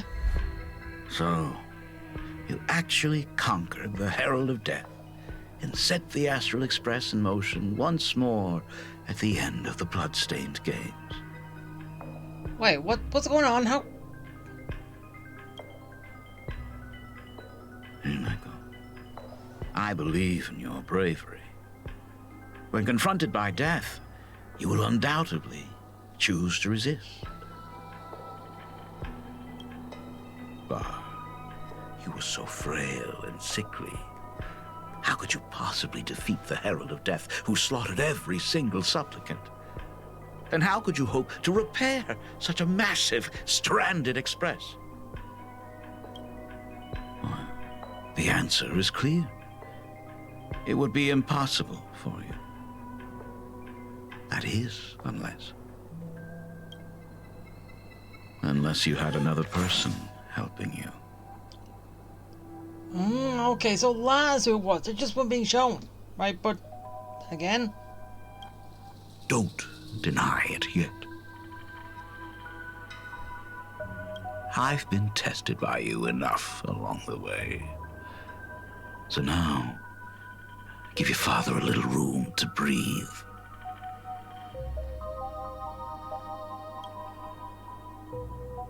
While I was gathering your belongings, I found some of the manuscripts you left behind.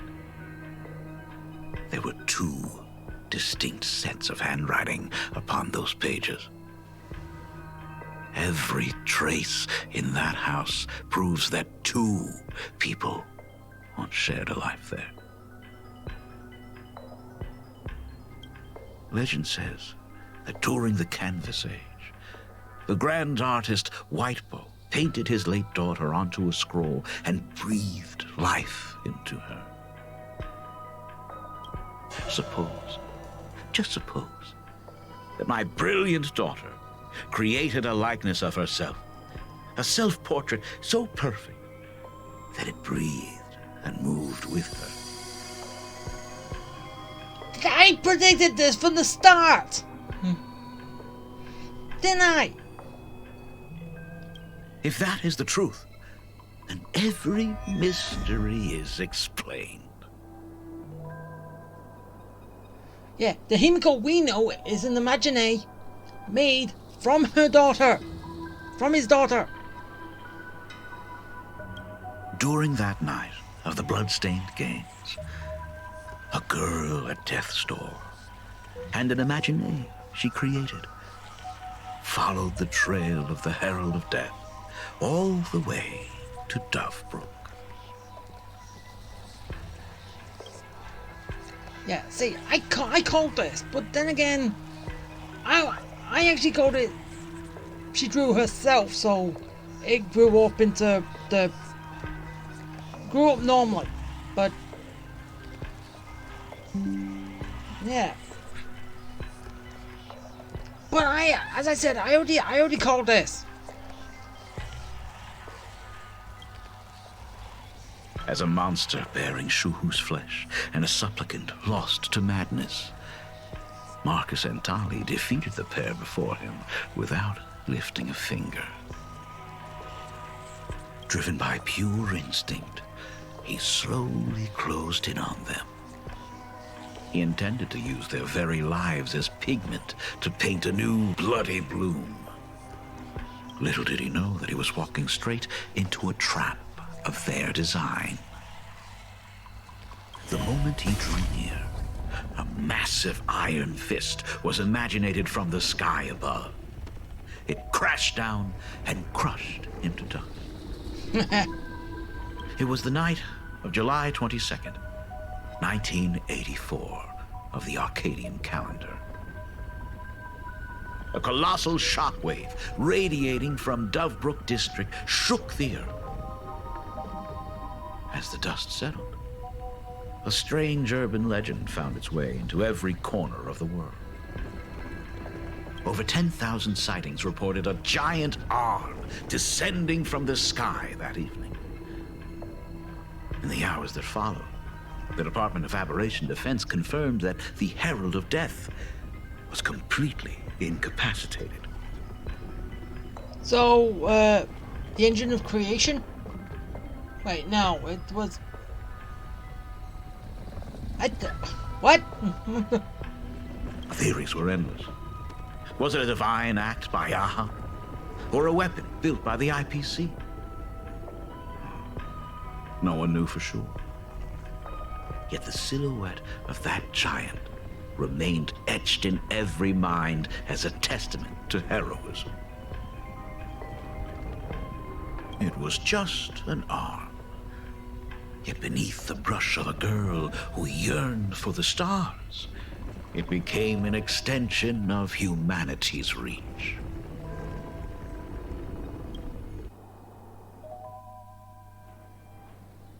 The girl achieved her dream, and the stars set sail once more. Truly a most romantic fairy tale. And now, unfortunately, I have to destroy this fairy tale myself.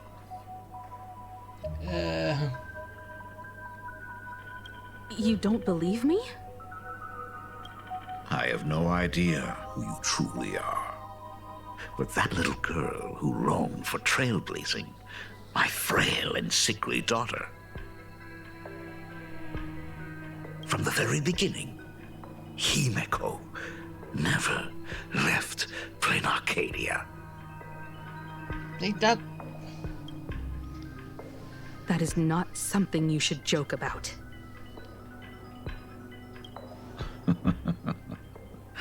You know better than I do whether I'm joking or not.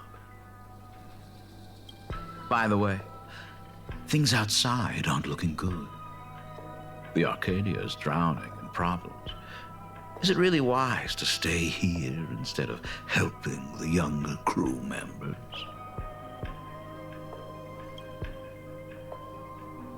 Those kids are all grown up now. They can handle their mission.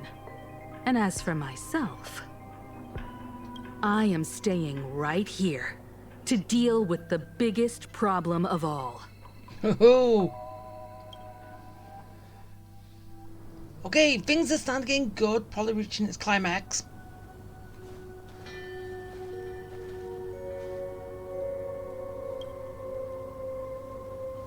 Right.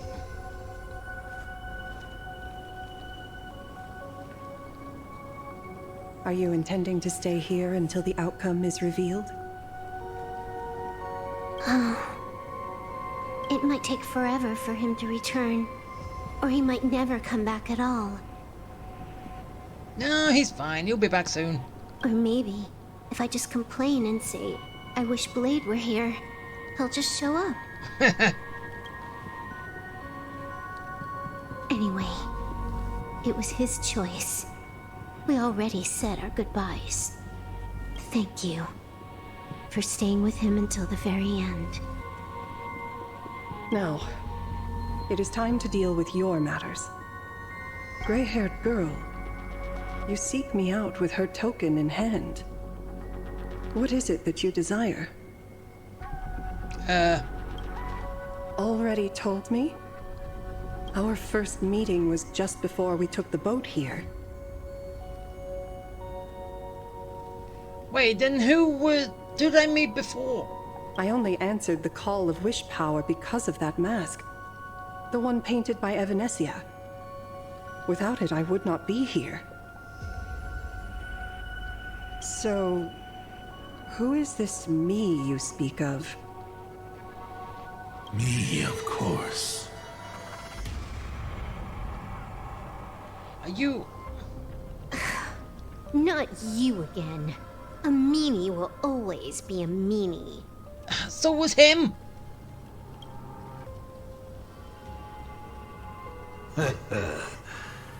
Misfortune and I share one thing in common. We both enjoy dropping in uninvited. A reunion after 1,000 years. Graphia, it has been a long time. Asat Pramad. So that's him. Back at Ingford Hermitage, what you heard was only half the story.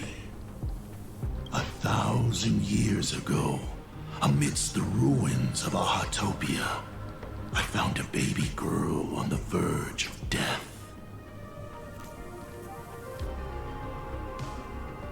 Her cold, lifeless body reminded me of the legend of Elation. Aha heard an infant cry and burst into laughter. Too bad I never did get the joke. So I came up with a much better one. I infused that child with the power of destruction, giving her the rebirth of a Void Ranger. I taught her to paint her monstrous beasts using the life of the veracity as pigment, all to carry out the Legion's divine will.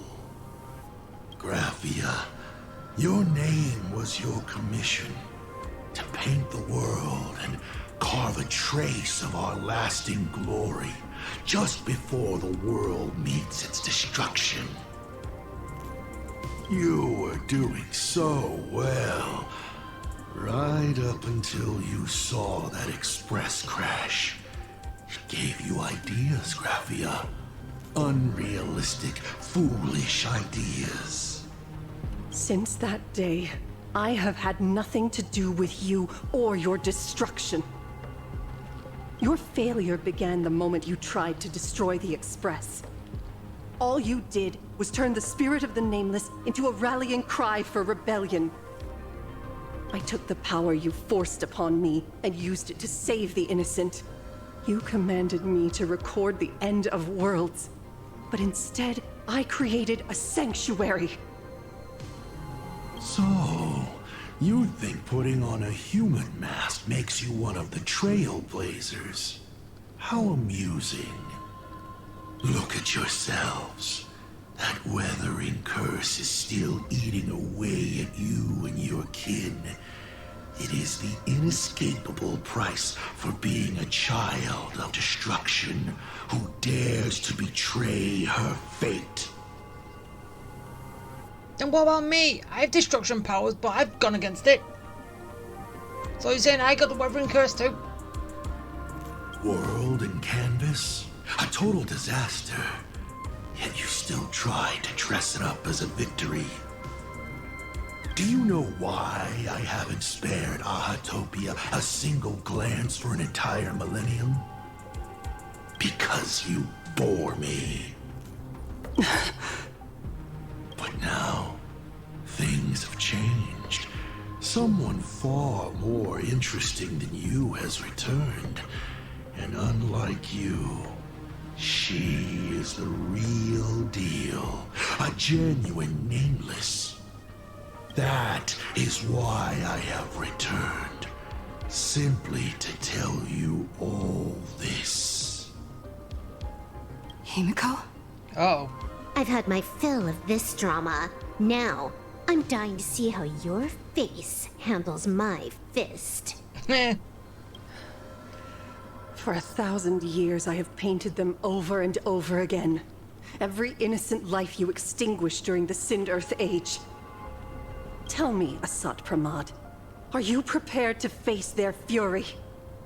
I have more important things to do than linger here. But this little parting gift of yours? Why not let them have a taste instead? What? Come forth. Demonstrate your defiance.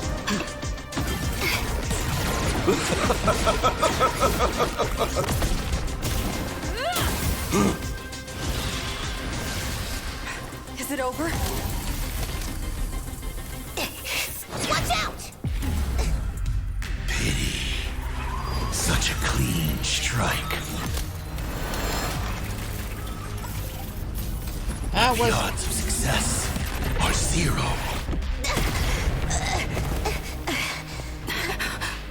Really? D20? The restraint check failed?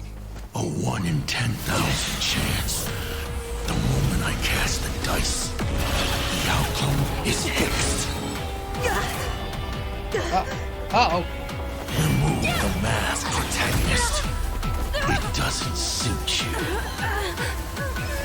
As for you, your end is decided. Farewell. Sorry. I have failed. Okay, so that is... Minions of destruction! I will drive you all from this world! We must force her back to her senses. So... It's Graphia that we're fighting, not Himiko. Why, when she's fully taken over by destruction, she becomes Himiko? Why? I don't get it.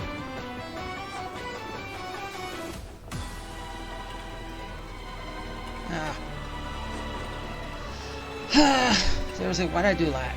Anyway. Twin! Blaze those lights! Your moment to shine. Light it up! Speed up!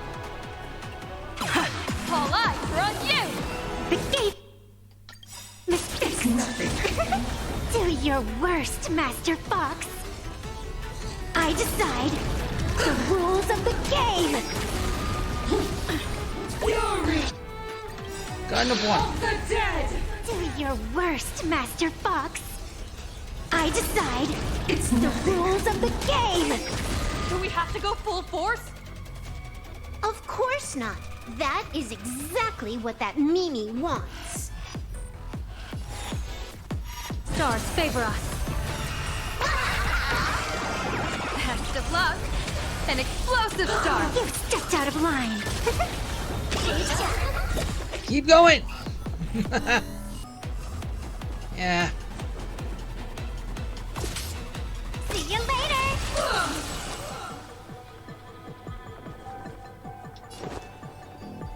Spend freely. Let greed devour all.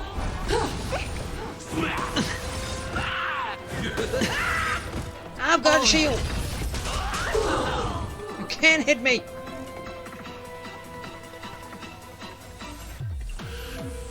What?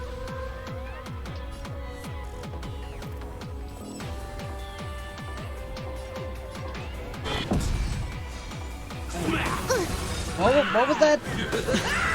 I don't get it. The dice have been cast. I don't get anything when I have to play it. Bust. Or maybe I'll take it all. Watch your head. Oh, so we have got multiple things now to fight. But they only showed up for a little bit. Burn, vengeful spirits!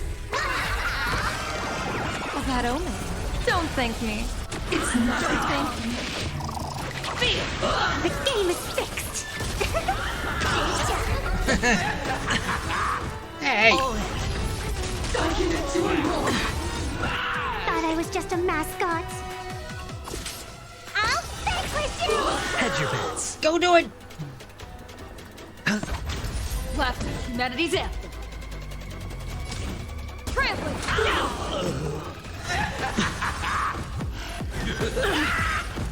Devour offspring!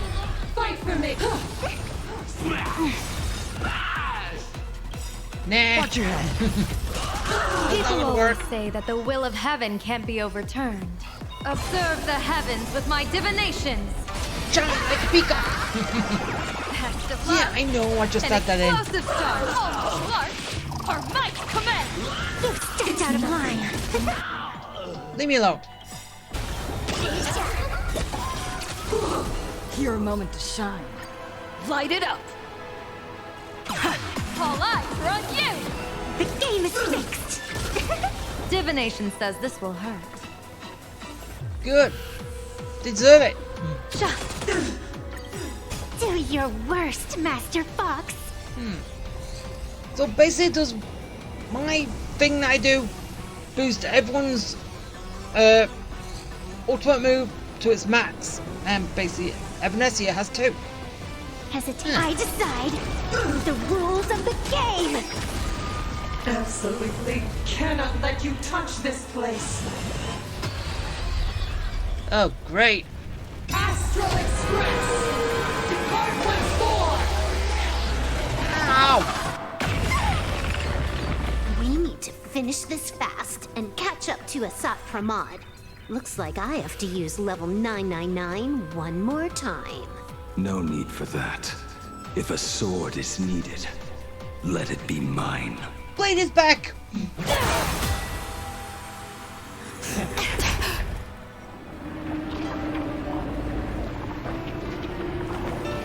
Not back yet. Have you thought it through? What defines a blade?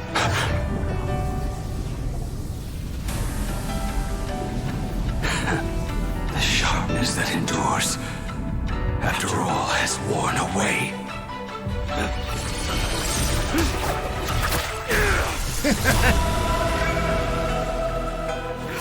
I shall take veracity as And abundance as my iron.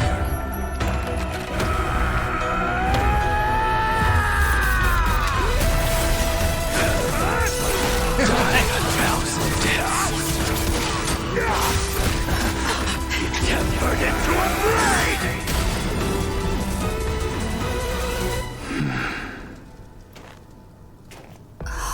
What? Not even a welcome back? No, we're just all speechless. Out of line.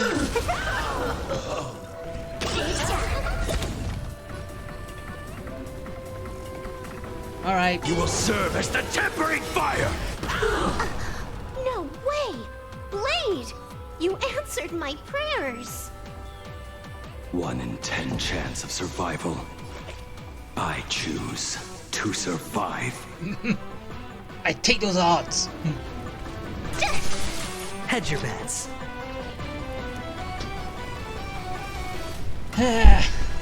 Alright, so... Darken to devour offspring! Fight for me! The dice have been cast. That offspring's gonna do nothing. Bust. Or maybe I'll take it all! Watch your head! No dirty... What happened to her? This is Assad Pramad's handiwork. We have to bring her to her senses first!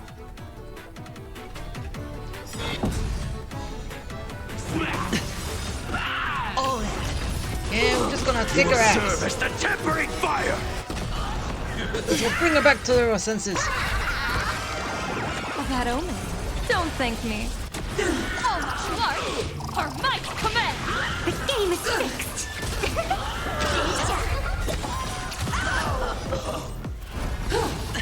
Let blood be paid! Watch your head. Okay, I did not... Until now, I did not know that there was a lot of moves that flowed right after each other with the Path of Elation. Huh. That just makes him even... Master Fox. Even better than what I originally thought. I decide it's nothing. The rules of the game. Okay, and I just need another one of those, and then that's it. Game over.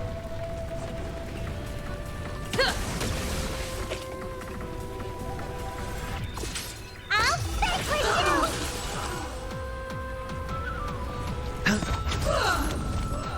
You will serve as the tempering fire! Come back, Blade! Devour offspring! Fight for me! Cheat.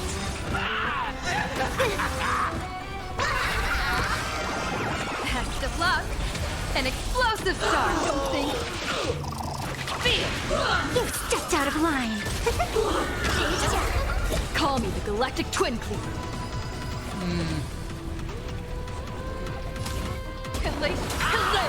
Go! Your moment to shine. All eyes are on you! The game is fixed!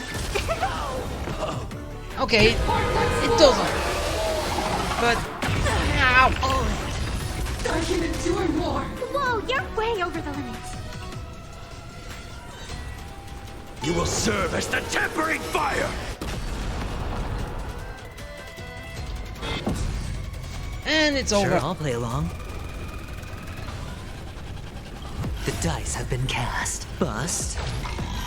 Or maybe I'll take it all! Watch your head! Darken endure more! Don't care.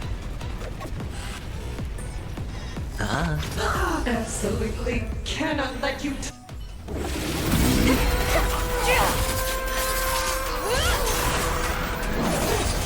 Be gone now, Graphia!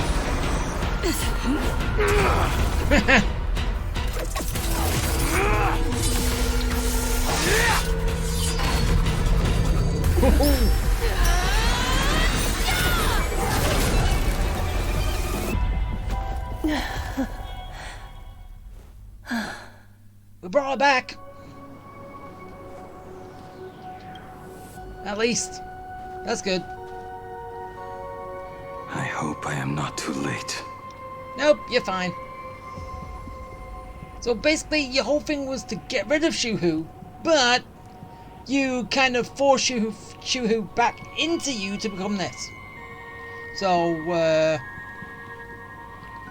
does that mean? Are you kidding? Your timing is impeccable, Blady. But isn't this a bit much? How did you even change outfits? What happened down there?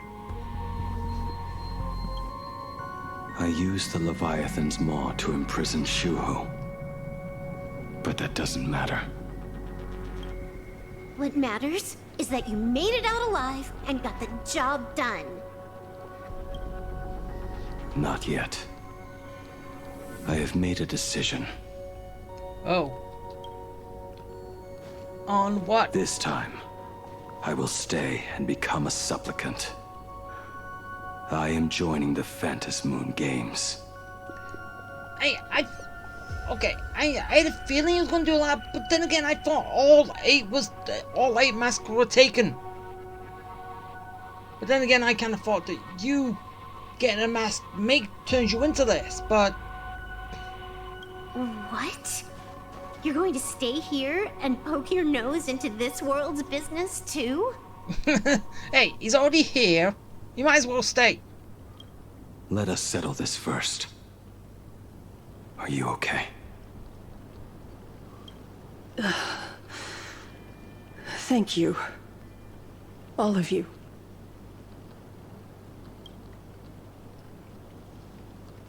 I will do everything I can to help you. As long as the canvas remains, Asat Pramod cannot kill me. You have fulfilled what Evanescia entrusted to you. It was all me. For 1,000 years, I was the one obsessed with bearing every responsibility alone. Asat Pramod was right after all. I have been a ghost of 1,000 years past, arrogant enough to think my seal over the world and canvas was unbreakable. I really believed that accumulated wish power would be enough to strike him down when he returned. We are up against the same nightmare that survived a whole Sindearth age. The same monster that an entire era could not even overcome. Just how did he even sneak into the world in canvas? The first time I stepped into Inkford Hermitage, a strange Wispe tried to latch onto me, but it didn't succeed. So... Maybe that was the first step in Asat Pramod's plan to infiltrate this place. Maybe. Then, he took on Graphia's form to tamper with my mask, and even taught me the way to summon the real Graphia. In the end, he got what he wanted. So, this guy has only been after one thing this whole time. Graphia!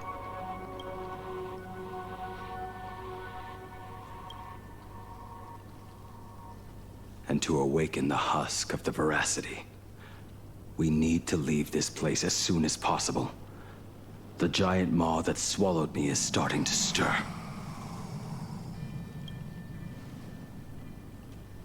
But he mentioned he had something more important to do.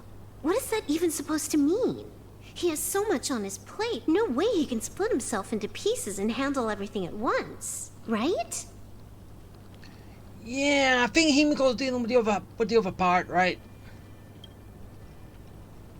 1,000 years ago, the demon lord from beyond invaded Ahatopia. The power he unleashed was beyond all comprehension. He could appear in places thousands of miles apart at the exact same time, as if he possessed countless incarnations. What? He said he was meeting a genuine nameless. Himiko! She's in danger! Himiko! She's in trouble!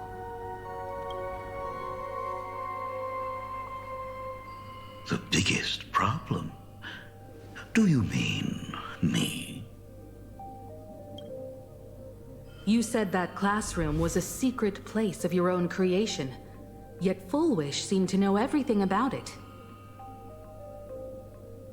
You are far too familiar with the Express, yet there is no way my father could have ever set foot on it. And another thing, when we first met up earlier, you said it had been 15 years. But my father clearly left much earlier than that. Your story is riddled with holes. Ooh. Or rather, you never even intended to pretend. You are the only person I can never seem to lie to. And about that last point, it was just a slip of the tongue. Stop this pathetic act. You are not him. And you're not the real Himiko, but we've just determined that through the little story. You who dare to impersonate my father, show your true self. But you had to imagine with all the experiences in that from the original, so in a way, as I said, technically yes, but no. It seems our pleasant little father-daughter chat has come to an end. Buying time, keeping me pinned down. Oh, you played your part well along the way. If I proved to be more dangerous than anticipated, you would be right there to shield your companions. But, Navigator, you still overlooked one possibility. The most fatal one of all.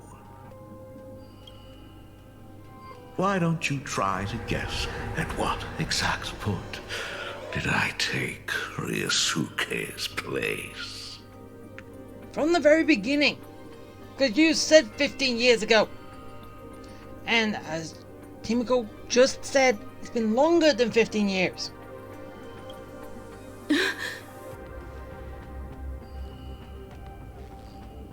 You just brought up the 15 years ago just earlier. He said 15 years ago since the beginning. Since the start. Or basically before he came back to the planet. It happened on the day that man, in his desperate search for the source of the Weathering Curse to save his family, was destroyed by me.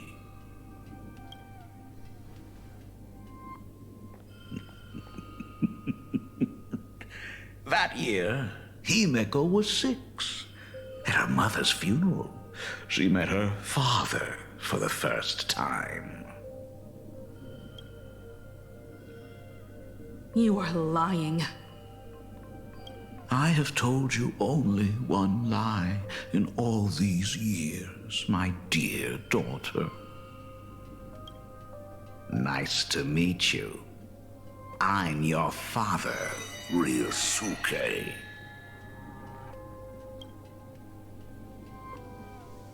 All that effort, all those years spent by my side.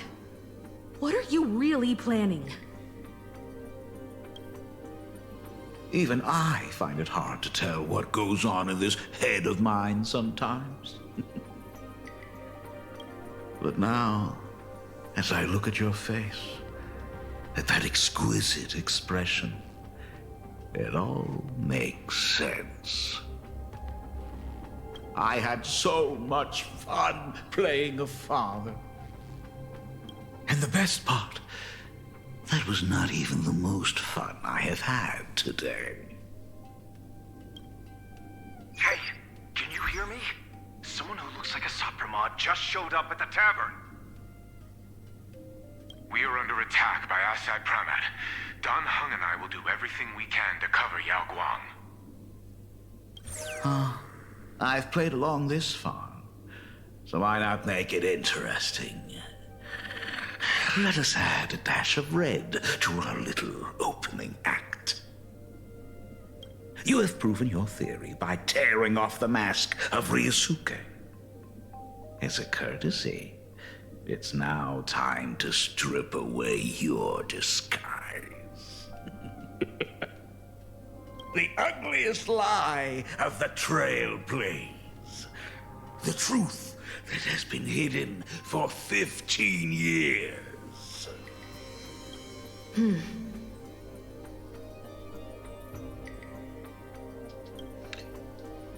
Yeah, the Himiko we know is not the Himiko from 15 years ago. Imagine a character. When the Phantom Moon is full again, I will be there as I have promised. I will come back with so many stories to tell you. The girl looked up at the stars, but in her heart, she was terrified of setting out. She was afraid of the universe, and even more, she was afraid of the weight of responsibility. In the end, she left her wishes to someone else. As for her, she chose to lie in a grave and stay in the Arcadia forever. Ryosuke's daughter Himiko is long dead.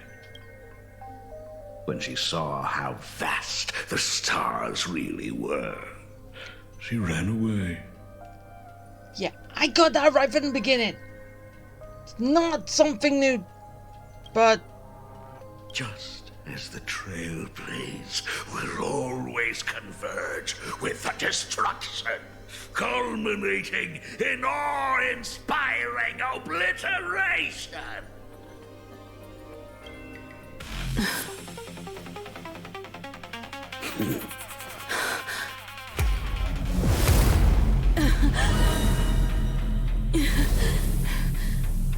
So, you really are a fake. Right back at you.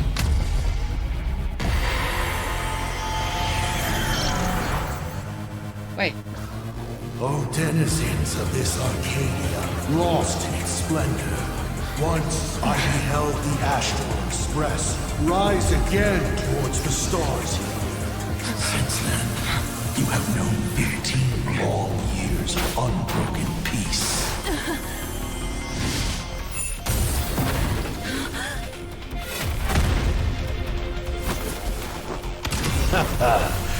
It's been a while, old friend.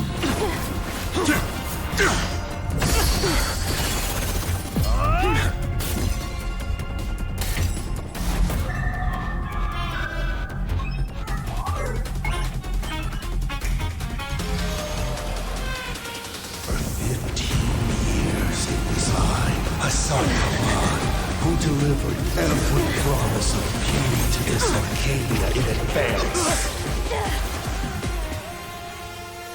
Now, please indulge in these long overdue surprises.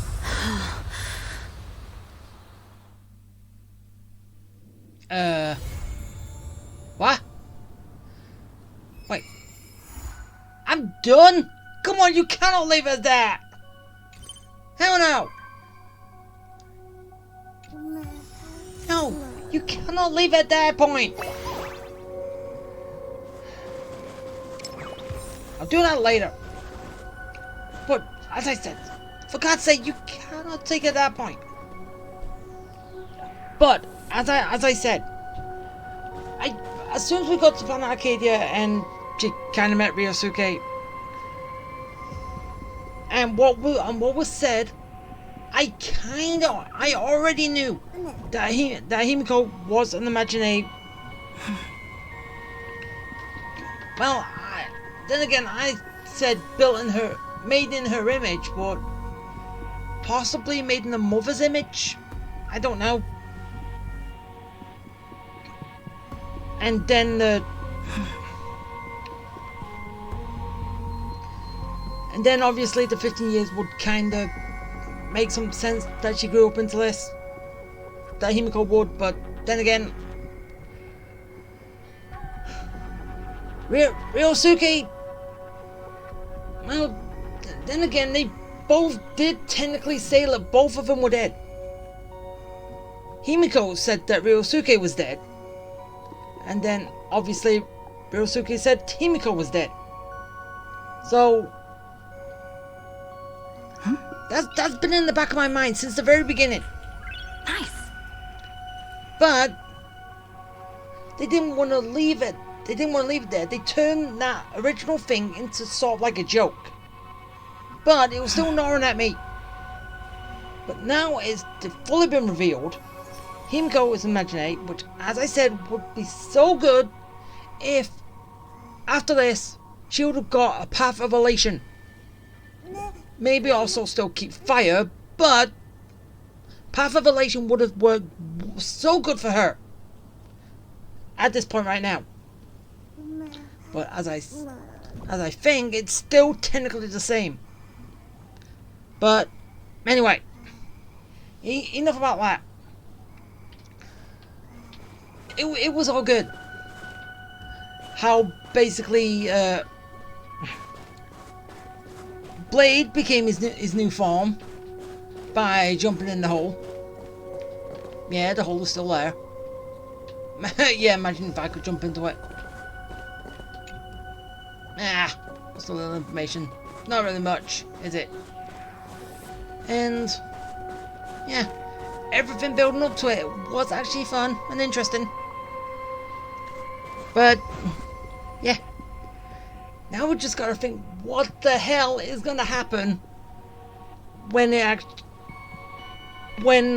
we come back to this and seriously, I am just speaking random stuff and trying to make sense of it. Probably not the best way to do this, right? But still, that's how things are going. So just gonna kinda have to make do.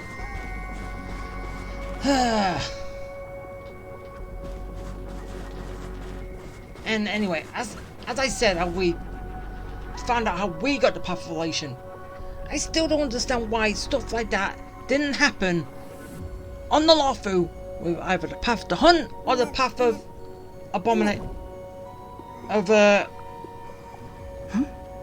abundance. I'm surprised none of that happened. Or would they say that it doesn't actually count on the station because it's not a whole planet built on wish power, which Planet Arcadia is. But still, anyway, that is going to be it for today. I've completely done all of the patch, and yeah, can't wait to find out what happens next. So yeah, and enough of my rambling. That is now it. And as always, I hope you liked it. I hope you enjoyed it. I hope it was fun. And yeah. Okay. Bye.